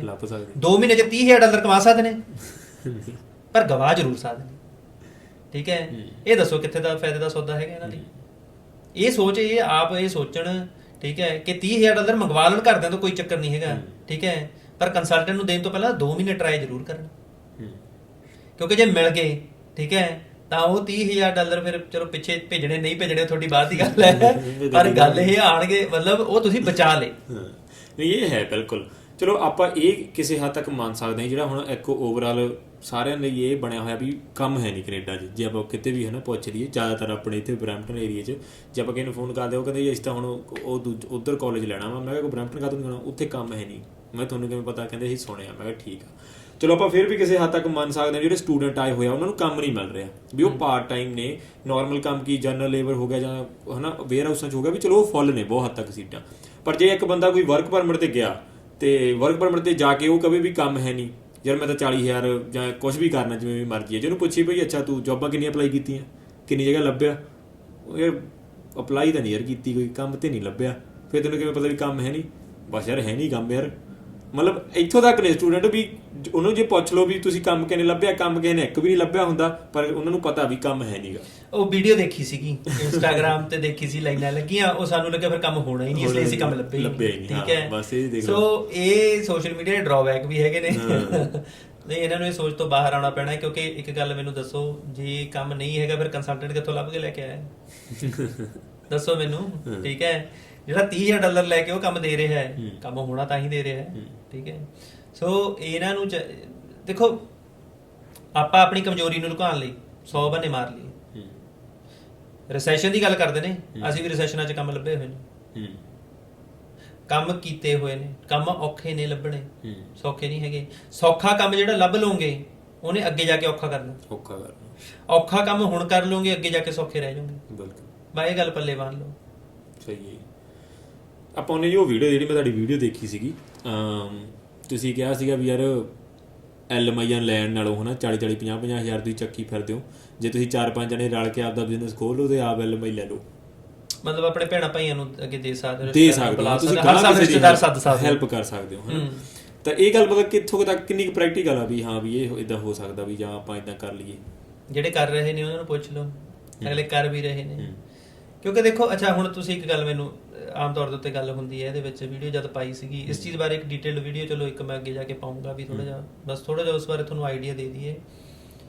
ਮੈਨੂੰ ਕਹਿੰਦੇ ਜੀ ਆਪਣਾ ਇਹ ਤਾਂ ਇੰਪ੍ਰੈਕਟੀਕਲ ਜੀ ਗੱਲ ਹੈਗੀ ਹੈ। ਅੱਛਾ ਮੈਨੂੰ ਇੱਕ ਗੱਲ ਦੱਸੋ, ਜਿਹੜਾ ਟਰੱਕ ਡਰਾਈਵਰ ਕਾਰਪੋਰੇਸ਼ਨ ਤੇ ਕੰਮ ਕਰ ਰਿਹਾ ਹੈ, ਕਾਰਪੋਰੇਸ਼ਨ ਕੀ ਹੈ? ਇੱਕ ਤਰ੍ਹਾਂ ਦੀ ਆਪਣਾ ਕਹਿ ਲਓ ਵੀ ਕੰਪਨੀ ਖੋਲੀ ਹੋਈ ਆਪਾਂ, ਬਿਜ਼ਨਸ, ਠੀਕ ਹੈ। ਉਹ ਕਾਰਪੋਰੇਸ਼ਨ 'ਚ 4 ਟਰੱਕ ਡਰਾਈਵਰ 3 ਟਰੱਕ ਡਰਾਈਵਰ ਹੈਗੇ ਨੇ, ਐਲਐਮਆਈ ਕੱਢ ਸਕਦਾ ਹਾਂ ਜਾਂ ਨਾ? ਹਾਂ ਮਤਲਬ ਕੱਢ ਸਕਦਾ ਜੇ ਆਪਾਂ ਉਸ ਬਿਜ਼ਨਸ ਨੂੰ ਆਪਾਂ ਮਤਲਬ ਕਾਰਪੋਰੇਸ਼ਨ ਦਾ ਚਲੋ ਇੱਕ ਪ੍ਰੋਪਰ ਪੇਰੋਲ ਰਨ ਕਰੀਏ, ਸਾਰਾ ਕੁਝ ਕਰੀਏ ਆਪਾਂ ਤਾਂ ਕਰ ਸਕਦਾ, ਰਜਿਸਟਰ ਕਰਵਾਈਏ ਤੇ ਆਈ ਥਿੰਕ ਉਹ ਸਾਲ ਪੁਰਾਣੀ ਹੋਣੀ ਚਾਹੀਦੀ ਹੈ, ਠੀਕ ਹੈ। ਇਦਾਂ ਦਾ ਕੁਝ ਹਾਂ ਸਾਲ ਪੁਰਾਣੀ ਦਾ ਨਹੀਂ ਚੱਕਰ ਹੁੰਦਾ, ਉਹ ਮੈਨੇ ਹੁੰਦਾ ਹਾਂ ਸਾਲ ਪੁਰਾਣੀ ਅਸੀਂ ਇਸ ਲਈ ਕਹਿੰਦੇ ਕਿ 1 ਸਾਲ ਪੇਰੋਲ ਚੱਲਿਆ ਹੋਵੇ ਉਸ ਤੋਂ ਬਾਅਦ ਤੁਸੀਂ ਡਾਕੂਮੈਂਟਸ ਹੋ ਜਾਂਦੇ ਨੇ, ਫਾਈਨੈਂਸ਼ੀਅਲ ਡਾਕੂਮੈਂਟ ਆ ਜਾਂਦੇ ਨੇ ਤਾਂ ਕਿ ਸਰਕਾਰ ਨੂੰ ਦਿਖਾਣਾ ਹੁੰਦਾ ਕਿ ਸਸਟੇਨੇਬਿਲਿਟੀ ਕੀ ਹੈ ਬਿਜ਼ਨਸ ਦੀ, ਸਟਰੋਂਗ ਹੋ ਜਾਂਦੇ ਸਾਲ ਘੱਟੋ ਘੱਟ ਹੋਵੇ, ਠੀਕ ਹੈ। ਅੱਛਾ ਇੱਕ ਇਹ ਹੋ ਗਿਆ, ਹੁਣ ਇਸ ਤੋਂ ਥੱਲੜੇ ਲੈਵਲ ਤੇ ਆ ਜਾਈਏ, ਇਸ ਤੋਂ ਵੀ ਸਸਤਾ ਬਿਜ਼ਨਸ ਆ ਜਾਈਏ, ਠੀਕ ਹੈ। ਮੁੰਡੇ ਜਿਹੜੇ ਆਪਦੇ ਕੰਮਕਾਰ ਸਿੱਖ ਲੈਂਦੇ ਨੇ, ਸਬ ਕੰਟਰੈਕਟਿੰਗ ਇਹਦਾ ਆਪਣਾ ਇਹਦਾ ਕੰਸਟਰਕਸ਼ਨ ਦਾ, ਸਬ ਕੰਟਰੈਕਟਰਸ ਕੀ ਨੇ? ਕਾਰਪੋਰੇਸ਼ਨ ਖੋਲ ਗਏ ਕੀ ਨੇ? ਉਹ ਵੀ ਤਾਂ ਬਿਜ਼ਨਸ ਨੇ। ਇਹਦੇ ਵਿੱਚ ਮੈਂ ਵੀ ਸੁਣਿਆ ਵੀ ਕੰਸਟਰਕਸ਼ਨ 'ਚ ਕਈ ਇਦਾਂ ਦੇ ਵੀ ਹੈਗੇ ਜਿਹਨਾਂ 'ਚ ਲਾਇਸੈਂਸ ਦੀ ਵੀ ਲੋੜ ਨਹੀਂ, ਤੁਸੀਂ ਆਪਦਾ ਬਿਜ਼ਨਸ ਖੋਲ ਸਕਦੇ ਹੋ। ਬਿਲਕੁਲ ਖੋਲ ਸਕਦੇ, ਪੇਂਟਰ ਦੇ ਵਿੱਚ ਖੋਲ ਸਕਦੇ, ਪੇਂਟਰ ਦੇ ਵਿੱਚ ਹੋ ਗਿਆ ਜਿੱਦਾਂ ਕਿ ਉਹ 'ਚ ਲੋੜ ਹੀ ਨਹੀਂ ਹੈਗੀ, ਉਹਦੇ 'ਚ ਲੋੜ ਨਹੀਂ, ਠੀਕ ਹੈ। ਮੈਂ ਕਹਿੰਦਾ ਜਿੰਨੇ ਆਪਣਾ ਰੈਨੋਵੇਸ਼ਨ ਵਾਲੇ ਹੈਗੇ ਨੇ, ਬੇਸਮੈਂਟ ਵਾਲੇ, ਉਹ ਐ ਤਾਂ ਇਲੈਕਟ੍ਰੀਸ਼ੀਅਨ ਵੀ ਹੈਗੇ ਨੇ, ਪਲੰਬਰ ਵੀ ਹੈਗੇ ਨੇ, ਲਾਇਸੈਂਸ ਤਾਂ ਉਹਨਾਂ ਨੇ ਉਹ ਵੀ ਨਹੀਂ ਲਈ ਫਿਰਦੇ।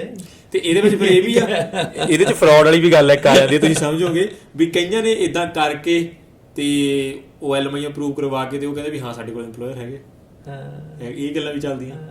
ਸੋ ਇਹ ਗੱਲ ਹੈਗੀ ਹੈ ਯਾਰ, ਪਤਾ ਕੀ ਚੱਕਰ ਹੈ, ਦੇਖੋ ਜਦੋਂ ਆਪਾਂ ਗੱਲ ਕਰਦੇ ਹਾਂ ਇਹਨਾਂ ਚੀਜ਼ਾਂ ਬਾਰੇ ਕਿ ਬਿਜ਼ਨਸ ਜਿਹੜਾ ਹੈਗਾ, ਜਿਹੜੀਆਂ ਮੋਮ ਐਂਡ ਪੌਪ ਸ਼ਾਪਸ ਨੇ, ਛੋਟੀਆਂ ਜਿਹੜੇ ਇਲਾਕਿਆਂ ਦੇ ਵਿੱਚ, ਛੋਟੀਆਂ ਜਿਹੜੇ ਇਹ ਰਿਮੋਟ ਏਰੀਆਸ ਹੈਗੇ ਨੇ ਕੁਝ, ਜਾਂ ਫਿਰ ਆਪਾਂ ਵੈਸੇ ਗੱਲ ਕਰ ਲੈਂਦੇ ਹਾਂ, ਹੁਣ ਕਈ ਹੈਗੇ ਨੇ ਤਾਂ ਉੱਥੇ ਤੁਸੀਂ ਖੋਲ ਸਕਦੇ ਹੋ ਬਿਜ਼ਨਸ ਆਪਣਾ, ਠੀਕ ਹੈ। ਔਰ ਬਿਜ਼ਨਸ ਖੋਲ ਕੇ ਜੇ ਤੁਸੀਂ ਆਪਦਾ, ਦੇਖੋ ਬਿਜ਼ਨਸ ਚਲਾਉਣਾ ਕਿਹਨੇ? ਸਟੂਡੈਂਟਾਂ ਨੇ ਹੀ ਚਲਾਉਣਾ, ਠੀਕ ਹੈ। ਨਾਲੇ ਸਟੂਡੈਂਟਾਂ ਨੂੰ ਹਾਇਰ ਕਰੋਗੇ, ਅਗਲੇ ਨੇ ਮਿਹਨਤ ਮਾਰ ਕੇ ਵਧੀਆ ਬਿਜ਼ਨਸ ਚਲਾਉਣਾ ਅੱਗੇ, ਠੀਕ ਹੈ।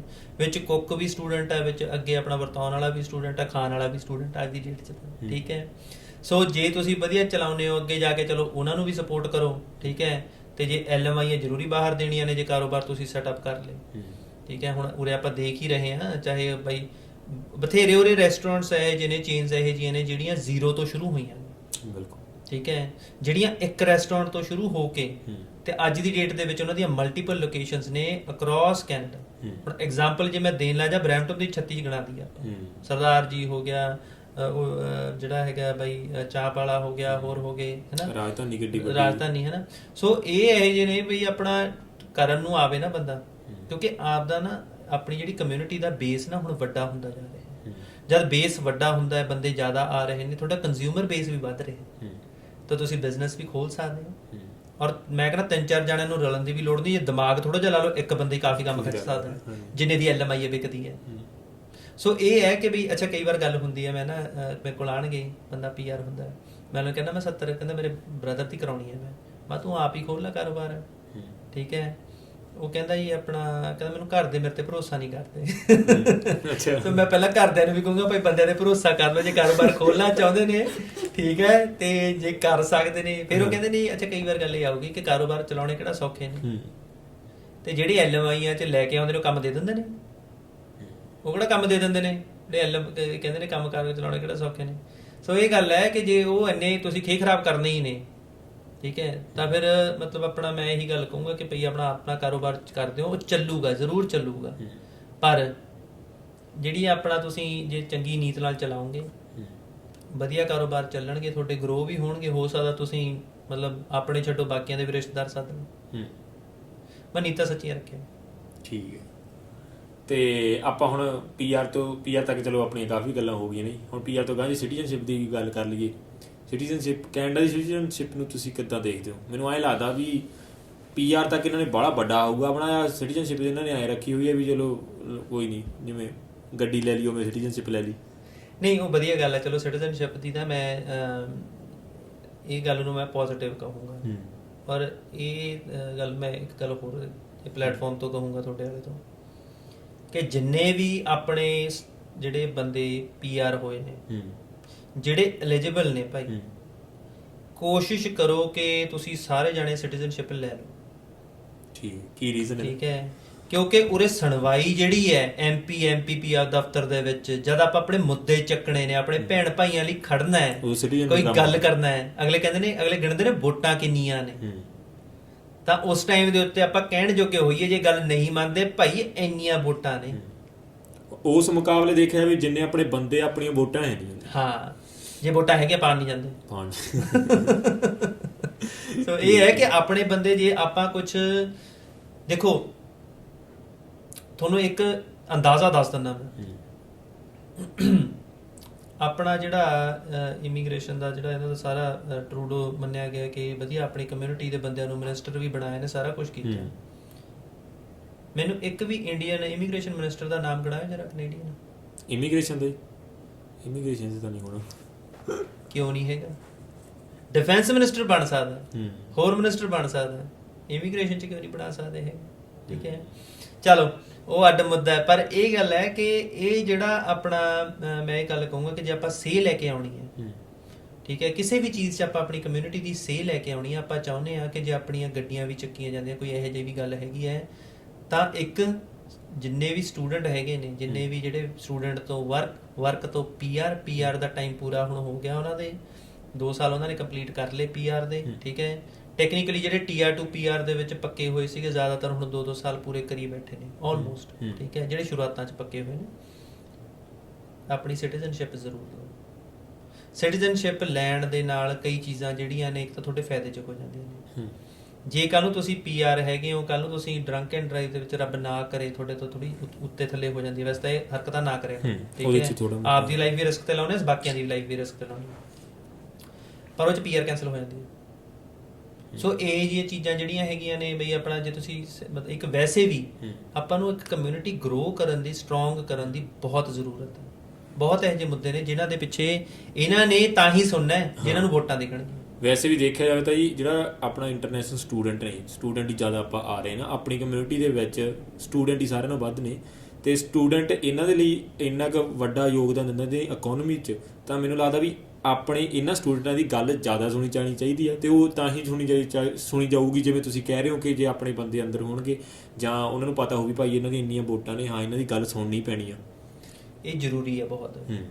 ਜਿਹੜਾ ਧੱਕਾ ਹੁੰਦਾ ਹੈ, ਠੀਕ ਹੈ, ਕਦ ਤੱਕ ਧੱਕਾ ਹੁੰਦਾ ਰਹੂਗਾ, ਕਦੋਂ ਤੱਕ ਧੱਕਾ ਸਹਿੰਦੇ ਰਹਾਂਗੇ ਆਪਾਂ। ਠੀਕ ਹੈ, ਉਹ ਕਿਸੇ ਵੀ ਚੀਜ਼ ਨੂੰ ਲੈ ਕੇ ਹੈ। ਈਵਨ ਜੇ ਆਪਾਂ ਕਮਿਊਨਿਟੀ ਦੀ ਗੱਲ ਕਰ ਲਈਏ, ਠੀਕ ਹੈ, ਜਿਹੜੇ ਆਪਣੇ ਕਮਿਊਨਿਟੀ ਦੇ ਵਿੱਚ, ਚਾਹੇ ਸਰੀ ਹੈ ਤੇ ਚਾਹੇ ਹੁਣ ਆਪਣੇ ਬਰੈਂਪਟਨ 'ਚ ਵੀ ਸ਼ੁਰੂ ਹੋ ਗਿਆ, ਆਪਣੇ ਸਕੂਲਾਂ ਦੇ ਵਿੱਚ ਜਿਹੜੇ ਬੱਚੇ ਨੇ, ਉੱਥੇ ਡਰੱਗਸ, ਉੱਥੇ ਗਲਤ ਤਰੀਕੇ ਦੀ ਐਜੂਕੇਸ਼ਨ, ਉੱਥੇ ਆਪਣਾ ਜਿਹੜਾ ਹੈ ਇੱਕ ਗਲਤ, ਇੱਕ ਕਹਿ ਲਓ এনवायरमेंट ਜਿਹਦੇ ਵਿੱਚ ਵਾਇਲੈਂਸ ਲੈ ਕੇ ਆਈ ਜਾ ਰਹੀ ਹੈ ਬੱਚਿਆਂ ਦੇ ਵਿੱਚ। ਤੇ ਉਹ, ਜੇ ਮੈਨੂੰ ਇਹ ਲੱਗਦਾ ਹੈ ਕਿ ਜੇ ਆਪਣੇ ਬੰਦਿਆਂ ਦੀ ਜ਼ਿਆਦਾ ਸੇਹ ਹੋਵੇ, ਸਰਕਾਰ ਆਪਾਂ ਨੂੰ ਕਹਿ ਸਕਦਾ ਵੀ ਭਾਈ ਸਾਡੀ ਕਮਿਊਨਿਟੀ ਦੇ ਅਕੋਰਡਿੰਗ ਅਸੀਂ ਇਦਾਂ ਚਾਹੁੰਦੇ ਹਾਂ, ਹਨਾ, ਵੀ ਸਾਡੇ ਬੱਚਿਆਂ ਨੂੰ ਇਦਾਂ ਸਿਖਾਇਆ ਜਾਵੇ, ਇਦਾਂ ਪੜ੍ਹਾਇਆ ਜਾਵੇ, ਨਾ ਕਿ ਆਹ ਚੀਜ਼ਾਂ ਪੜ੍ਹਾਈਆਂ ਜਾਣ। ਬਿਲਕੁਲ। ਪਰ ਉਹ ਡਰਨਗੇ ਕਿਤੋਂ? PR ਤੋਂ। ਠੀਕ ਹੈ, ਉਹ ਡਰਨਗੇ ਜਿਹਦੀ ਵੋਟ ਮੈਟਰ ਕਰਦੀ ਹੈ, ਜਿਹੜਾ ਤਖਤਾ ਪਲਟ ਕਰ ਸਕਣ, ਉਹਨਾਂ ਤੋਂ ਡਰਨਗੇ। PR ਤਾਂ ਜਿੰਨੇ ਮਰਜ਼ੀ ਹੋ ਕੇ ਰਹੀ ਜਾਓ, ਤਾਂ ਉਹਨਾਂ ਲਈ ਚੰਗਾ ਹੀ ਹੈ, ਤੁਸੀਂ ਟੈਕਸ ਹੀ ਦੇਣਾ, ਹੋਰ ਤਾਂ ਉਹਨਾਂ ਨੂੰ ਕੀ ਟੈਕਸ ਦੇਣਾ। ਅਗਲੇ ਨੇ ਕਹਿਣਾ ਯਾਰ ਚੱਲ ਕੋਈ ਨਾ, ਜਿੱਦਾਂ ਲੋੜ ਪਈ ਤੁਹਾਨੂੰ ਚੱਕ ਕੇ ਮਾਰਨਗੇ। ਸਿਟੀਜ਼ਨ ਹੋ ਜਾਓ। ਸਿਟੀਜ਼ਨ ਹੋਣ ਤੋਂ ਬਾਅਦ, ਠੀਕ ਹੈ, ਵੋਟਾਂ ਜ਼ਰੂਰ ਪਾਉਣ ਜਾਇਓ। ਜੇ ਸਿਟੀਜ਼ਨ ਹੋਣ ਤੋਂ ਬਾਅਦ ਤੁਸੀਂ ਵੋਟ ਨਹੀਂ ਪਾਉਂਦੇ ਹੈਗੇ, ਤੁਸੀਂ ਇਹ ਕੰਟਰੀ ਨਾਲ ਵੀ, ਤੇ ਆਪਣੇ ਆਪ ਦੇ ਨਾਲ ਵੀ, ਤੇ ਆਪਣੀ ਕਮਿਊਨਿਟੀ ਜਿਨ੍ਹਾਂ ਨੂੰ ਤੁਸੀਂ ਰਿਪਰੈਜ਼ੈਂਟ ਕਰਨਾ ਹੈ, ਉਹ ਸਾਰਿਆਂ ਨਾਲ ਗੱਦਾਰੀ ਕਰ ਰਹੇ ਹੋ। ਚਲੋ ਠੀਕ ਹੈ ਜੀ, ਆਪਾਂ ਫਿਰ ਐਟ ਦਾ ਐਂਡ, ਹੁਣ ਜੇ ਆਪਾਂ ਪੋਡਕਾਸਟ ਨੂੰ ਆਪਾਂ ਐਂਡ, ਮੈਨੂੰ ਲੱਗਦਾ ਆਪਾਂ ਨੂੰ ਐਂਡ ਕਰ ਦੇਣਾ ਚਾਹੀਦਾ, ਕਾਫੀ ਲੰਬਾ ਹੋ ਚੱਲਿਆ, ਗੱਲਾਂ ਬਾਤਾਂ ਵਧੀਆ ਹੋਈਆਂ। ਐਂਡ ਤੇ ਵੱਲ ਤੁਸੀਂ ਸਟੂਡੈਂਟਾਂ ਨੂੰ ਜਿਹੜੇ ਇੱਥੇ ਆ ਚੁੱਕੇ ਨੇ, ਜਾਂ ਜਿਹੜੇ ਪੰਜਾਬ ਨੇ, ਜਿਹੜੇ ਆਉਣਾ ਚਾਹੁੰਦੇ ਨੇ, ਮਤਲਬ ਉਹਨਾਂ ਨੂੰ ਤੁਸੀਂ ਕੀ ਰਾਏ ਦੇਣਾ ਚਾਹੋਗੇ, ਕੀ ਸੇਧ ਦੇਣਾ ਚਾਹੋਗੇ ਕਿ ਵੀ ਤੁਸੀਂ ਬਈ, ਜੇ ਤੁਸੀਂ ਸਟੂਡੈਂਟ ਆ ਰਹੇ ਹੋ, ਇੱਦਾਂ ਪੜ੍ਹੋ, ਇੱਦਾਂ ਕੰਮ ਕਰੋ, ਇੱਦਾਂ ਕਰਕੇ ਆਪਦਾ ਆਹ ਰੈਕਡ ਸਹੀ ਰੱਖੋ, ਵੀ ਤੁਸੀਂ ਇੱਦਾਂ ਸੌਖੇ PR ਹੋ ਜਾਓਗੇ, ਆਹ ਗਲਤੀਆਂ ਨਾ ਕਰਿਓ, ਮਤਲਬ ਇੱਦਾਂ ਦੀ ਤੁਸੀਂ ਕੀ ਉਹਨਾਂ ਨੂੰ ਰਾਏ ਦੇਣਾ ਚਾਹੋਗੇ ਸਟੂਡੈਂਟਸ ਨੂੰ? ਦੇਖੋ, ਸਭ ਤੋਂ ਪਹਿਲਾਂ ਤਾਂ ਮੈਂ ਇਹੀ ਰਾਏ ਦਊਂਗਾ ਇਹਨਾਂ ਨੂੰ ਕਿ ਬਈ ਆਪਣਾ ਤੁਸੀਂ ਸਿਸਟਮ ਸਮਝੋ ਕੈਨੇਡਾ ਦਾ। ਬਿਨਾਂ ਸਿਸਟਮ ਸਮਝੇ ਜਦੋਂ ਤੁਸੀਂ ਕਿਤੇ ਵੀ ਐਂਟਰ ਹੁੰਦੇ ਹੋ, ਕਿਤੇ ਵੀ ਆਉਨੇ ਹੋ, ਤਾਂ ਉੱਥੇ ਤੁਹਾਡਾ ਫੇਲ ਹੋਣਾ ਜਿਹੜਾ ਹੈ ਲਾਜ਼ਮੀ ਹੈ। ਉਹ ਜਸਟ ਇੱਕ ਟਿਕਿੰਗ ਬੰਬ ਹੈ। ਉਹ ਚਾਹੇ ਤੁਸੀਂ ਸਾਲ ਬਾਅਦ ਫੇਲ ਹੋ ਜਾਓ, ਚਾਹੇ 2 ਸਾਲ ਬਾਅਦ ਫੇਲ ਹੋ ਜਾਓ, ਚਾਹੇ 4 ਸਾਲ ਬਾਅਦ ਫੇਲ ਹੋ ਜਾਓ। ਸੋ ਸਿਸਟਮ ਕੀ ਹੈਗਾ? ਸਭ ਤੋਂ ਪਹਿਲਾਂ ਤਾਂ ਇਹ ਸਮਝੋ ਕਿ ਕੈਨੇਡਾ ਨੂੰ ਕਿਹੇ ਜਿਹੇ ਲੋਕਾਂ ਦੀ ਲੋੜ ਹੈਗੀ ਹੈ। ਕੈਨੇਡਾ, ਜੇ ਉੱਥੋਂ ਤੁਸੀਂ ਇੰਡੀਆ ਤੋਂ ਆ ਰਹੇ ਹੋ ਜਾਂ ਉਰੇ ਪਹੁੰਚ ਚੁੱਕੇ ਹੋ, ਪਹਿਲਾਂ ਇਹ ਦੇਖੋ ਕਿ ਕੈਨੇਡਾ ਨੂੰ ਜੇ ਅਸੀਂ ਜੇ ਆਪਾਂ 버ਗਰ ਹੀ ਤਲਨੇ ਨੇ, ਕਿ ਸਾਡੀ ਲੋੜ ਰਹਿਣੀ ਹੈ ਕੈਨੇਡਾ ਦੇ ਵਿੱਚ ਜ਼ਿਆਦਾ? ਕਿ ਜੇ ਅਸੀਂ ਕੰਕਰੀਟ ਫਿਨਿਸ਼ਿੰਗ ਦਾ ਕੰਮ ਕਰਦੇ ਹਾਂ, ਠੀਕ ਹੈ, ਬ੍ਰਿਕਲੇਇੰਗ ਦਾ ਕੰਮ ਕਰਦੇ ਹਾਂ, ਪੇਂਟਰ ਦਾ ਕੰਮ ਕਰਦੇ ਹਾਂ, ਕੋਈ ਇਹੋ ਜਿਹਾ ਕੰਮ ਕਰਦੇ ਹਾਂ, ਠੀਕ ਹੈ, ਵੈਲਡਿੰਗ ਦਾ ਕੰਮ ਕਰਦੇ ਹਾਂ, ਮਕੈਨਿਕ ਦਾ ਕੰਮ ਕਰਦੇ ਹਾਂ, ਕਿ ਸਾਡੀ ਬੁੱਕਤ ਉਦੋਂ ਪਊਗੀ। ਸੋ ਸਭ ਤੋਂ ਪਹਿਲਾਂ ਸਿਸਟਮ ਸਮਝੋ ਕੈਨੇਡਾ ਦਾ। ਅੱਛਾ, ਇਹ ਸਿਸਟਮ ਦੇ ਵਿੱਚ ਬਹੁਤ ਚੀਜ਼ਾਂ ਆ ਜਾਂਦੀਆਂ ਨੇ। ਸਿਸਟਮ ਦੇ ਵਿੱਚ ਕ੍ਰੈਡਿਟ ਕਾਰਡ ਵੀ ਆ ਜਾਂਦਾ, ਸਿਸਟਮ ਦੇ ਵਿੱਚ ਗੱਡੀ ਲੈਣੀ ਵੀ ਆ ਜਾਂਦੀ, ਕਿਹੜੀ ਗੱਡੀ ਲੈਣੀ, ਕਿਹੜੀ ਨਹੀਂ ਲੈਣੀ, ਠੀਕ ਹੈ, ਉਹੀ ਨਾ ਫਾਹਾ ਲੈ ਲਿਓ ਮਹਿੰਗੀ ਗੱਡੀਆਂ ਲੈ ਕੇ। ਫਿਰ ਉਸ ਤੋਂ ਬਾਅਦ ਸਿਸਟਮ ਸਮਝਣ ਦੇ ਵਿੱਚ ਇਹ ਵੀ ਆ ਜਾਂਦਾ ਕਿ ਕ੍ਰੈਡਿਟ ਸਕੋਰ ਅੱਗੇ ਲੌਂਗ ਟਰਮ ਦੇ ਵਿੱਚ ਕਿਵੇਂ ਜਾ ਕੇ ਇੰਪੈਕਟ ਕਰਦਾ, ਕਿਵੇਂ ਤੁਸੀਂ ਆਪਣਾ ਕ੍ਰੈਡਿਟ ਸਕੋਰ ਮੇਨਟੇਨ ਰੱਖਣਾ। ਫਿਰ ਸਿਸਟਮ ਸਮਝਣ ਦੇ ਵਿੱਚ ਇਹ ਵੀ ਆ ਜਾਂਦਾ ਹੈ ਕਿ ਕੈਨੇਡਾ ਦੇ ਵਿੱਚ ਉਰੇ ਜਿਹੜਾ ਹੈ ਜੀ ਕਹੋ ਜੀ ਕਹਾਓ, ਠੀਕ ਹੈ, ਜਦ ਡੋਰ ਤੁਸੀਂ ਆਪਣਾ ਖੋਲ੍ਹਣਾ ਹੈ, ਠੀਕ ਹੈ, ਤੇ ਸੌਰੀ, ਥੈਂਕ ਯੂ, ਇਹ ਚੀਜ਼ਾਂ ਲਫ਼ਜ਼ਾਂ ਦਾ ਕਿਵੇਂ ਇਹਨਾਂ ਨੂੰ ਉਰੇ ਕੈਨੇਡੀਅਨਸ ਯੂਜ਼ ਕਰਦੇ ਨੇ, ਕਿਵੇਂ ਇਹਨੂੰ ਤੁਸੀਂ ਕਰਨਾ ਹੈ, ਕਿਹੜੇ ਉਰੇ ਦੇ ਕਾਨੂੰਨ ਨੇ। ਫਿਰ ਜਿਹੜੇ ਕਾਨੂੰਨ ਡਰਾਈਵਿੰਗ ਟੈਸਟ ਵੱਲ ਵੇਲੇ ਤੁਸੀਂ ਕੀਤੇ ਸੀਗੇ, ਉਹਨੂੰ ਯਾਦ ਵੀ ਰੱਖੋ, ਉਹਨਾਂ ਨੂੰ ਅੱਗੇ ਫੋਲੋ ਵੀ ਕਰੋ, ਠੀਕ ਹੈ, ਇੱਕ ਵਾਰੀ ਲੈ ਲਿਆ ਲਾਇਸੈਂਸ। ਸੋ ਸਿਸਟਮ ਨੂੰ ਸਮਝੋ ਔਰ ਸਿਸਟਮ ਨੂੰ ਅਪਣਾਓ, ਕਿਉਂਕਿ ਕੈਨੇਡਾ ਦੇ ਸਿਸਟਮ ਨੂੰ ਜਦ ਤੁਸੀਂ ਅਪਣਾਓਗੇ, ਕੈਨੇਡਾ ਨੂੰ ਤੁਸੀਂ ਅਪਣਾ ਲਿਆ, ਠੀਕ ਹੈ, ਔਰ ਕੈਨੇਡਾ ਨੇ ਤੁਹਾਨੂੰ ਅਪਣਾ ਲੈਣਾ। ਫਿਰ ਪੀਆਰ ਜਿਹੜਾ ਨਾ ਉਹ ਬਾਈ ਪ੍ਰੋਡਕਟ ਹੋਊਗਾ। ਤੁਸੀਂ ਸਿਰਫ ਆਪਣੇ ਰਾਹ ਤੇ ਚੱਲਦੇ ਜਾਣਾ, ਤੁਸੀਂ ਮਕੈਨਿਕੀ ਦਾ ਕੋਰਸ ਕਰਦੇ ਜਾਣਾ। ਤੁਸੀਂ ਪੀਆਰ ਲਈ ਨਹੀਂ ਚੱਲੋਗੇ, ਫਿਰ ਤੁਸੀਂ ਆਪਦੇ ਹਿਸਾਬ ਨਾਲ ਚੱਲੋਗੇ ਤੇ ਪੀਆਰ ਆਪੇ ਤੁਸੀਂ ਆਪ ਦੀ ਸਕਸੈਸ ਲਈ ਚੱਲ ਰਹੇ ਹੋ, ਔਰ ਪੀਆਰ ਜਿਹੜਾ ਹੈਗਾ ਰਾਹ 'ਚ ਮਿਲ ਜੂਗੀ, ਉਹ ਤੁਹਾਡਾ ਬਾਈ ਪ੍ਰੋਡਕਟ ਬਣੂਗਾ। ਸਿਰਫ ਤੁਸੀਂ ਰਾਹ 'ਚ ਚੱਲਦੇ ਜਾ, ਕਿਉਂਕਿ ਸਿਸਟਮ ਸਮਝ ਕੇ ਚੱਲੇ ਹੋ, ਤਾਂ ਪੀਆਰ ਤੁਹਾਨੂੰ ਐ ਲੱਗੂ ਯਾਰ ਅੱਛਾ ਹੋਊਗੀ, ਠੀਕ ਹੈ, ਚੱਲ ਕੋਈ ਨਾ। ਬਟ ਮਤਲਬ ਆਪਣਾ ਫਿਰ ਤੁਸੀਂ ਖੁਸ਼ ਪੀਆਰ ਤੇ ਉਦੋਂ ਨਹੀਂ ਹੋਵੋਗੇ, ਪਰ ਉਦੋਂ ਹੋਵੋਗੇ ਜਦੋਂ 3 ਜਾਂ 4 ਸਾਲ ਬਾਅਦ ਪਲੰਬਿੰਗ ਦਾ ਲਾਇਸੈਂਸ ਕਲੀਅਰ ਹੋਇਆ ਤੇ ਹੁਣ ਪਤਾ $150 ਘੰਟੇ ਤੇ ਕਮਾਵਾਂਗੇ। ਫਿਰ ਦੇਖਦੇ ਆ ਕਿਹੜਾ ਰਿਵਰਸ ਮਾਈਗ੍ਰੇਸ਼ਨ ਹੁੰਦੀ। ਠੀਕ ਹੈ, ਰਿਵਰਸ ਮਾਈਗ੍ਰੇਸ਼ਨ ਤੇ ਕਹਿਣਾ ਚਾਹੁੰਦੇ ਕੁਝ? ਕੀ ਤੁਹਾਡਾ ਉਹਦੇ ਬਾਰੇ ਕੀ ਵਿਚਾਰ ਹੈ, ਪੰਜਾਬ ਬਾਰੇ ਕੀ ਵਿਚਾਰ ਹੈ? ਕੁਝ ਮਾੜਾ ਮੋਟਾ ਜੇ ਗੱਲ ਕਰਨੀ ਚਾਹੋ। ਲੰਬੀ ਚਲੇ ਜੂਗੀ, ਪਰ ਮੈਂ ਗੱਲ ਨਹੀਂ, ਸ਼ਾਰਟ ਚਲੋ ਆਪਾਂ ਇਹ ਸ਼ਾਰਟ ਹੋਣੀ ਨਹੀਂ। ਗੱਲ ਇਹ ਹੈ ਕਿ ਰਿਵਰਸ ਮਾਈਗ੍ਰੇਸ਼ਨ ਦਾ ਪਰਫੈਕਟ ਐਗਜ਼ਾਮਪਲ ਮੈਂ ਖੁਦ ਹਾਂ। ਅੱਛਾ ਜੀ। ਮੈਂ 2010 ਦੇ ਵਿੱਚ ਸਾਰਾ ਕੁਝ ਛੱਡ ਕੇ ਇੰਡੀਆ ਚਲੇ ਗਿਆ ਸੀ। ਓਕੇ, ਠੀਕ ਹੈ। ਮੈਂ ਉਰੇ ਮਰਸਡੀਜ਼ ਬੈਂਸ 'ਚ ਕੰਮ ਕਰਦਾ ਸੀਗਾ। ਇੱਕ ਦੋ ਇਨਸੀਡੈਂਟ ਹੋਏ, ਮੌਮ ਡਿੱਗੇ ਸੀਗੇ ਵਾਸ਼ਰੂਮ 'ਚ, ਤੇ ਡੈਡ ਨਾਲ ਮੈਨੂੰ ਐ ਹੋਇਆ ਕਿ ਜੇ ਉਰੇ ਬੈਠੇ ਆ ਕੀ ਫਾਇਦਾ ਇਹ, ਜਾਂ ਉਰੇ ਬੈਠੇ ਦਾ ਪਿੱਛੇ ਘਰ ਦੇ ਦੱਸਦੇ ਨੇ, ਉਹਨੇ ਦੱਸਿਆ ਨਹੀਂ, ਤੇ ਮਨ ਤੇ ਗੱਲ ਆ ਗਿਆ। ਮੈਂ ਆਪਣਾ ਜੌਬ ਤੇ ਕੁਇਟ ਮਾਰੀ, ਆਪਾਂ ਇੰਡੀਆ ਚਲੇ ਗਏ ਕਿ ਚੱਲ ਐਡੇ ਕਿਹੜੀ ਗੱਲ ਹੈ, ਇੰਡੀਆ ਜਾ ਕੇ ਕੰਮ ਕਾਰ ਤੋਰ ਲਾਂਗੇ। ਇੰਡੀਆ ਜਾ ਕੇ ਕੰਮ ਕਾਰ ਮੈਂ ਆਪਣਾ ਤੋਰਿਆ ਵੀ। I started my own software company. Software company ਤੋਰੀ, ਉੱਥੇ ਆਟੋਮੋਟਿਵ ਡੀਲਰਸ਼ਿਪਸ ਦੇ ਵਿੱਚ ਆਪਣਾ ਜਿਹੜਾ ਹੈ ਮਤਲਬ ਸੌਫਟਵੇਅਰਸ ਕੀਤੇ।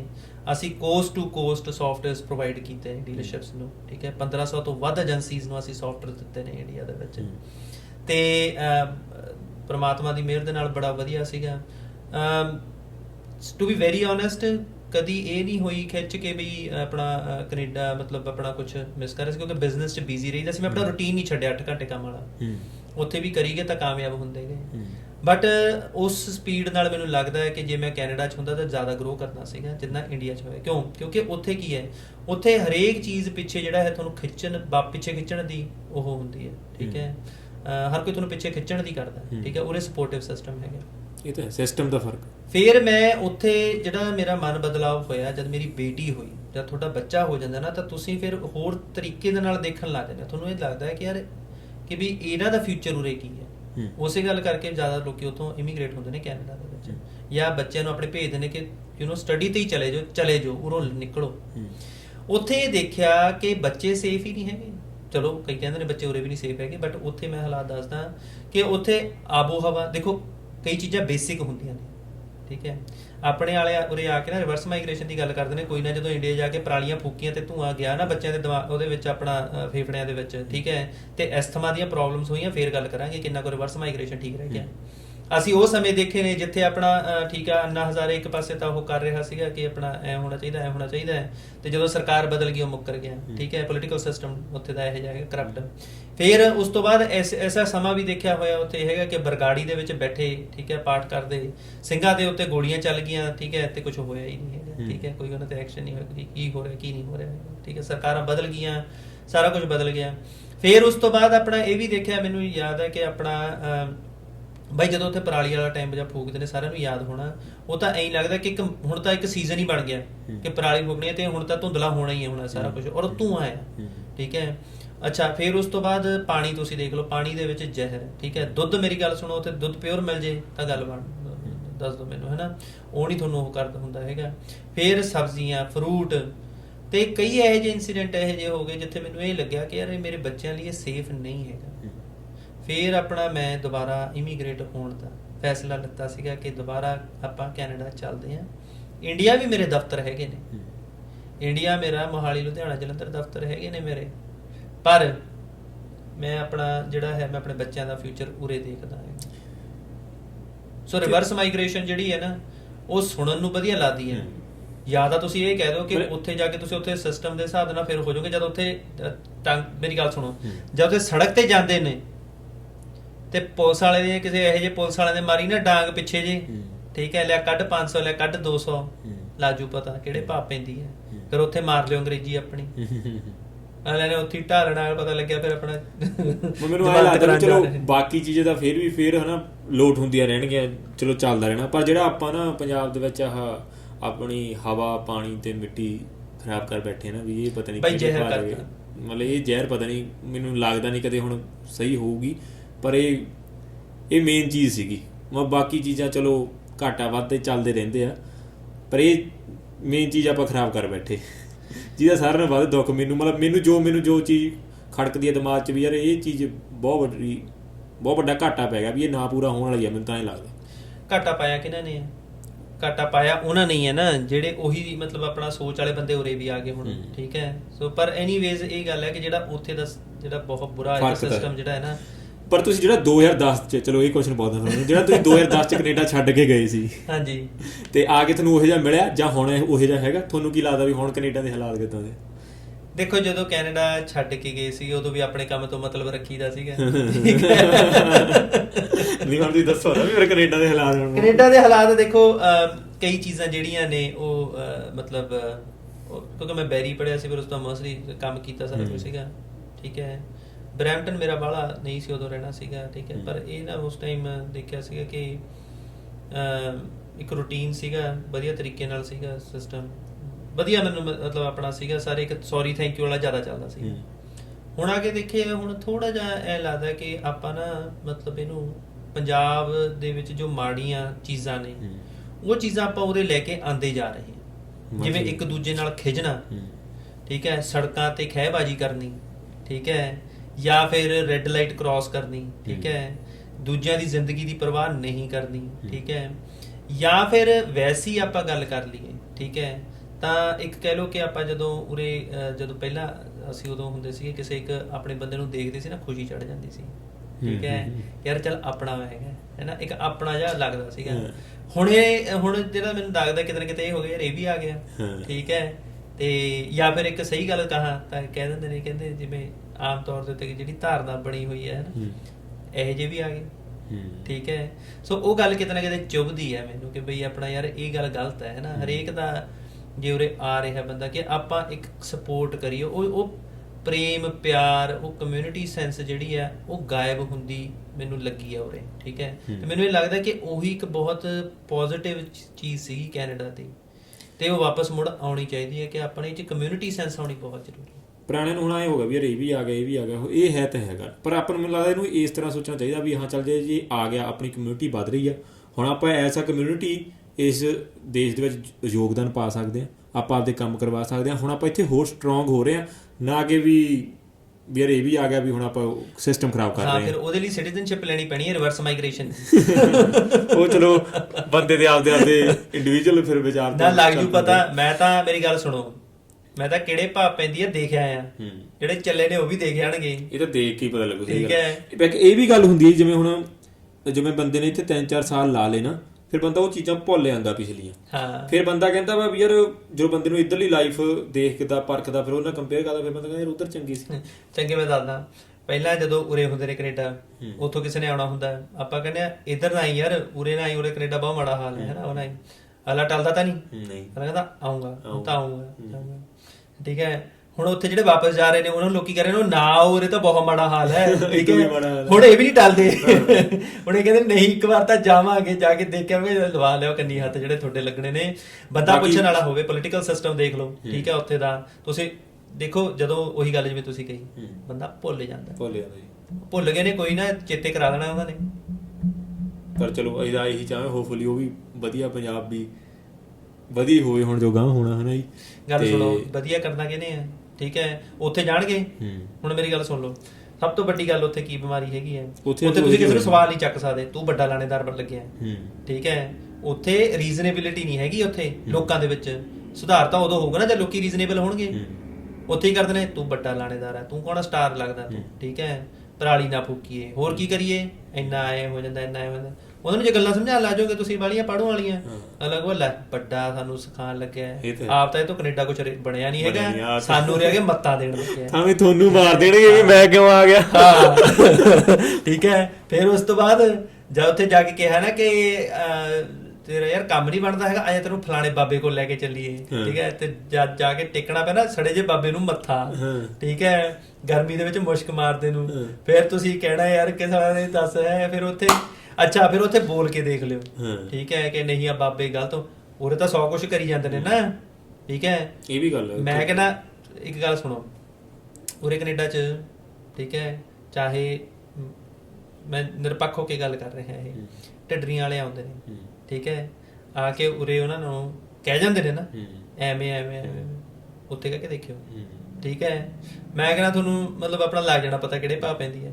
ਸੋ ਇਹ ਚੀਜ਼ਾਂ ਜਿਹੜੀਆਂ ਨੇ ਨਾ, ਜਿਹੜੀਆਂ ਮੁਲਕ ਦੇ ਵਿੱਚ ਹੈਗੀਆਂ ਨੇ, ਜਿਹੜੀਆਂ ਤੁਸੀਂ ਇੰਜੋਏ ਆਪਾਂ ਕਰਦੇ ਹਾਂ, ਠੀਕ ਹੈ, ਉਹਨਾਂ ਨੂੰ ਆਪਾਂ ਭੁੱਲ ਬਹੁਤ ਛੇਤੀ ਗਏ ਆ, ਠੀਕ ਹੈ। ਤੇ ਆਪਣੇ ਦਿਮਾਗ ਦੇ ਵਿੱਚ ਇੰਡੀਆ ਦੀ ਉਹ ਇਮੇਜ ਹੈ ਜਿਹੀ ਜੀ, ਚਲੋ ਉਸ ਦਾ ਆਪਾਂ ਛੱਡ ਕੇ ਗਏ ਸੀਗੇ, ਤੇ ਜਿਹੜੀਆਂ ਆਪਾਂ ਨੂੰ ਹਰਭਜਨ ਮਾਨ ਦੀਆਂ ਮੂਵੀ 'ਚ ਦਿਖਦੀਆਂ ਨੇ, ਠੀਕ ਹੈ, ਜਾਂ ਫਿਰ ਹੋਰ ਫਿਲਮਾਂ 'ਚ ਦਿਖਦੀਆਂ ਨੇ, ਬੜਾ ਵਧੀਆ ਲੱਗਦਾ ਹੈ।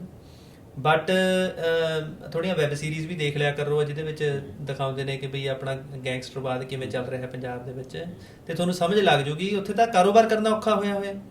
ਮੇਰੇ ਨਾਲ ਦੇ ਜਿਹੜੇ ਮੁੰਡੇ ਨੇ ਉਹ ਕਹਿੰਦੇ ਯਾਰ ਅੱਜ ਦੀ ਡੇਟ 'ਚ ਇਹ ਹਾਲ ਹੈ, ਜੇ ਕੋਈ ਸਾਡਾ ਕੋਈ ਉਰੇ ਕੁਝ ਦੱਬ ਲੈਂਦਾ ਹੈ, ਕੋਈ ਕੋਠੀ ਦੱਬ ਲਈ, ਕੋਈ ਫਲੈਟ ਦੱਬ ਲਿਆ, ਕੋਈ ਇਨਵੈਸਟਮੈਂਟ ਤੁਸੀਂ ਕੀਤੀ ਉਹਦੇ 'ਚ ਦੱਬ ਲਿਆ, ਅਗਲਾ ਕਹਿੰਦਾ ਜੀ ਮੈਂ ਤਾਂ ਉੱਧਰੋਂ ਆਪਣਾ ਉਹ ਤੋਂ ਫੋਨ ਕਰਾ ਦਿੰਦੇ ਆ, US ਤੋਂ ਫੋਨ ਆ ਜਾਂਦਾ ਹੈਗਾ, ਬਿਸ਼ਨੋਈ ਦੇ ਬੰਦਿਆਂ ਦਾ ਫੋਨ ਆ ਗਿਆ, ਉਹਦਾ ਕੀ ਬਰਾੜ ਹੈਗਾ ਉਹਦਾ ਫੋਨ ਆ ਗਿਆ, ਹੈ ਨਾ, ਜਿਹੜੇ ਵੀ ਹੈਗੇ ਨੇ ਇਹ, ਤੇ ਉਹ ਕਹਿੰਦਾ ਬਈ ਉਸ ਤੋਂ ਬਾਅਦ ਫਿਰ ਨਾ SSP ਸੁਣੇ ਨਾ SP ਸੁਣੇ, ਕੋਈ ਨਹੀਂ ਸੁਣਦਾ ਤੁਹਾਡੇ। ਔਰ ਇਹ ਉੱਥੇ ਇੰਨਾ ਅੱਛਾ, ਉੱਥੇ ਜੇ ਕੋਈ ਕੰਮ ਆਮ ਕੰਮ ਕਰਾਉਣਾ ਨਾ, ਠੀਕ ਹੈ, ਮੈਂ ਕਹਿੰਦਾ DC ਵੀ ਉੱਥੇ ਦਾ ਜਦ ਤੱਕ 15 ਗੇੜੇ ਨਹੀਂ ਕਢਾ ਦਿੰਦਾ ਬੰਦੇ ਦੇ ਇੱਕ ਨੰਬਰ ਦੇ ਕੇਸ ਦੇ ਵਿੱਚ, ਤਦ ਤੱਕ ਉਹਨੂੰ ਇਹ ਨਹੀਂ ਲੱਗਦਾ ਕਿ ਸਾਲਾ ਮੈਂ DC। ਫਿਰ ਜੇ ਉੱਥੇ ਦਾ ਚੀਫ ਮਿਨਿਸਟਰ ਕਹਿੰਦਾ ਕਿ ਯਾਰ ਇਹ ਗਲਤ ਗੱਲਾਂ ਤੁਸੀਂ ਕਰਦੇ ਹੋ, ਫਿਰ ਕਹਿੰਦੇ ਅਸੀਂ ਧਰਨਾ ਦੇਵਾਂਗੇ, ਠੀਕ ਹੈ। ਮਤਲਬ ਚੀਫ ਮਿਨਿਸਟਰ ਉੱਥੇ ਦੇ ਅਫਸਰਾਂ ਨੂੰ ਕਹਿ ਰਿਹਾ ਕੰਮ ਕਰ ਲਓ ਭਾਈ, ਠੀਕ ਹੈ, ਨਹੀਂ ਤਾਂ ਕੰਮ ਤੋਂ ਕੱਢ ਦੂੰਗਾ, ਨਵੇਂ ਬੰਦੇ ਹਾਇਰ ਕਰ ਲੂੰਗਾ। ਕਹਿੰਦੇ ਐਵੇਂ ਕਿਵੇਂ, ਨਾ ਤਾਂ ਅਸੀਂ ਕੰਮ ਕਰਨਾ ਹੈ। ਜਿਹੜੀ ਸਟੇਟ ਦੇ ਵਿੱਚ ਧਰਨਾ ਇਸ ਚੀਜ਼ ਪਿੱਛੇ ਦਿੱਤਾ ਜਾ ਰਿਹਾ ਹੋਵੇ ਕਿ ਸਾਡੇ ਨਾਲ ਦੇ ਰਿਸ਼ਵਤ ਲੈਂਦੇ ਪਟਵਾਰੀ ਨੂੰ ਕਿਉਂ ਫੜਿਆ, ਠੀਕ ਹੈ, ਕਿ ਸਾਨੂੰ ਰਿਸ਼ਵਤ ਲੈਣ ਦਿੱਤੀ ਜਾਵੇ, ਤੇ ਉਹ ਕੰਟਰੀ ਦੇ ਵਿੱਚ ਜਾ ਕੇ ਜੇ ਤੁਸੀਂ ਸੋਚਦੇ ਹੋ, ਉਹ ਵੀ ਕੈਨੇਡਾ ਰਹਿ ਕੇ, ਹੁਣ ਤੁਸੀਂ ਉਰੇ ਸੌਫਟ ਹੋ ਗਏ, ਠੀਕ ਹੈ। ਇਹ ਵੀ ਫਰਕ ਆ ਜੀ, ਇਹ ਬਹੁਤ ਵੱਡਾ ਫਰਕ ਆ। ਜੇ ਆਪਾਂ ਕਹੀਏ ਨਾ ਵੀ ਹਾਂ ਇਹ ਤਾਂ ਗੱਲ ਹੈ, ਜੇ ਹੁਣ ਆਪਾਂ 6 ਸਾਲਾਂ ਬਾਅਦ ਮੁੜ ਜਾਈਏ ਤੇ ਉੱਥੇ ਆ ਕੇ ਆਪਾਂ ਕੁਝ ਇਹੋ ਜਿਹੀਆਂ ਚੀਜ਼ਾਂ ਦੇਖਾਂਗੇ, ਆਪਾਂ ਕਹਾਂਗੇ ਯਾਰ ਹੈ ਏਦਾਂ ਥੋੜੀ ਹੋ ਸਕਦਾ, ਆਪਣਾ ਮਤਲਬ ਪੈਰਾਂ ਥੱਲੇ ਜ਼ਮੀਨ ਨਿਕਲਣੀ। ਪਰ ਆਪਾਂ 에ਅਰਪੋਰਟ ਦੀ ਜ਼ਮੀਨ ਨਿਕਲ ਜਾਣੀ, ਜਦ 에ਅਰਪੋਰਟ ਤੇ ਗੱਡੀ 'ਚ ਬਹਿਣਾ ਨਾ ਤੁਸੀਂ, ਤੇ ਉਹਦੇ ਦੇਖਣਾ ਗੱਡੀ ਇੱਧਰੋਂ ਨਿਕਲ ਰਹੀ ਉੱਧਰੋਂ ਨਿਕਲਣੀ ਹੈ, ਤੁਸੀਂ ਉਦੋਂ ਹੀ ਕਹਿਣਾ ਯਾਰ ਕਿੱਥੇ ਫਸ ਗਏ। ਕੈਨੇਡਾ ਫਲਾਈਟ ਤੇ ਤਾਂ ਕਰ ਦਿੰਦਾ ਬੰਦੇ।